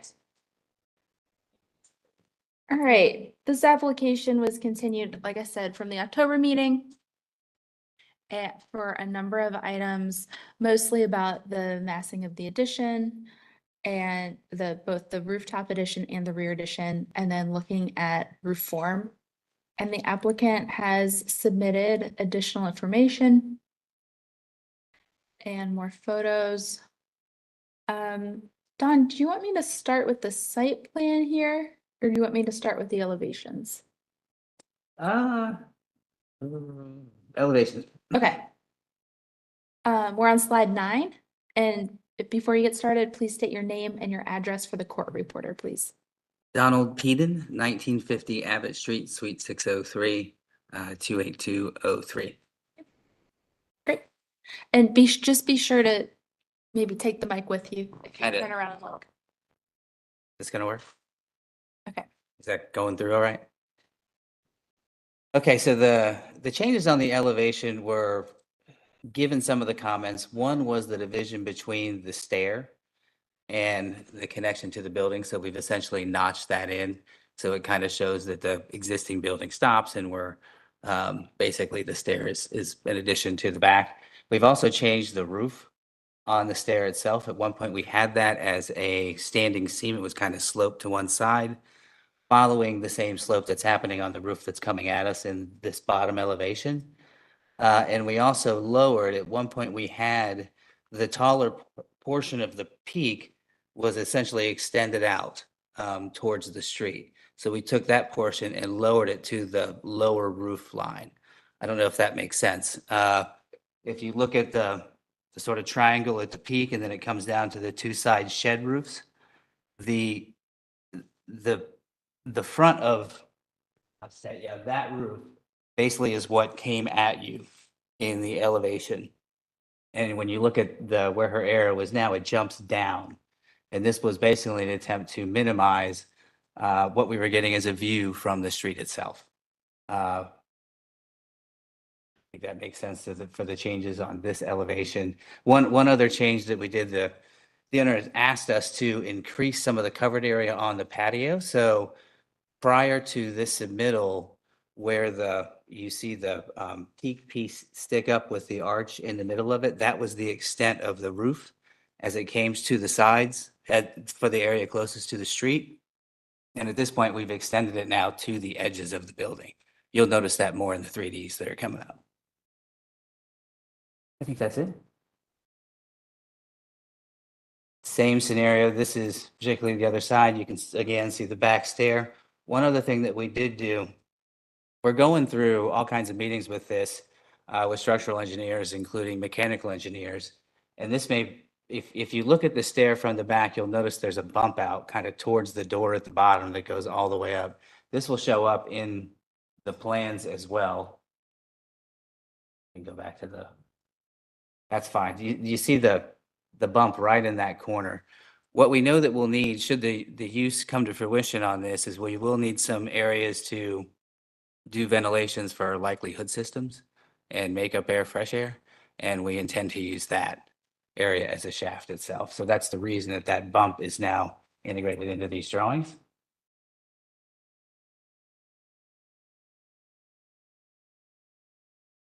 I think this mirrors what was happening on the other side.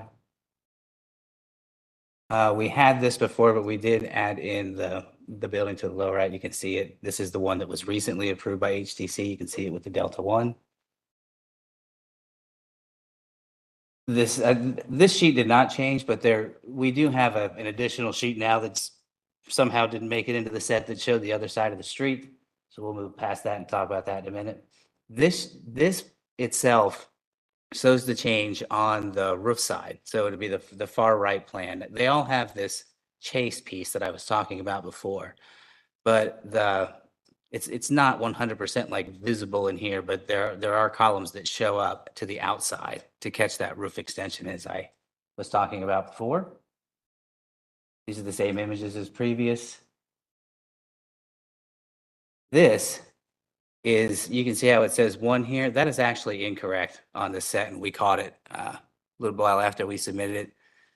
That is what it is. But if you can imagine this roof, the way that this works now, that is actually sitting here. This is all gone away at that point. So it is minimizing the effect of that view on that side. You want me to switch back real quick? I can. Yeah, if you went back to that other Back to elevation slide 9. difference. So just watch right here. Oops. Must be slide it. 10. Yeah, So that's what he's talking about. That whole roof went away. it comes out towards the front.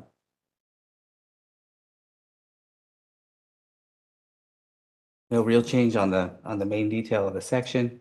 We did add a little information on the existing windows. And here's our 3D views of the building. So here you can see, this is basically standing on the other side of the street, looking back at the building. You can see the open air covered glass area at the top of the building. This is, we are on the sidewalk on the other side of the building. You can see the church to the other side. These trees are basically trees that are there, so they're kind of covering up the church. But the black and whites were added to actually show the scale better, a little better of the church itself, and the views kind of looking down Cleveland Avenue from the different areas. And I think this is probably where most of the discussion today will happen. There you go.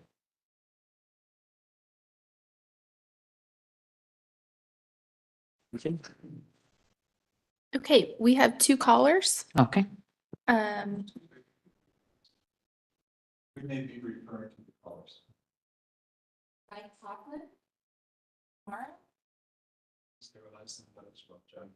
Okay, and I have Jeff. He did a lot. It's up to you. Very up to you, Madam Chair. Yes, that's fine. They can go. Yes. Them come up, right?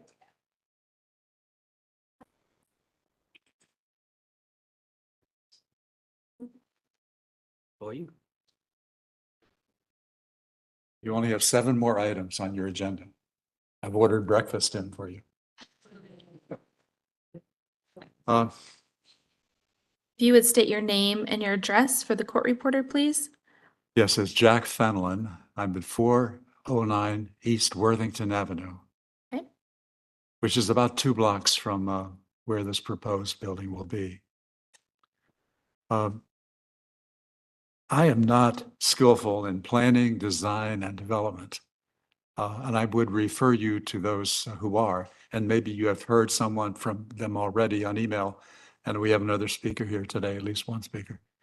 So let me give some overview concerns. I was here in the October meeting, October 13th, and I expressed concerns about massing, in particular the rooftop addition.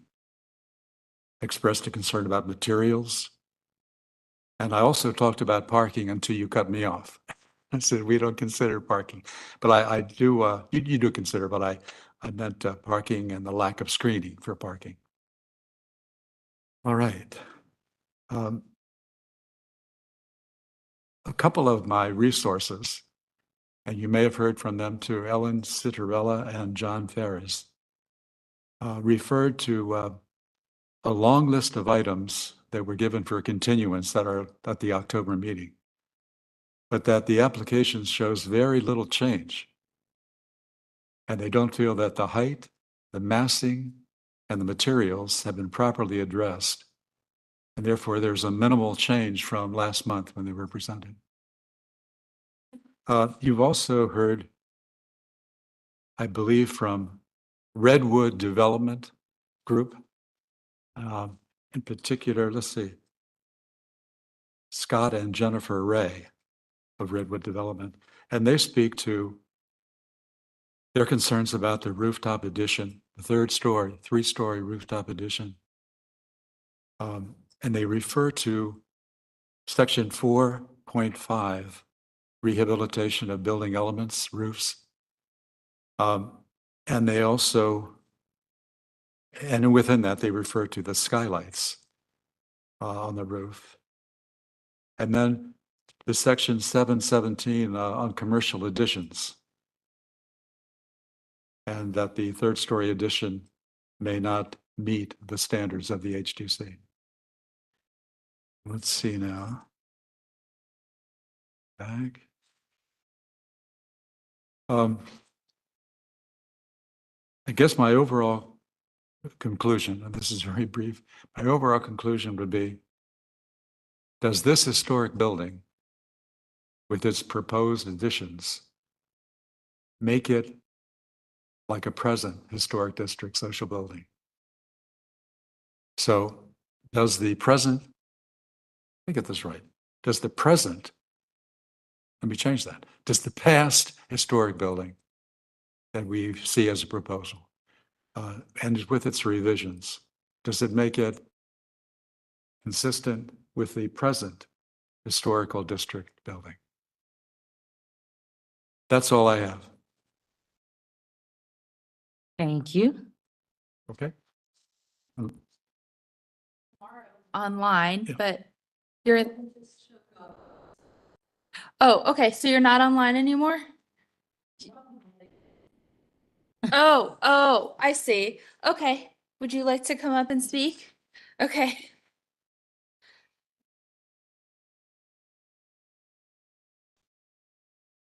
And Susan, before you begin your comments, please state your name and your address for the court reporter. And into the microphone, please.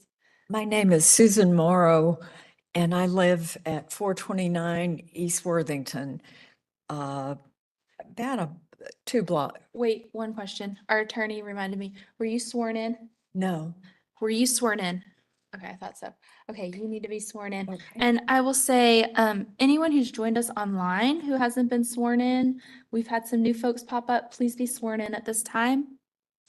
Please raise your right hand and respond, I do, to the following question. Do you affirm that the testimony and information that you're about to give is the truth and nothing but the truth?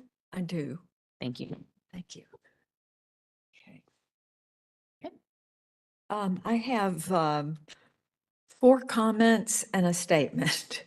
The comments are the flat roof building like this. They were common in the late 19th and early 20th century neighborhoods that housed neighborhood grocery stores. And they were usually on a main boulevard, most often, not always. They were low impact, generally. Section 717, commercial additions, typically the original roof is visible from the public right of way and should not be raised. It's, to raise it is number 3, precedent setting by changing from a flat roof, a non-essential rooftop addition, non-essential rooftop addition is problematic. Also, this is just a side note from talking with a history nerd. The decorative exterior lighting, it looks good, but some concerns were raised because resource suggested they need to be evaluated for glare and light trespass, that they look nice but some of these products trespass too much into the existing neighborhood. And then my other thought is, of course, the question is moving a historical landmark in Charlotte's first industrial district into Charlotte's first residential suburb. It's a change in itself, and I applaud the project for saving a building. And that's it's a big change of context and a historical building coming into a new context. And so that the atrium part of it is something I'm struggling with.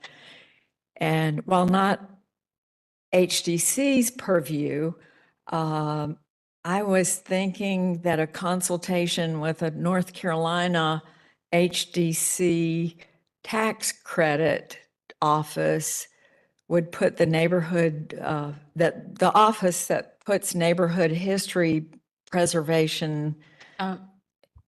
The relevance, to make sure to keep the comments relevant to the HTC standards and what's our purview.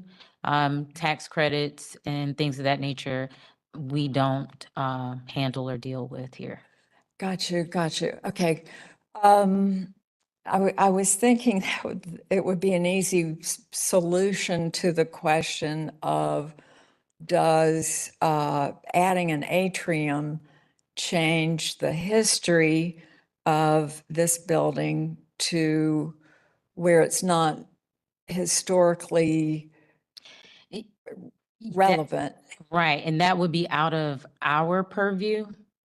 We only handle the historic district here in Charlotte. That's exactly what I'm talking about. I'm wondering if the building that's moved, would it not be more historical, preserving history by remaining the very interesting, lovely, I don't know what you call it, square. It's a beautiful rooftop as is, and it's also competing might not be the right word, but it's next to another historic landmark. And so I just think that extra care needs to happen because of those because of that relationship context.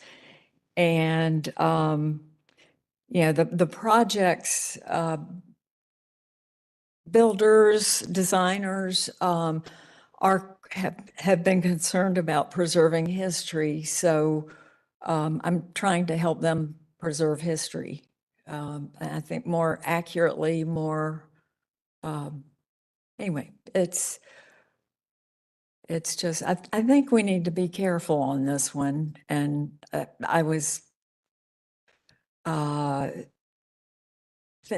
that's where the presenting it somewhere else and getting feedback on whether it would pass muster with another body might be helpful for the project people, anyway, that's what that comment was for. And thank you. Okay, I appreciate your time. thank you. You're welcome. Madam Chair, Ms. Harps had to step out for a second, so I'm just going to take over briefly to introduce the next person. My understanding is Mr. Mike Poplin. Are you still here with us, Mr. Poplin?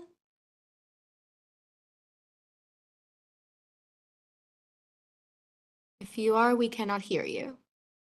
Let's see. Can you hear me now? I can hear you. Okay. Can you confirm that you've been sworn in? Yes.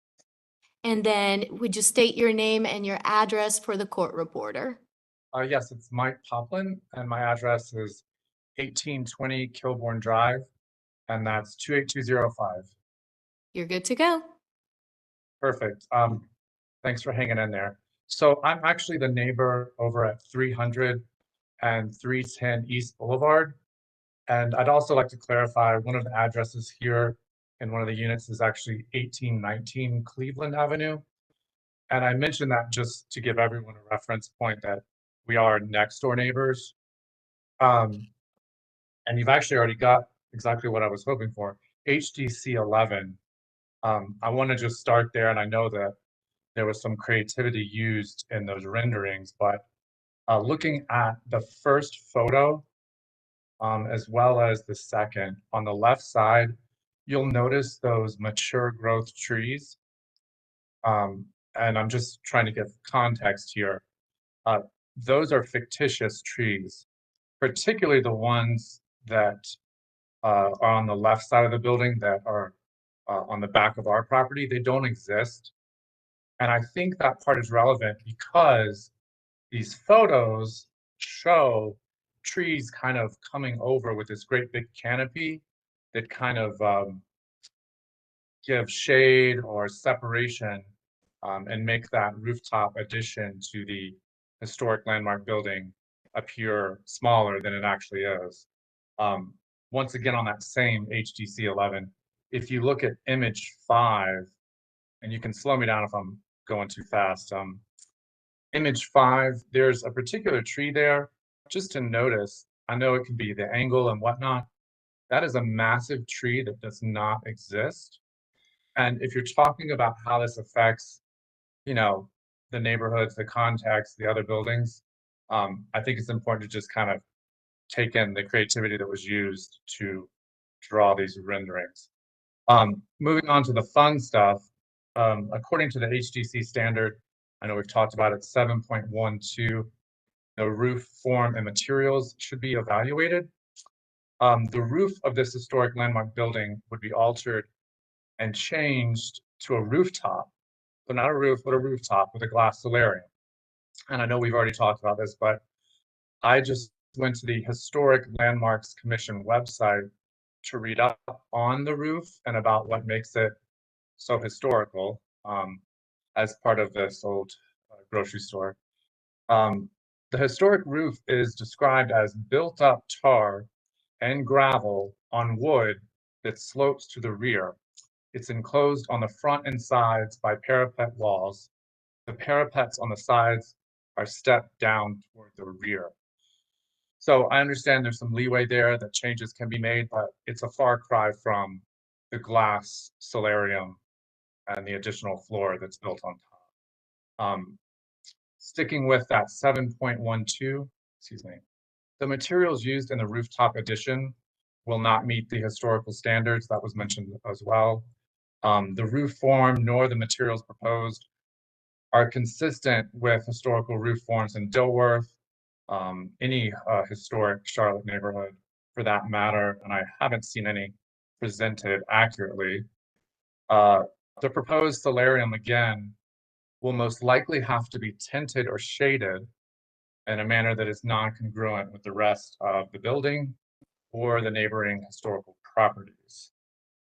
Let's see. And then lastly, I just want to bring up Again, 7-point massing and complexity of form. I touched on that with the trees, the massing of this building. It is concern. So we're going to add the 1,500 square feet of space with that solarium. It's around 1,500 square feet of space, and the stairs. By adding that additional floor and the height, that new building will be taller than the majority of the historic church on the same property. You can see that on HDC 11, it's image 4. There's a small steeple of the church. It's a very small part of that church, but this building with that addition is going to tower not only over that church, but it will be the tallest building on the block. And I think it's important to note that, you know, you'll have to scroll through to find it, but the Zoutwell survey, that's what I'm referencing here, not a drawing, something that's more certified, if you want to say that. I think the Zoutwell is not that. Let's see. Zoutwell was way far down, but This that is was the all, you know. Zoutwell survey. Is that a Zoutwell survey? It is. It's the certified. I'm sorry. Okay, well, Here's the other one. yeah, I must have been using the other one. Okay. Yeah, they just added their buildings in, and it's an extended version, but they're It's both. an extended version, so it's been certified as well. Yeah, this is pulled from a different Zoutwell survey. Okay, I'm sorry, I just didn't see the label on. Yep. Okay, so I also noticed that there was a concession made with the rear offset, but it was by 1 single foot. So when we're talking about the massing, that's not going to be enough to really address the concerns that I'm kind of sharing here. And I have not been in that historic landmark building as it is now, but you know, you take away that solarium, you take away the stair addition. Is the building still usable for this project? And if it is, I say go for it. So like everyone else already said, once you go ahead and change this building, all the additions, all the modifications, you know, are we really saving the historic landmark building? But thank you for your time, and I really appreciate it. Thank you. Thanks, Mike. Scott Ray, you with us?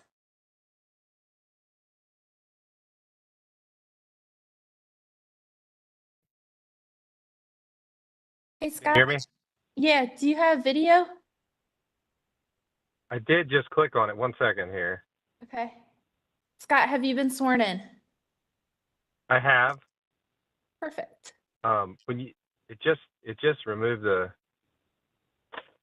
Let me see here. There we go. Is it working now? No, we don't see you. Do you have anything covering your camera, perhaps? No, it's I'm trying to click on the. Hi. Are you driving? Be safe, please. Oh, can you see me? Yeah, Okay, perfect. Sorry. please be safe. I'd always do this when I'm driving. Road safety is important. Please be safe. I know, I'm just kidding. I do So have your. you guys got the collateral letter that we provided. Yep. It's on the screen. Okay. I just wanted to read it so that we have it on record as well. So Jennifer and I are the owners of 1913 Cleveland, which is located 1 block from 1823 Cleveland. We can't say this enough, we strongly support the move of the Leeper Wyatt building to the Dilworth Historic District. During this project's recent rezoning process, we sent a letter of support to the city council members expressing our support for the petition. We also support the below-grade basement level addition, as well as the rear addition to the building. We believe these aspects of the proposed projects fully align with the HDC design standards. We would love to be able to support the proposed project in full. However, we are truly struggling to see how the rooftop addition that is currently being proposed aligns with the HDC design standards. The proposed project is a combination of a move, a rehab, and an addition.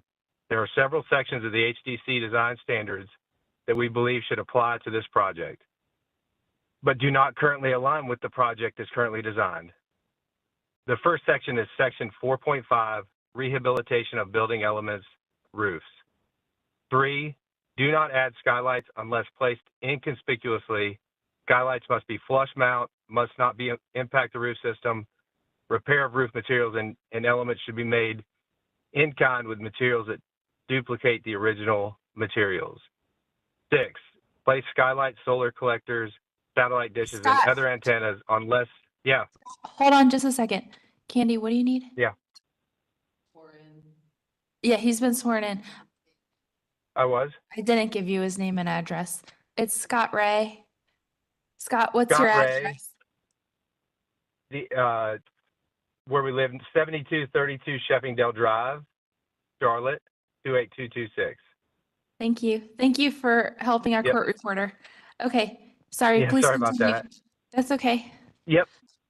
Place skylights, solar collectors, satellite dishes, and other antenna on less visible locations of the roof. No changes to the roof structure should be made to accommodate these elements. These two design standards clearly discourage visible skylights within the historic district. The proposed rooftop addition is essentially an entire roof made up of continuous skylights. This commercial skylight system will definitely be visible from the street and from various other neighboring buildings within the district. We are unaware of any precedent projects within Charlotte's historic districts for this type of addition. The 229 North Church Street addition that the applicants have provided as a sole example within one of Charlotte's historic districts has the same flat commercial roof as the historic portion of that building. While that addition does include more glass than the historic portions of the building, that glass is in the form of more traditional windows, doors, rather than in the form of skylights. That addition was also part of a larger project in the early 2000s that added a second building next to the historic building. In that case, the addition acted as a connector between the new 5-story building and the historic 3-story building. We believe the 1823 Cleveland proposed additions, materials, and placement on a freestanding building are much too different from the 229 North Church Street addition to consider it as evidence to support the approval. The second section we see compatibility issues with is section 7.17, commercial additions. We do not believe the third-story addition as currently designed meets these standards. 1, attempt to locate the addition on the rear elevation so that it's minimally visible from the street. 2, limit the size of the addition so that it does not visually overpower the existing historic building. 5, maintain the existing roof pitch, roof lines for new additions should be secondary to those of existing structure. Typically, the original roof, as visible from the public right-of-way, should not be raised. 6, make sure that the design of a new addition is compatible with the existing building. The new work should be differentiated from the old work while being compatible with its massing, form, scale, directional expression, roof forms, and materials, foundation, fenestration, and materials. Jennifer and I strongly believe that consistency in the approval process from project to project is of utmost importance to maintaining the integrity of the HDC. There are many flat roof historic commercial buildings located within Charlotte's historic districts. When you consider this application, we would encourage you to think about those buildings as well. If you approve this type of rooftop addition, how would you justify saying no to in the future when a similar addition comes before the commission? How would you approach an application for a comparable addition to Dilworth Tasting Room at 300 East Fremont, built in 1945, Ed's Tavern at 2200 Park Road, built in 1924, the Paper Skyscraper Pie Taste Building at 324 and 300 East Boulevard, built in 1939, or any other flat roof brick historic building in the Dilworth Historic District.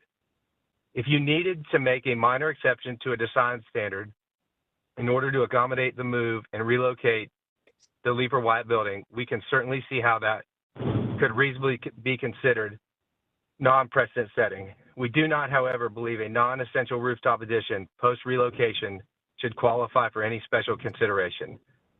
We would hope that you will continue to work with these applicants to revise their application to fully align with the HDC design standards. That being said, I have one more thing to say. I believe Jennifer and I would fully support a full approval tonight minus the addition on that roof. Everything else we're in favor of. Thank you. Thank you so much, Scott. I have a Kate. Is Kate with us? Or Katie?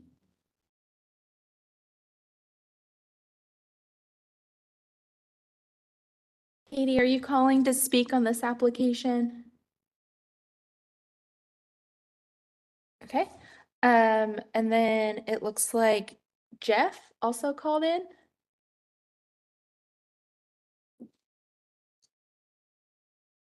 Hi, Jeff. Would you like to speak on this application? It's just Jeff and Jamie. We're sworn in and we're here to answer any questions if you need us. I So thought that might be all. Okay. that is all. We just hiked out of the Grand Canyon. So Oh, well, awesome. Multitasking from Grand Canyon to HTC. Okay.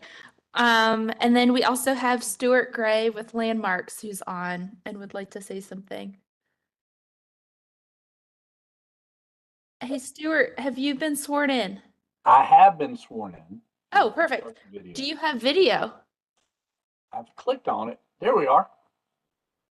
Sorry it's so dark in here.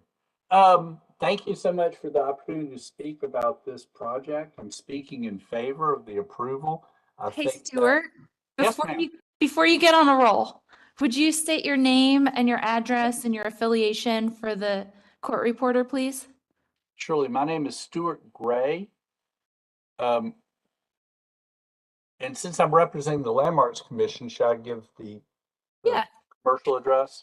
Yeah, that My works. name is Stuart Graham, the director of the Charlotte-Mecklenburg Historic Landmarks Commission. My address is 2100 Randolph Road, Charlotte. And you would think I would know to do that. It's okay. I mean, you would think I would remember to tell everyone to do that, and I still don't, so it's all good. Feel free to proceed with your comments. All right, I'll just start again. I'm speaking in support of this project as it's being presented tonight. And I wanted to touch on two things. Originally, Dilworth boundaries, the original boundaries of the local historic district of Dilworth were either probably political, meaning it wasn't exactly based on where Dilworth was or had been, but it probably was either a decision made to include certain properties and not include certain properties that were originally part of Dilworth, but that might have been based on several factors that might have included integrity. But again, the idea that I haven't really heard tonight, but I believe I did hear at a previous meeting, that this, in some way, this building didn't belong in the Dilworth Historic District. I would really push back on hard. This building, when it was erected, in this portion, in where it's sitting now, was a portion of Dilworth that was sold to D.A. Tompkins to build the mill. The commercial stuff, of course, is on the opposite side, or was built on the opposite side of South Boulevard. But this building, this grocery store, which was probably called the Atherton Mill Village Grocery Store, or maybe D.A. Tompkins grocery store, I'm being a little bit flippant about it, was as much a part of Dilworth as the mill houses that populated the streets around it and behind it. And so again, I just wanted to if we're making a case for preservation of history, which is really the basis for the preservation of any district, then I think that this is it's a project with a lot of merit if we're trying to preserve the historic character of the neighborhood. And then I also wanted to touch on what I heard a couple people say tonight, but also I believe at the last meeting. And I don't see that this is in any way an extraordinary adaptive reuse. I mean, the addition, if you wanted to do the math on the amount of area the building added, which is a relatively shallow addition at the back and a well differentiated treatment on top of the building. There are plenty of details to work out, and it's been very interesting, or it's going to be really interesting hearing the commission discuss these. But they are well within the realm of what I think is largely accepted as needed changes in a historic district, in a National Register district, in a landmark situation. I don't see anything very extraordinary about this. And also, when I look at this or look at some of the house additions, even the ones we saw tonight, I don't see in terms of scale or change in character that they are significantly or seismically, as I'm kind of hearing in the meeting tonight, different than what we would expect might be done for a historic building. And the last thing I'll say is considering the pedestrian scale of this section of Cleveland Avenue, I think that people motoring down the street, folks walking down the street, will be most impacted by the historic facade of the building. That's what's going to be prominent. That's what's going to leave an impression. Things up on the third floor when you're walking down the street, and I know that the trees may not be exactly, that might be a concern, but between buildings and trees, etc., people are going to have to look up to notice that there's a third floor area on top of this building. And I also want to applaud the plan's differentiation with that section being up on top. I think being fairly compatible. I like the way that it's pushed back, but it also is differentiating from the original. And I applaud not trying to replicate a false history with something else up on top of the building. And thank you for letting me speak. Thank you, Stuart. That's all I have from my list. Candace, is there anyone else we've missed?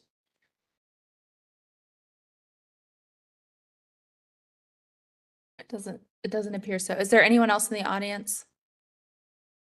Okay. Back to the applicant. Yep.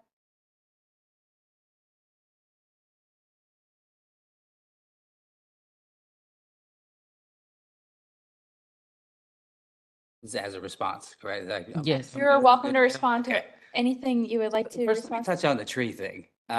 I'm sitting here looking at pictures of the site, and the only one I can think that is not correct, I think he may be talking about this one. This does exist right in front. I know I can't show you, but I'm looking at the pictures from the exact area, which is what we did. We went and took pictures of it, and they are that. I can do Google Street View. I'll pull that up while you answer the rest. The tree thing is funny to me. Okay, and then the addition at the top, and when we did push that thing, we pushed it back from the street. There's a differentiation that we're trying to do actually with the material difference. I think that if we were to, well, first of all, trying to maintain the integrity of the historic building is exactly what the main goal is. Nothing is impeding on anything on that building besides where we're hooking the stair into the back, including all of the parapets. They still step down on the sides. Everything on the front is still fully intact. I love seeing all these trees. So this is, that's a pretty good, I think the thing about the bushes being overgrown, maybe I didn't catch that, but the trees that we're seeing here, the two that we tried to place, and then we've got the ones up front. So those would be looming in the front of that picture. And then all these trees you see in the background, I think somebody had made a comment that you wouldn't see those trees in the background kind of looming over the top. And these are massive trees back there. But anyways, back to the building itself. The main goal was to differentiate the materials and to, again, leave the building as intact and unchanged as possible. And I don't know of a place on there that we do it besides the back stair going into it. The scale itself, we're being requested to use the rooftop and use it in this way. So that is the reason for the addition. And then the scale of the stair itself is only as tall as it is to essentially make the stair useful to get to that rooftop level. If the rooftop were used, let's just say without the glass addition, the stair would still have to be that height in the back in order to get the rise to come up to the level of the roof itself. Don't know that I have any more rebuttals. Okay. There was a thing on the lighting. I don't think that there's a problem with the light spill, but I mean, I can't speak to that directly at this point. Okay. All right. Thanks, Don. Commissioners, questions for the applicant? Commissioner Lineberger? Hey, Don, I have a question about the form and just making sure I understand what I'm seeing. So in those renderings, I see more of a Butler building kind of shape. But then when you go to the Zoutwell, where you impose the building on the Zoutwell, Right. yeah, Christie, on that one.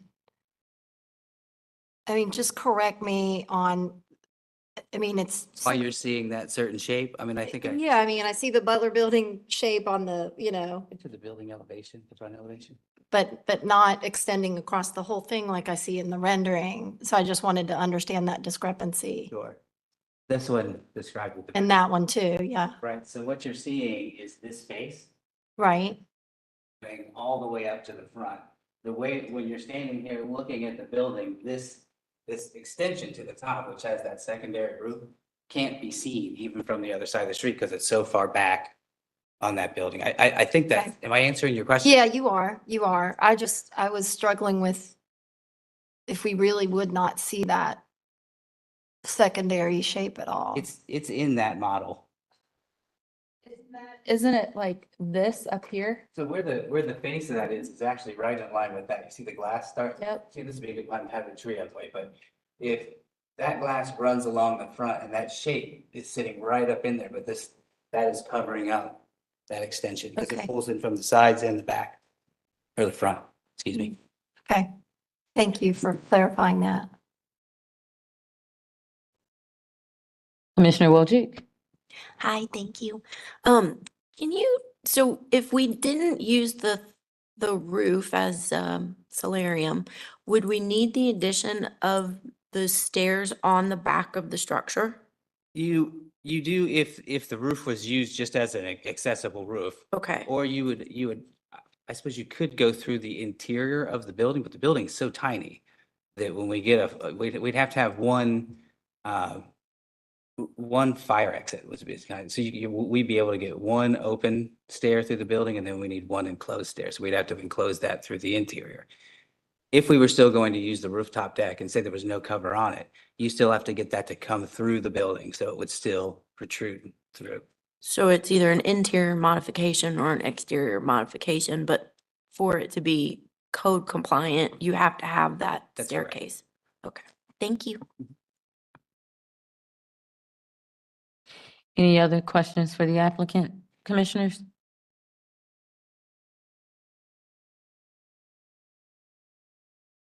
Commissioner Walker? Yeah, I just, so I understand. So what you mean to say is that if you needed to have access to the rooftop, you couldn't just, given the original stairs that are in the building itself, That's right. add another stair up to the rooftop?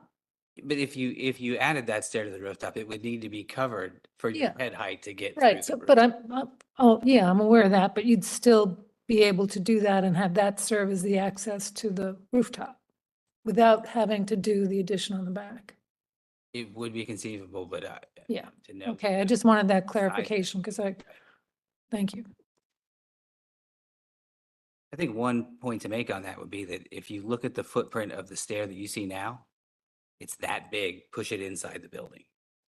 You're not going to get it any smaller. It's to its smallest size per the use, per the occupant count, per the width as it makes its way down. So if you just took that and overlaid it on the building, you can see the kind of detriment that it has to the interior of the building and what it takes over. I say detriment and to say that there's one stair there, you need two. That's right. We would still have a stair on the interior. that when this thing becomes occupied, there will be a stair on the interior, but you'll need 2 stairs per floor per use. It turns into an A2 use, which is an assembly. Commissioner Wojcik? Well, and I think that's typical for any commercial rehab. You're gonna have some of those structural changes, right? So you either disrupt the integrity of the historic structure itself. And I mean, I know we've done ramps and all kinds of things that make it compliant. So, but yeah, I mean, it's for stairs to be the way that they need to be. That's a substantial amount of space. All right. Any other questions for the applicant before we close for deliberation?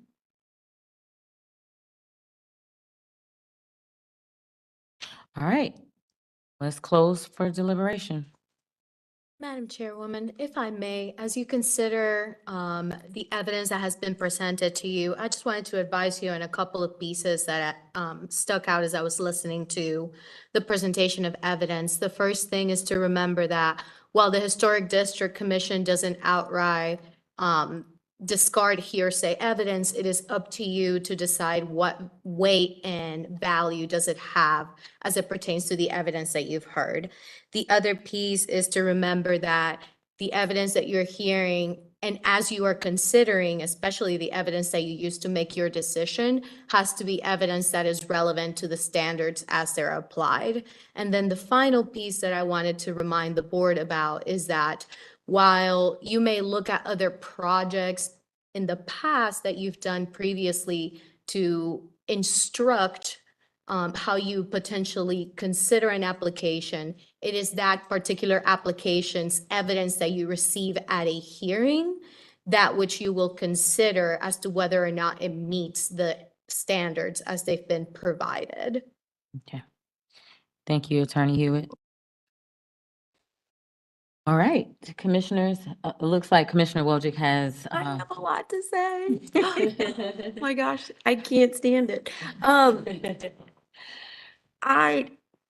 mean, I just love that they're gonna move this building. I think it's amazing, and the rehabilitation of it is wonderful. And I know that we've heard a lot of information, but every time I look at the standards for additions to commercial and even kind of the materials that were in the new construction for non-residential, and then I think about the Secretary of Interior standards and, you know, the differentiation. And my biggest concern was kind of the SHPO and having Stuart talk about the Landmark Commission. And I know that that was one of the people that talked today. She was concerned about what does that do to the historic structure, you know, the historic element of this being a landmark building. And when he, you know, talked about the differential between the different materials that were being incorporated and how we have exceptions in our standards that allow us for changes in function, and that made me feel much more comfortable about the concept of introducing kind of this glass and metal.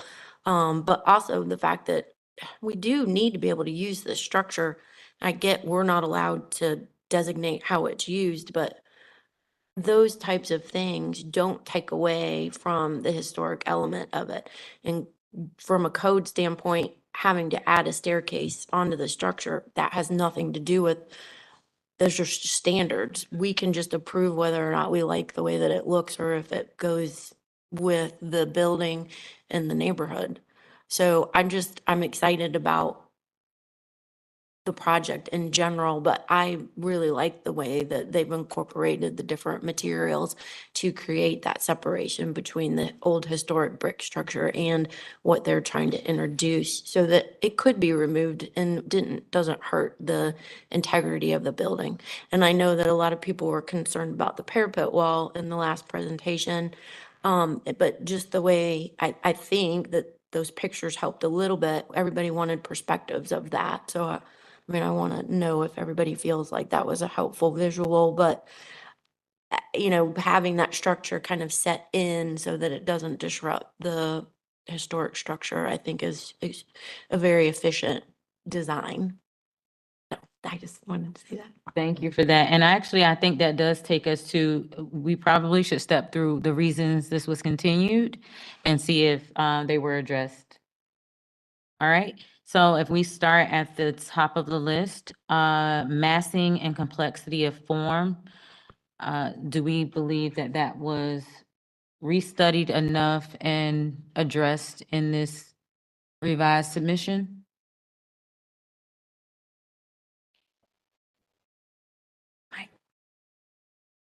Yes, for me, yes, it did. It did address it. It addressed it with the stair addition and the roof on that. I had to go back to look at the older plan. Would have been nice to have the side by side, but it made a big difference, in my opinion. And stepping back the addition on the top, the solarium or whatever we're calling it, I think had a big impact on this. And I do believe that, you know, the renderings, it's unfortunate that the rendering didn't show that upper roof properly. It kind of hid that. I would have liked to have seen that, but I think overall I was satisfied with the massing and complexity with the changes that were made.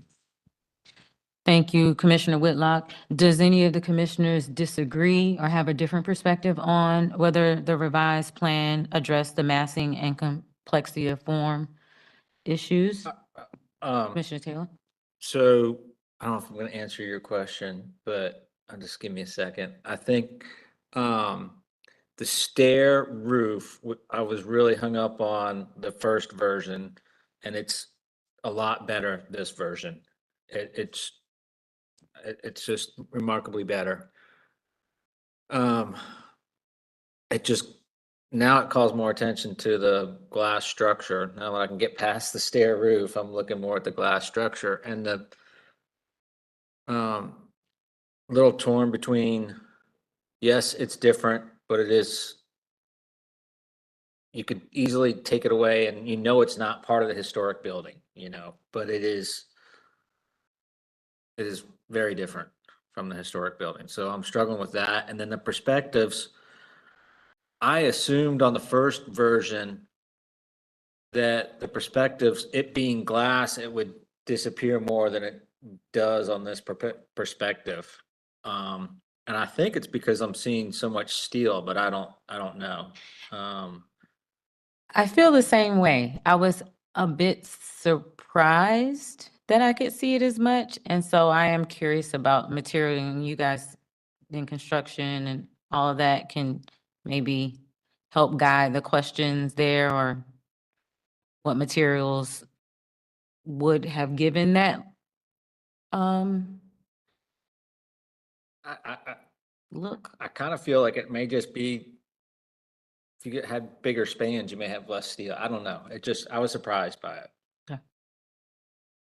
Can I just slide in there to speak to that? When we did the animal medical hospital, that was a comment that came up a lot about how the connector piece could be more glass and less, just be more glass, so it would just disappear. So it was about it being more glass and being set back, right? Do you all remember that conversation? And so that was the hang up that I had about this, because much like you too, I thought, oh, it's going to disappear by the time we see the perspective drawings, and that's not, or renderings, and that's not exactly how it feels. I think if it felt that way, more of the residents would be for it. Okay. Commissioner Lineberger? I agree. I second both Commissioner Parati and Commissioner Taylor's comments. And that's why I asked my question about understanding that structure too, as far as the shape, because it's much more elegant to see that elevation with that, the other shape versus what we're seeing in the rendering that's on the screen now. And I think I expected it to be more for lack of a better word, lacy and transparent. You know, just a little more elegant and disappear more. Lighter. Yeah, lighter. Thank you, Kim. So yeah, I struggle with it. And I understand the struggle with the concerns that neighbors have raised. So does that take us then to point number 4, and we can circle back to 2 and 3, but does that bring us to roof form and materials 7.12, that we feel like some more work may need to be done there? I think so, Chairperson Hawkins. Okay. All right. So then let's take a look at height and width 7.8. Do we feel like that's the revision addresses our concerns there? I think that goes hand in hand with the glass solarium. Fair. Because it feels heavier than I expected it to feel. The height is still an issue, and that was the thing that was brought forward by a number of the residents. Okay. Yeah, I agree. I think that the fact that that is such a defining feature of that building that I am swamped by its top, taking over what I feel is literally the defining feature of the building itself. And I guess of course, we're all concerned about saving this building. If that building were on that block as it is now and came forward with this as a request, I wonder if we would be viewing it differently. I feel constrained by the desire to save that building. And I think we all do. I just think we should look at it as if that building alone was sitting there forever and came to our commission with that rooftop addition. But you can't. We That's can't. not the circumstances. You need to take the special circumstances of this particular project into consideration. And And it's very different that you cannot pretend that this building was on the site. And that was what we talked about last time. And I just have Brett Sturm in my head saying that this could work.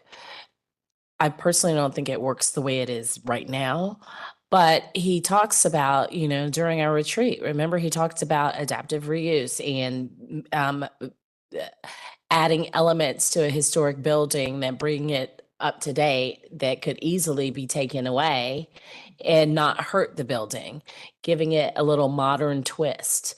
I think I completely agree with you, Commissioner Walker, in that the way it is right now, those two elements are competing. However, again, I go back to that glass connector in Dilworth. It was so well done. I'm really curious to hear what other people think about that as it relates to what we're seeing here. Yeah, I think that's what I was expecting. So and I'm getting the sense that what Commissioner Lineberger mentioned as well, that you expected it to be more lacy, more see-through. So I was expecting that, and I think it goes back to we probably need maybe the applicant to take a look at that a little bit more. Does anyone disagree with that? Like, I want to hear the counterpoint to it. I agree. That was I'm glad you brought that up because we did really, really focus on that and the fact that we wanted it to disappear and we wanted it to be transparent, and they worked at it and worked at it, worked at it. And this is so much more obvious and visible than that was. I think if we ask the applicant to maybe go back to some of the precedent images and Charlotte examples, and looking at that solarium structure, it'd probably be worth entertaining. All right. And then how about, well, we talked about height and width, directional expression. Sorry. Oh, go ahead. Chairperson Hawkins, I am looking at page 14 where Commissioner Barth just brought up the inspiration for, here, right in Charlotte, of that rooftop addition, like they're not light. They're not lacy, right? So are we off the mark? That's why I want to know if anyone disagrees and thinks that this works. Because what we see here is not like the connector that we approved in Dilworth. I don't think I'm suggesting that necessarily the Charlotte examples. I think the bottom three, are sort of the comments that at least I'm interpreting much of the feedback to be that this structure just feels, we expected this top addition piece to feel light and be a glass box and, sort of fades away in comparison to the brutal nature of the Leaper store. So in my mind, like if we're seriously considering that this glass box at the top of the structure can be a thing that disappears and it's its own element, and we are looking for maybe a lighter touch, I'd say let's look at the bottom three images. I think the bottom three kind of look like what we have now, no? I think they're much lighter. Okay. They're trusses, they're not steel beams that have substantial thickness. Okay. And granted, this may be part of the applicant, just, I have no doubt this hasn't been structurally engineered or anything. So, but, as we ask them to come back and look at this from an aesthetical standpoint, that could help. Okay. Thank you, Commissioner Barth. Commissioner Walker? Yeah, just the other thing I have to ask, and maybe this is not for now, it's for a later point in time, but given that this will be a place for people to be, drinking and eating or whatever late at night, that lighting aspect of it and its impact, based on our guidelines 8.12, I just want to make sure that we review that at some point during the project. Now is not the time, but that is a concern. Okay. All right, continuing on with the list for the reasons this application was continued. Directional expression, I'm not quite sure what the issue was with directional expression originally. If anybody remembers, okay. Compared to its surrounding properties such as the church, adjacent to it, it's a very tall structure, tall and narrow.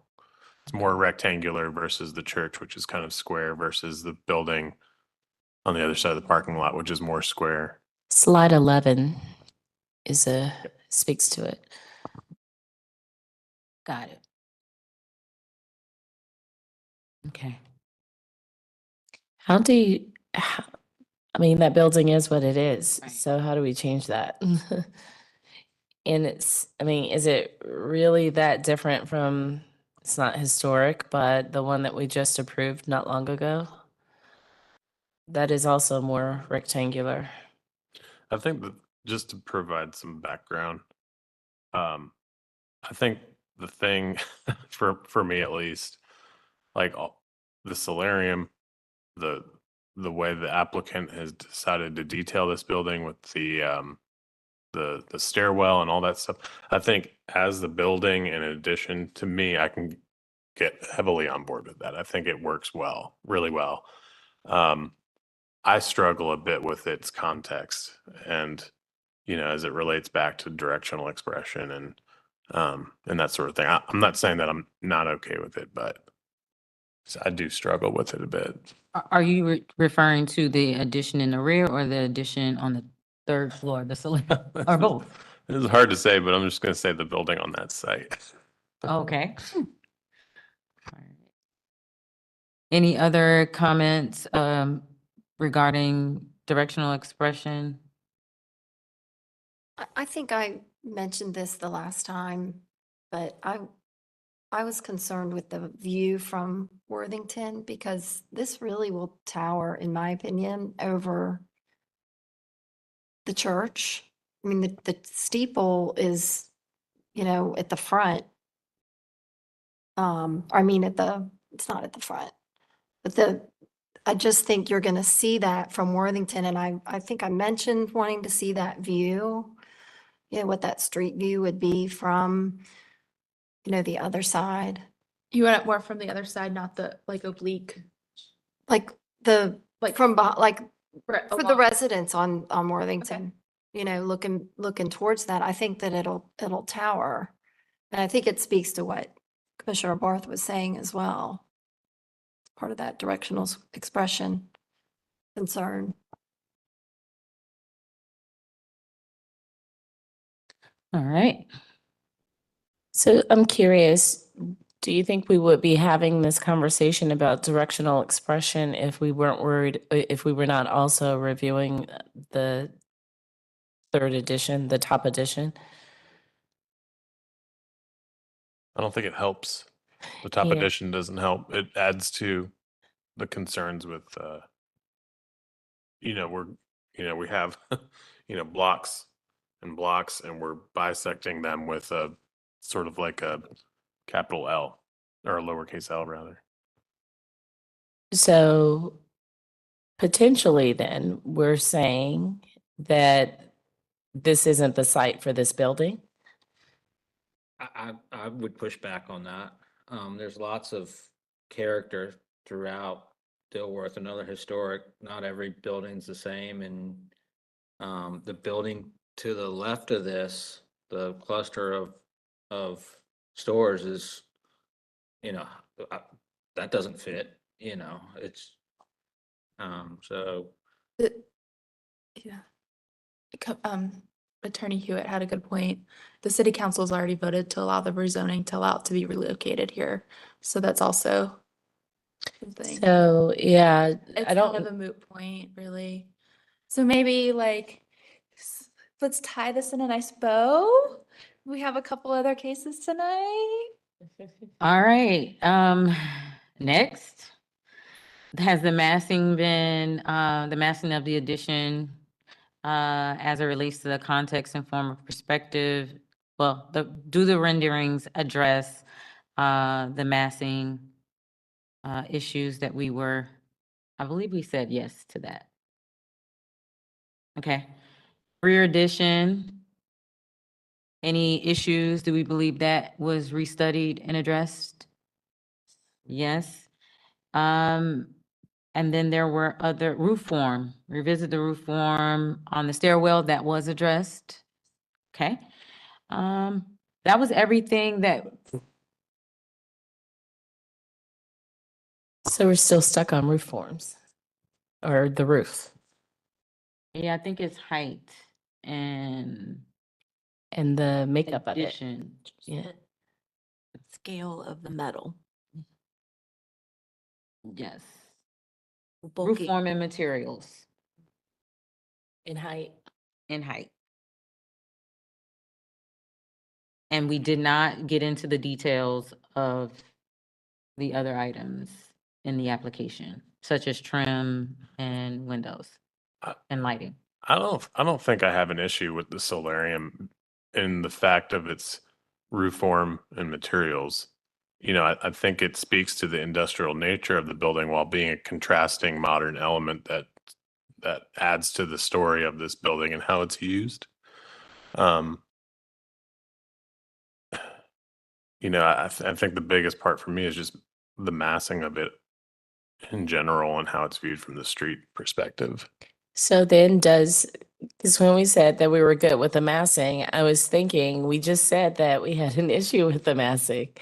So I know it's late, but I feel like massing hasn't been addressed if we're still talking about the massing of the roof. I mean, the change with the clear story being pushed back, to me, in my mind, is a very minimal change. While it does help, I don't know if it's a step far enough.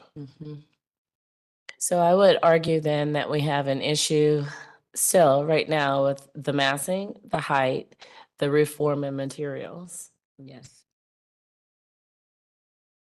Well, that sounds like, Commissioner Goodwin? Yeah, I'd like to add one more thing to that too, that was mentioned by some of the speakers, and that is I'm having I'm struggling with 7.17, back to additions. Number 5, roof lines for new additions should be secondary to those of the existing structure. Typically, the original roof is visible from the public right-of-way, should not be raised. I know it's been set back, but we're stacking a solarium roof on top of the original roof. So maybe that could be ameliorated by a lighter glass structure, but I'm still struggling with a roof on top of a roof.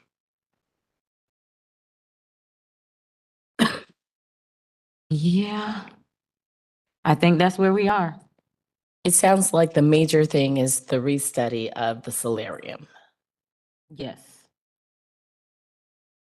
Excuse me, do we know what the height of the solarium is from the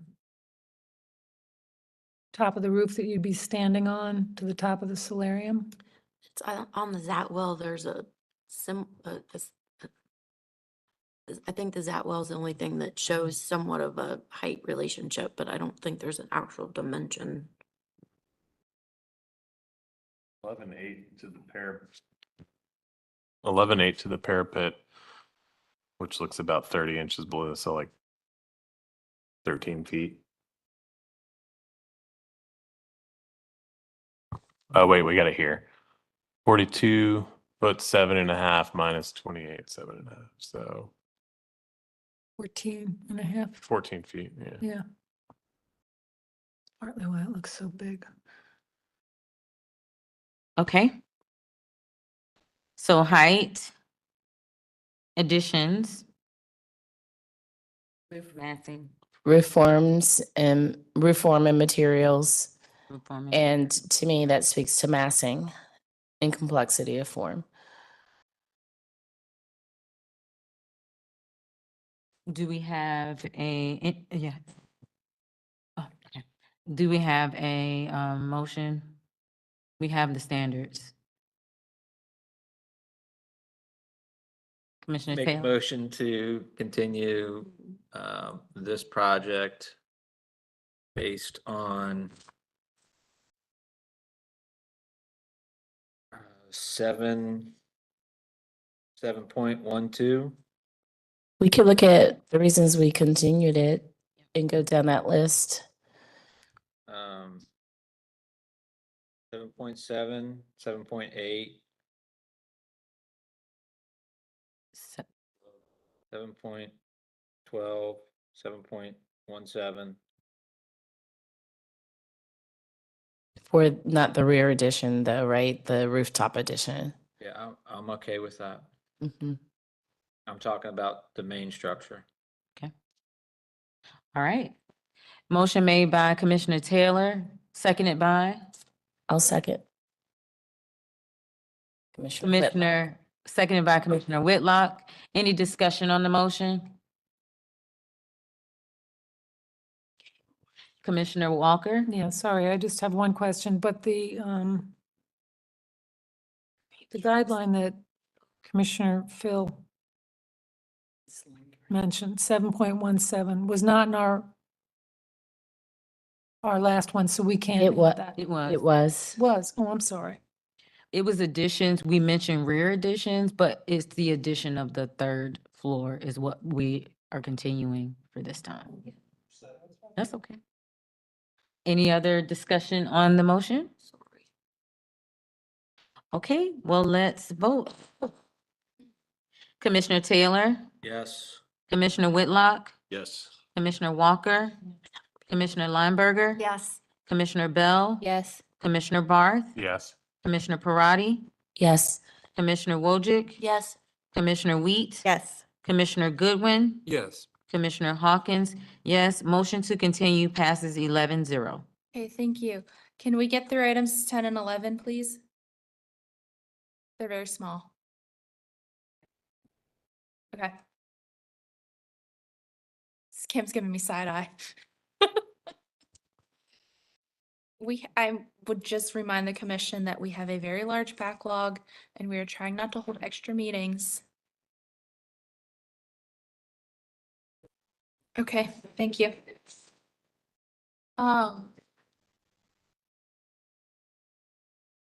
Okay, so as of tonight, the commission will hear number 10 and number 11. The applicant for case number 13 has deferred to December, so the commission will not hear case 12 and 14 this evening. Those cases will be placed on the beginning of the December agenda unless otherwise requested, and I will send a follow-up email to all applicants tonight about deadlines. So with that, the next applicant, Chuck, are you here? Bill, sorry, Bill. We have Chuck in the online system. Yeah. Come on up. And Bill, you've been so patient all day. Thank you for hanging with us. I know you've been sworn in, so I'm going to run through this very quickly. The applicant has pulled this back off. It was originally up against the front corner. They've pulled it back and they've shrunk substantially the size of the awning. They've also changed the material from the plastic to a metal, standing seam metal roof as requested by the commission. And that summarizes the changes. But Bill, if you would, make sure that's turned to green and state your name and your address for the court reporter, please. It's red right now. Yeah, hit the button so it turns green. All right. There you go. Got it. Okay, it's William Robinson, and my address is 1330 Betsy Drive in Charlotte. So. Anything you'd like to add? Oh, I just kind of re-point out coming from our last meeting, we took it as that we needed to simplify considerably. So what we did is, again, focusing on the idea that this is a covering for patio dining, and that we wanted it to be something that could be removed if they changed their mind, did not want the patio anymore, or again, down the road somewhere if someone else took over. To that end, we eliminated, originally the old one showed a small screen that continued all the way to the wall that would have to be fabricated somewhat around the metal roof. So we took that away and basically have kept it a simpler lean-to structure. We did still put a more simple lattice screen. Again, they're concerned with the sun that beats down on that part of the parking lot from pretty much all angles. So we were trying to get a little bit of a screen to protect it. We did have on the side, which is the top elevation that faces just the parking, we did keep a small element in from the Thai Taste because they've been there for 35 years. They would like a little bit of their culture to be expressed in this patio. So we kept it away from the East Boulevard side, just put it on the side. We did integrate in the small detail, the circle diamond detail that exists on the existing buildings, just to pull in a little piece of that in as well. The other thing that we did is the planter box. We had last time we had looked at different options. In talking to Thai Taste, they agreed that they really just prefer to use their original idea, which would be some simple wooden planter boxes. A small amount of decorative railing mixed with the planter boxes, so it breaks it up. It gives it a little bit more diversity and not just have the handrails around. So again, the last thing I would just emphasize is that in simplifying it down, it is a structure that can be easily removed, and there would be some patching on the side elevation where the ledger would have to be connected. But other than that, it stands fairly independent for the building. And we're looking at this as being just a simple covering for the patio. We pulled it back a little bit. It was important to Thai Taste that people be able to walk to them and also not have this patio surrounded by cars. So they wanted it as close to East Boulevard as we could. So we pulled it back toward the entry door, getting it away from the edge of the building and pulling it back a few feet so that we could try to accommodate both. Your desire to see it pushed a little farther away and Thai Taste needing to have the activity close to the street. Okay. Any, No callers. all right. Commissioners, questions for the applicant? Commissioner Taylor? Is it intended to be painted or stained or just curious? And before Our you answer that, thinking is to paint the wood frame pieces, and in that we would paint them not the body of the buildings, but the trim color, the top banding of the building, which is a lighter color. We could incorporate that in so that it would match. It would pull off the edge detailing of the building along the top of the building. and Yeah, you can see that the top is an accent. The plan is to pull that color into it. I'm just curious again, what you've dimensioned out or called out dimensions on a lot of this framework, but what is the dimension of the actual lattice that's in there? It's no, you can see it's 2'7". Not the panel, the actual lattice. That's wood, right? Oh, I see. Yes, the actual lattice pieces would be, we were figuring it would be a trim piece. It'd probably be made with 2-inch strips. Okay. So that detail on the right there, what is that? 3 A201? This green panel, yeah, that one right there. Mm-hmm. So you've got 1 inch called out for the stops, and then the wooden lattice panel pieces look significantly small, or am I reading that wrong? Is the shaded area, is that the shaded area is, but in our research, it would actually be strips, it'd be like 2-inch strips of wood.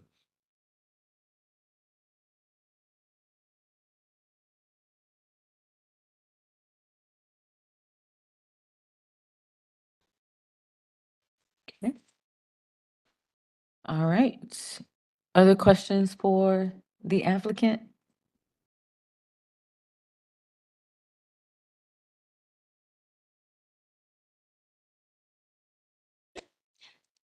Commissioner Taylor, are you thinking a little bit more? Do you have any other questions? Okay. All right. If there are no other questions for the applicant, we can, I just have a Commissioner- comment. I just wanted to thank you for listening to us and our feedback and taking our feedback and really addressing the issues that we brought up. Oh, thank you. We certainly understand the direction that you need to go in keeping it consistent with the code. And so we were just trying to balance that with just a few of the elements that the Thai Taste people wanted to accomplish. Commissioner Barth? Ditto to Commissioner Lineberger's comment. There is one request that we asked for, and it was number 2, asked that the applicants maybe even consider a less primary elevation or position to place the canopy. Did you look at maybe putting that after the entry into Thai Taste, or is there a reason that y'all didn't? Is it parking? Can you elaborate a little more on that? Yes, well, it's sort of twofold. One, to slide it back is going to put the parking on both sides. I mean, there is the entry door, but it sort of puts it surrounded by cars, which is less desirable for the people sitting there. The second part is that they want to encourage walk-up traffic, and the patio encourages that kind of activity. So I discussed it with Thai Taste, and they really want to keep it on the East Boulevard side of their entry door, if at all possible. Like I say, we pulled it. I know we only pulled it back a few feet, but we tried to make the effort to get it away from the corner as much as we can without, we still have to keep the entry door and the entry into the patio working. So.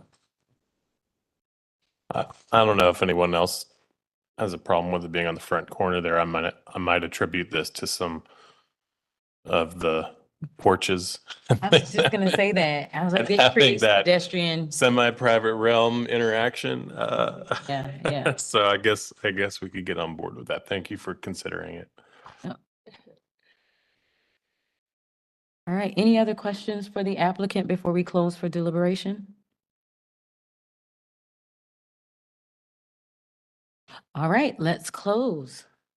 So if we started with the reasons it was continued, and let's decide if it's if those items have been addressed. So restudy the canopy and materials per standard 7.17, numbers 1 and 6, Secretary of Interior standards regarding the structure's compatibility with existing historic building, with the existing historic building. So do we feel like the revised version does that? I do. Yes, okay. Anybody does not feel that way? Okay. All right, number 1's been addressed. Number 2, and Commissioner Barr beat us to it.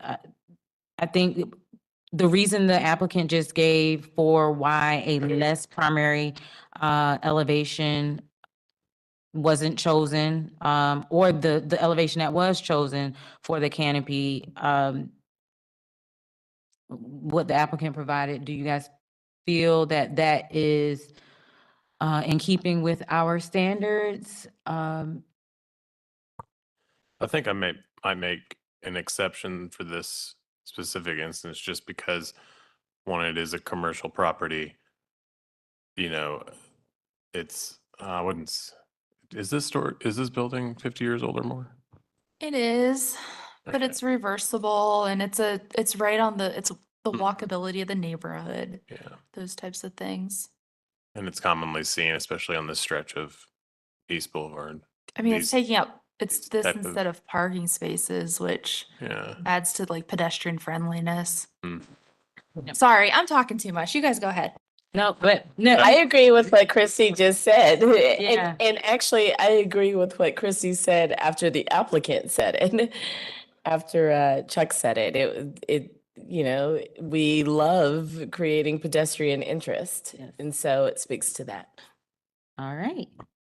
And then the third item, staff to work with the applicant on materials for the planters that will be used. The applicant, okay, staff says they will work with them on that. So it looks like all 3 items have been addressed. Love that they went back to wood, by the way. Yes. Mhm.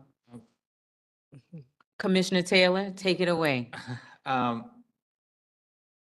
think the applicant still needs to work with staff on the lattice detail. The math is not working the way it's drawn right now. And I think staff's got plenty of experience and samples of lattice detail. It seems inaccurate the way it's drawn right now. Sounds like a motion. Yeah, it does, I doesn't thought- it? I'm done. That's I what I- backed out on motion. Just made a really great one. Motion? Thanks for your input. I will include that in my motion to approve this project as presented, as it meets our guidelines, and would also request that the applicant work directly with staff in fine tuning some of the details, specifically with the lattice work.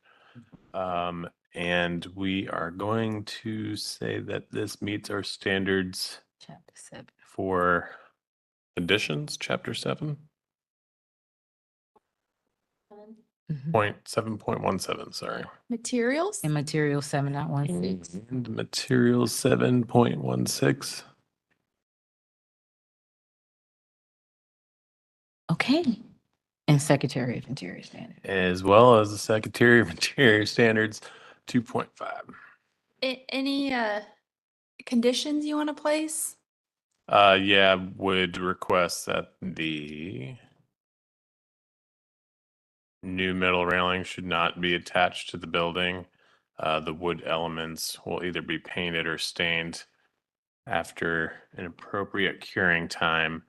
And applicant should submit permit-ready drawings to the staff people. And did you get Commissioner Taylor's? Mhm. You said that? Okay, sorry. All right. Motion has been made by Commissioner Barth. Do we have a second? Second. Seconded by Commissioner Taylor. Any discussion on the motion? All right, let's vote. Commissioner Taylor, Yes. Commissioner Whitlock, Yes. Commissioner Walker, Commissioner Lineberger, Yes. Commissioner Bell, Yes. Commissioner Barth, Yes. Commissioner Parati, Yes. Commissioner Wojcik, Yes. Commissioner Wheat, Yes. Commissioner Goodwin, Yes. Commissioner Hawkins, yes. Motion to approve with conditions passes 11-0. Congrats. Thanks, Bill. Thank you all. Long day for you guys. Yeah. Last application for the evening, Angie Lauer. Angie, we haven't seen you all evening. We're used to seeing you like 3 or 4 times a meeting. We'll be in touch. Angie, if you could turn on your video, please. I did. Okay, Let's see. there you are. Hi. Have you been Hey, sworn in? finally. Thank Have you. you been both. have you been sworn in? I have. Perfect. And I saw Fran McDermott. Fran, have you been sworn in? Yes, I have. Perfect. Okay. This application was continued from the October 11th meeting for a restudy of the second story roof form and analysis for the roof to be more in keeping with the simplicity of the historic home and a tree protection plan. So I do have one note that on the site plan didn't show up. So Angie submitted the trees. For some reason, it was like a drawing error. So it's not a new site plan, it's just the trees weren't showing up. So that's included in the agenda supplement showing the trees as requested with the dimensions. Angie, with that, I'm going to turn it over to you and start on page 7, some of those new photos. Sure. Start on page 7. Okay. So I just want to we'll go over very quickly. So we did restudy the roof forms, and as part Hey, Angie, I forgot already. Can you say your name and your address for the court reporter? Yes. Thank you. Angie Lauer, ALB Design, 901 Berry Hill Road, Suite B1, Charlotte, North Carolina.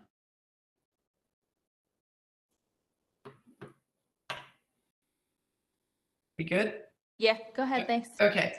So again, restudying roof forms. So one of the things that I wanted to touch on and was that one of the comments that was made based on the design standards was to use the existing roof pitch. So that's going to be key, and the existing roof forms. So currently the right side of the house has 3 dormers. 2 are engaged dormers that have window wells, and you'll see that in slide number 7. There's a little desk in front of a window. That window dormer actually is engaged in the roof. It does not exceed or go past the wall on the house, and so that's an issue. Second issue was we wanted to explain to you why we were doing what we were doing. So if you look on slide 7, the doorway to get into the back room is so sloped that you have to tilt your head to get any even furniture into the back room. So that was just an FYI for the commission while they're not, the interior is not really their concern, but just to show you that the reasons why we were doing what we were doing. Slide number 8 has additional photos, and these are street view photos. And I'm going to point specifically to the center photo. There are 3 dormers on the right-hand side. We are going to use the existing roof pitch of the center dormer and the front wall of the small engaged dormer those walls are those planes are not going to move anymore. So we went back to your comments about using the existing. So that's going to be key. So kind of moving forward with that. The other thing was the rear addition of a dormer. When you look at from the street and your perspective of where that dormer will actually be on the back side of the house is really not visible. So the photo center line or the center row, first column over one. Yes. So that's the view from the street, and what you're going to be able to see behind you while it's drawn two-dimensionally on paper is actually not visible at all. So on the bottom right of slide number 8, you'll see the rear of the house. And the addition that we're planning is over that sunroom and the expansion above that, that room right there. Slide number 9 is a little bit more detail of the tree. And we do have the tree protection plan on the site plan. And the question was, how far is the addition from the tree? The addition is actually going to be 22 feet, 4 inches from the tree, where the patio is 24 feet. So we're actually 2 feet less than the existing brick patio as it is right now. The brick patio, we haven't determined what that product will be yet. We assume brick at this point, but if it needs to change, or if the brick needs to be set on a sand base, that we can work with staff on that. Slide number 10. I wanted to show that the street is a very eclectic, and this is a little bit further in the presentation as well. Linganore is one of the most unique streets, I think, in the heart of Dilworth. It has such a variety of homes. You have cottage, Tudor, mid-century. There's no real defining style. Like if you're driving down Worthington or so, there's a very eclectic streetscape with a variety of dormer styles that are on the street. So slide number 10, and there's going to be like a little bit further down, Christy, there's just going to be a variety of homes that you'll see with different roof pitches. And I believe, you know, Jill lives on this street too, so she could, I don't know if she's listening in or not, but she can attest to this as well. Slide number 11. Just shows the adjacent homes and surrounding homes, different styles, different textures, different materials, different roof heights. And then you have 1147 Linganore, which is probably one of the smaller houses. Center core on the house, it does have a very tall, proud gable on the right. And for us to do any addition would be simply to the right and to the rear. And that's also based on the guidelines. Slide number 12 is substituted because the trees were missing. Slide number 13. So the dormer in the back. So you can see the little shed on the left-hand side. And I am actually going to refer you to slide number, keep going, 16. So 17. I'm sorry, Christy, I'm trying to get to the interior shot, which is actually the left elevation. So, no. Yes, right there. Okay, so the proposed left elevation, that small shed dormer is in the back third of the house. So this has a unique, yeah, exactly right there. So we're not doing anything forward of the fireplace. Everything that you're doing is to the rear of the property. So you are, if you were standing at the right place at the right time, you would see a small sliver of that shed dormer on the back. So going to the right side elevation, we did, that would be slide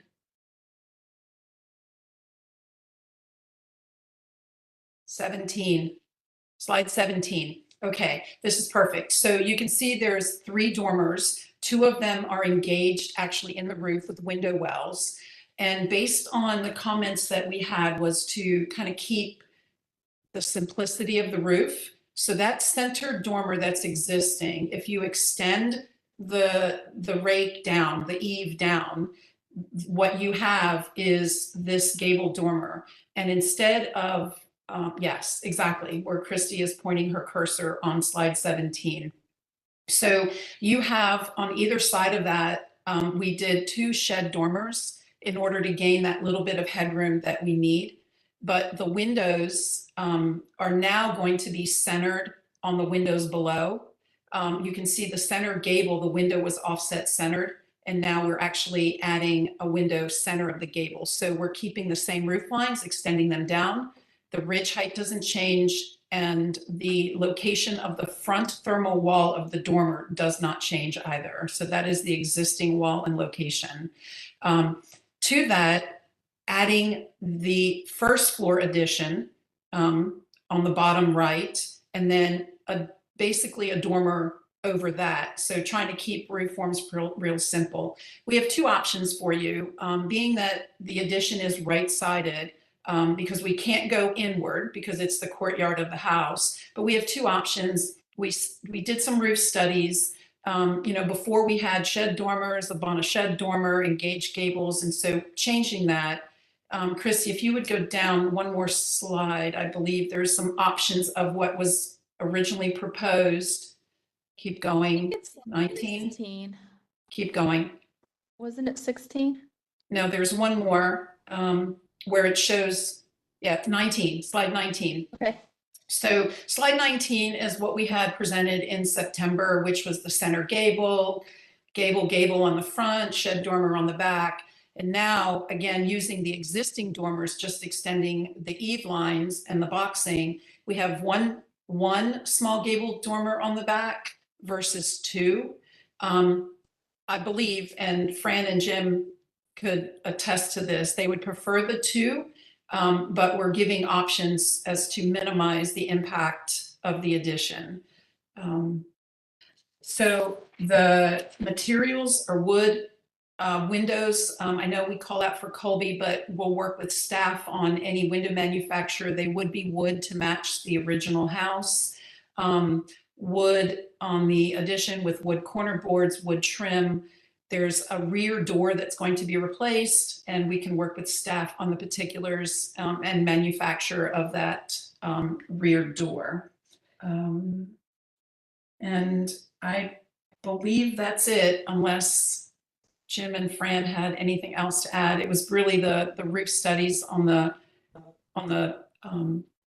right side. If you go down, there's a couple more attachments to this, and I believe that I used an example incorrectly, I will state, that was part of the supplement to this attachment, Christy. So starting with slide 26, really just kind of describing the streetscape, that it is an eclectic street. There's not a specific style. Slide 27, again, just the streetscape, and then 28, 29. So I did use this slide incorrectly. Although this is an example in your guidelines of how to do a package, it is one of the houses that we did on Romney Road with the gable, side facing gable, and the shed dormer to the back.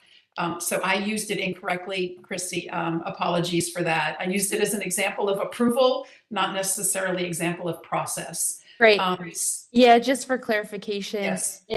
there's a big disclaimer in this saying that, these are not to imply approval of how to do an addition. It's more of, here's the order on how you're to do Process. your presentation. Yeah. So apologies for that to the staff and to commission. Slide 30.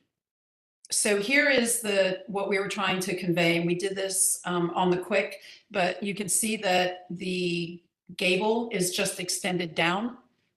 So this is what you would see if you were standing in the neighbor's yard on their property, not necessarily from the curb side or from the street side. So yes.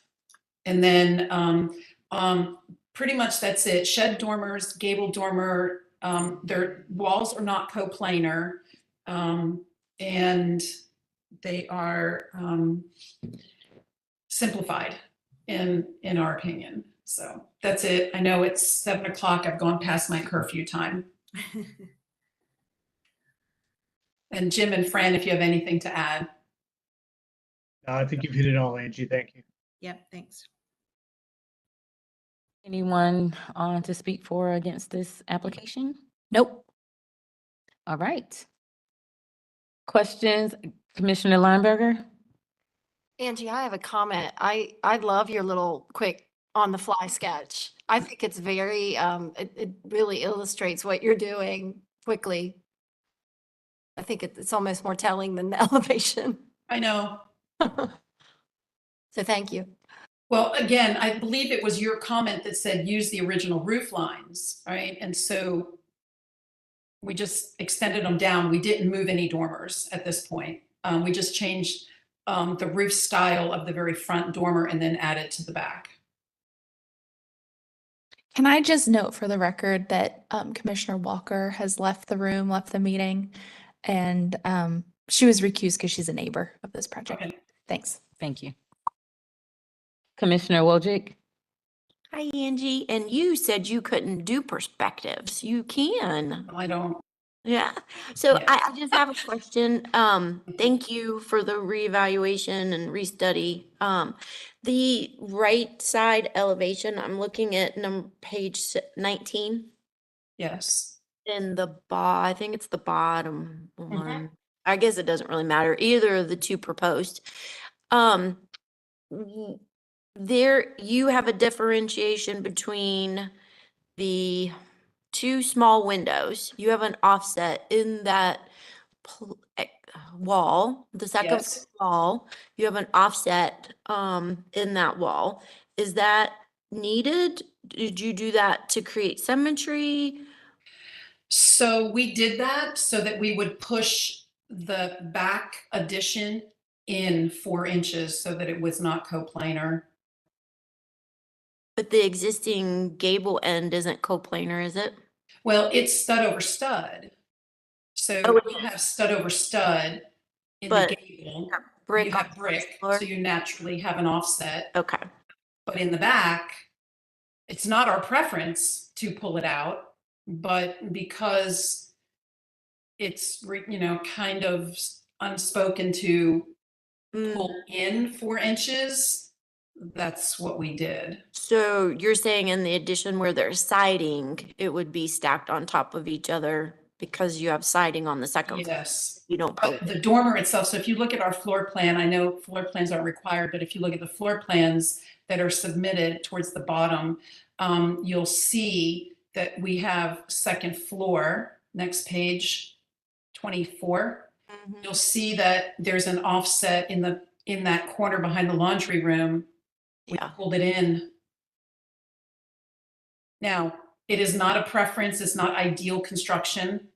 Sure. But that delineated the original house with an addition. Right.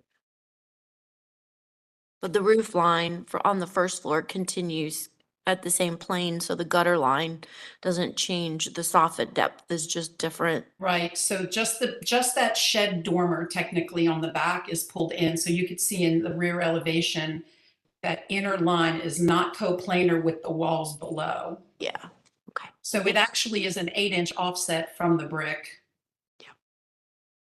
Thank you, that's helpful. All right. Any other questions for the applicant?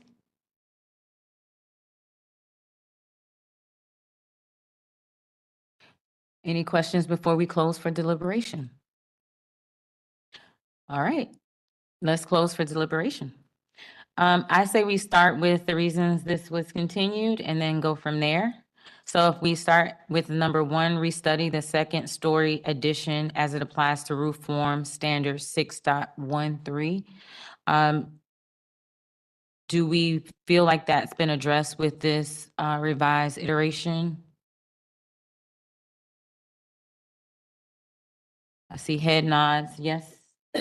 Yes, and I would just like to say, I think I prefer option 2 personally. Okay. I have a question. Yes. So I do think that the restudy was successful. I feel like it would be even simpler if we didn't have that 4-inch offset. but understanding that she's trying to offset the addition with the siding from the first floor with the addition of the siding on the second floor, I was wondering how everybody viewed that.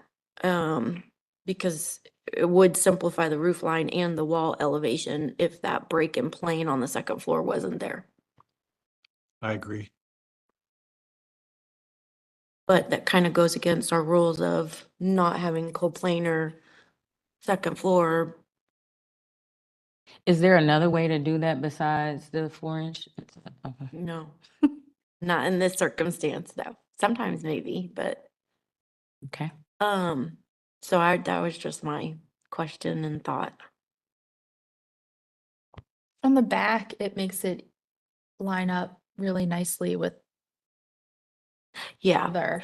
it's not, the back, is Yeah. not the issue. It just seems choppy on the side. Yeah. Just to have that little relief with the change in soffit line and having that vertical board break up the horizontal. It just makes it busier, that's all.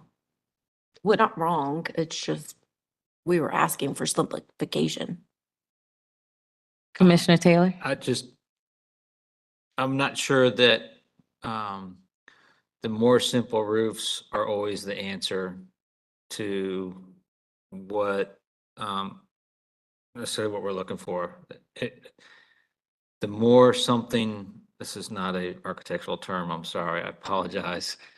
The more something is cut up, like a roof or a side or step back, the more,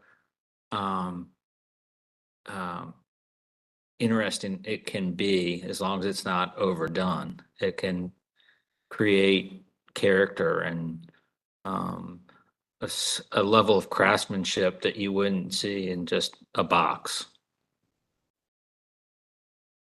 Fair enough.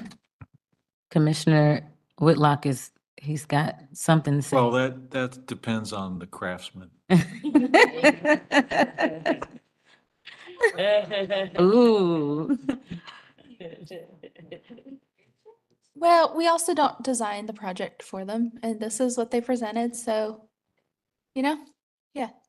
And Commissioner Barth mentioned his preference, so as we think about crafting a motion, we'll want to give some direction on the options that were provided. I like option 1. Me too. I like option 1. Okay. I was going to say, to Commissioner Wojcik's point, it does present, and while it's subtle, it presents some symmetry about the axis of the gable, which is nice. And it does create sort of a hierarchy between that cluster of elements and the rear facing shed. My one point on option 1 versus 2 is that, we have such similar windows, those 3 awning windows across option 1, where I see what Angie's doing. She's pushing it up to being engaged with that gabled dormer thing. That's an architectural term too, but whereas, I think that creates a bit of a awkward condition for me. I think I like it, the 3 windows being like aligned.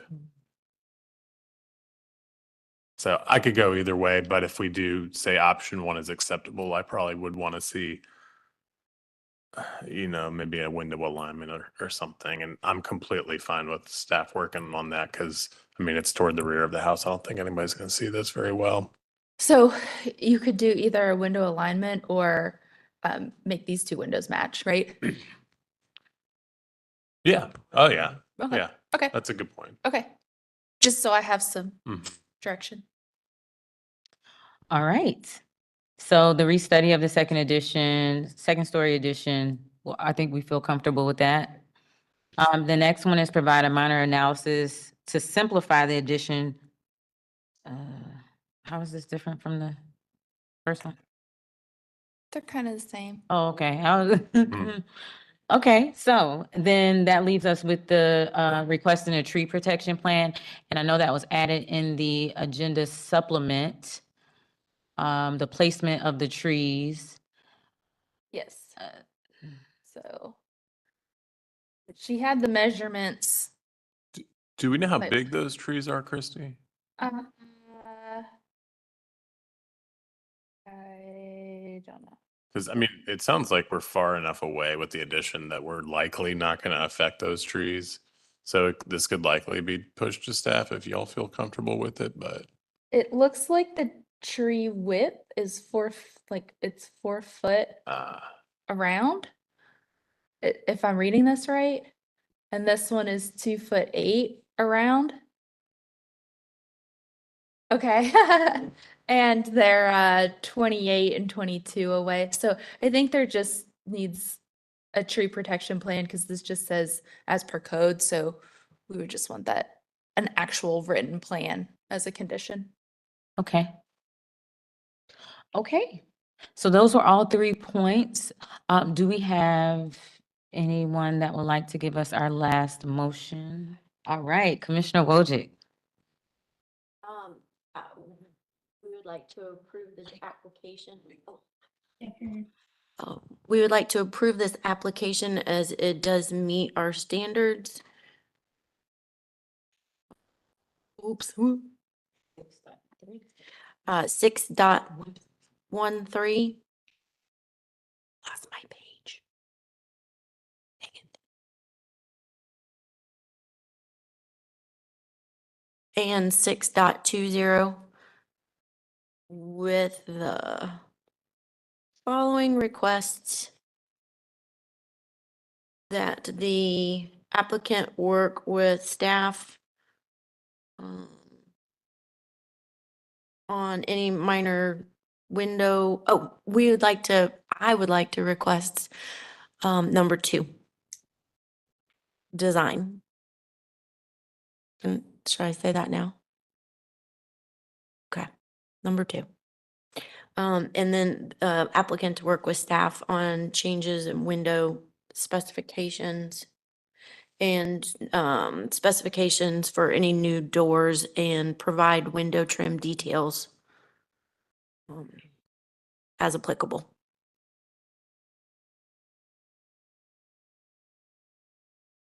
Tree protection. She gave tree protection. Oh, okay. And please provide a tree protection plan 8.5.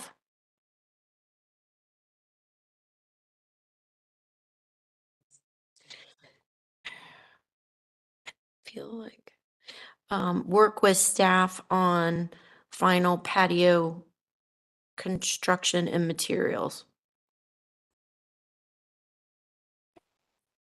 All right. Motion made by Commissioner Wojcik. Do we have a second? second. Seconded by Commissioner Barth. Any discussion on the motion? All right, hearing none, let's vote. Commissioner Taylor, Yes. Commissioner Whitlock, Yes. Commissioner Lineberger, Yes. Commissioner Bell, Yes. Commissioner Barth, Yes. Commissioner Parati, Yes. Commissioner Wojcik, Yes. Commissioner Wheat, Yes. Commissioner Goodwin, Yes. Commissioner Hawkins, yes. Motion to approve with conditions passes 10-0. Thank you, everyone. Thank you, guys. You guys have a great, great evening. Thanks, Angie. Thanks, Bye. everybody. Later. All right. Wait, hold up. Yeah, go ahead. Hold up, Go hold ahead, up. wrap up. We have reached the end of the agenda. Is there any further business to discuss? If no, excuse me, this meeting is adjourned at 7:14 PM. Thank you, everyone. Thank you. Like, if no.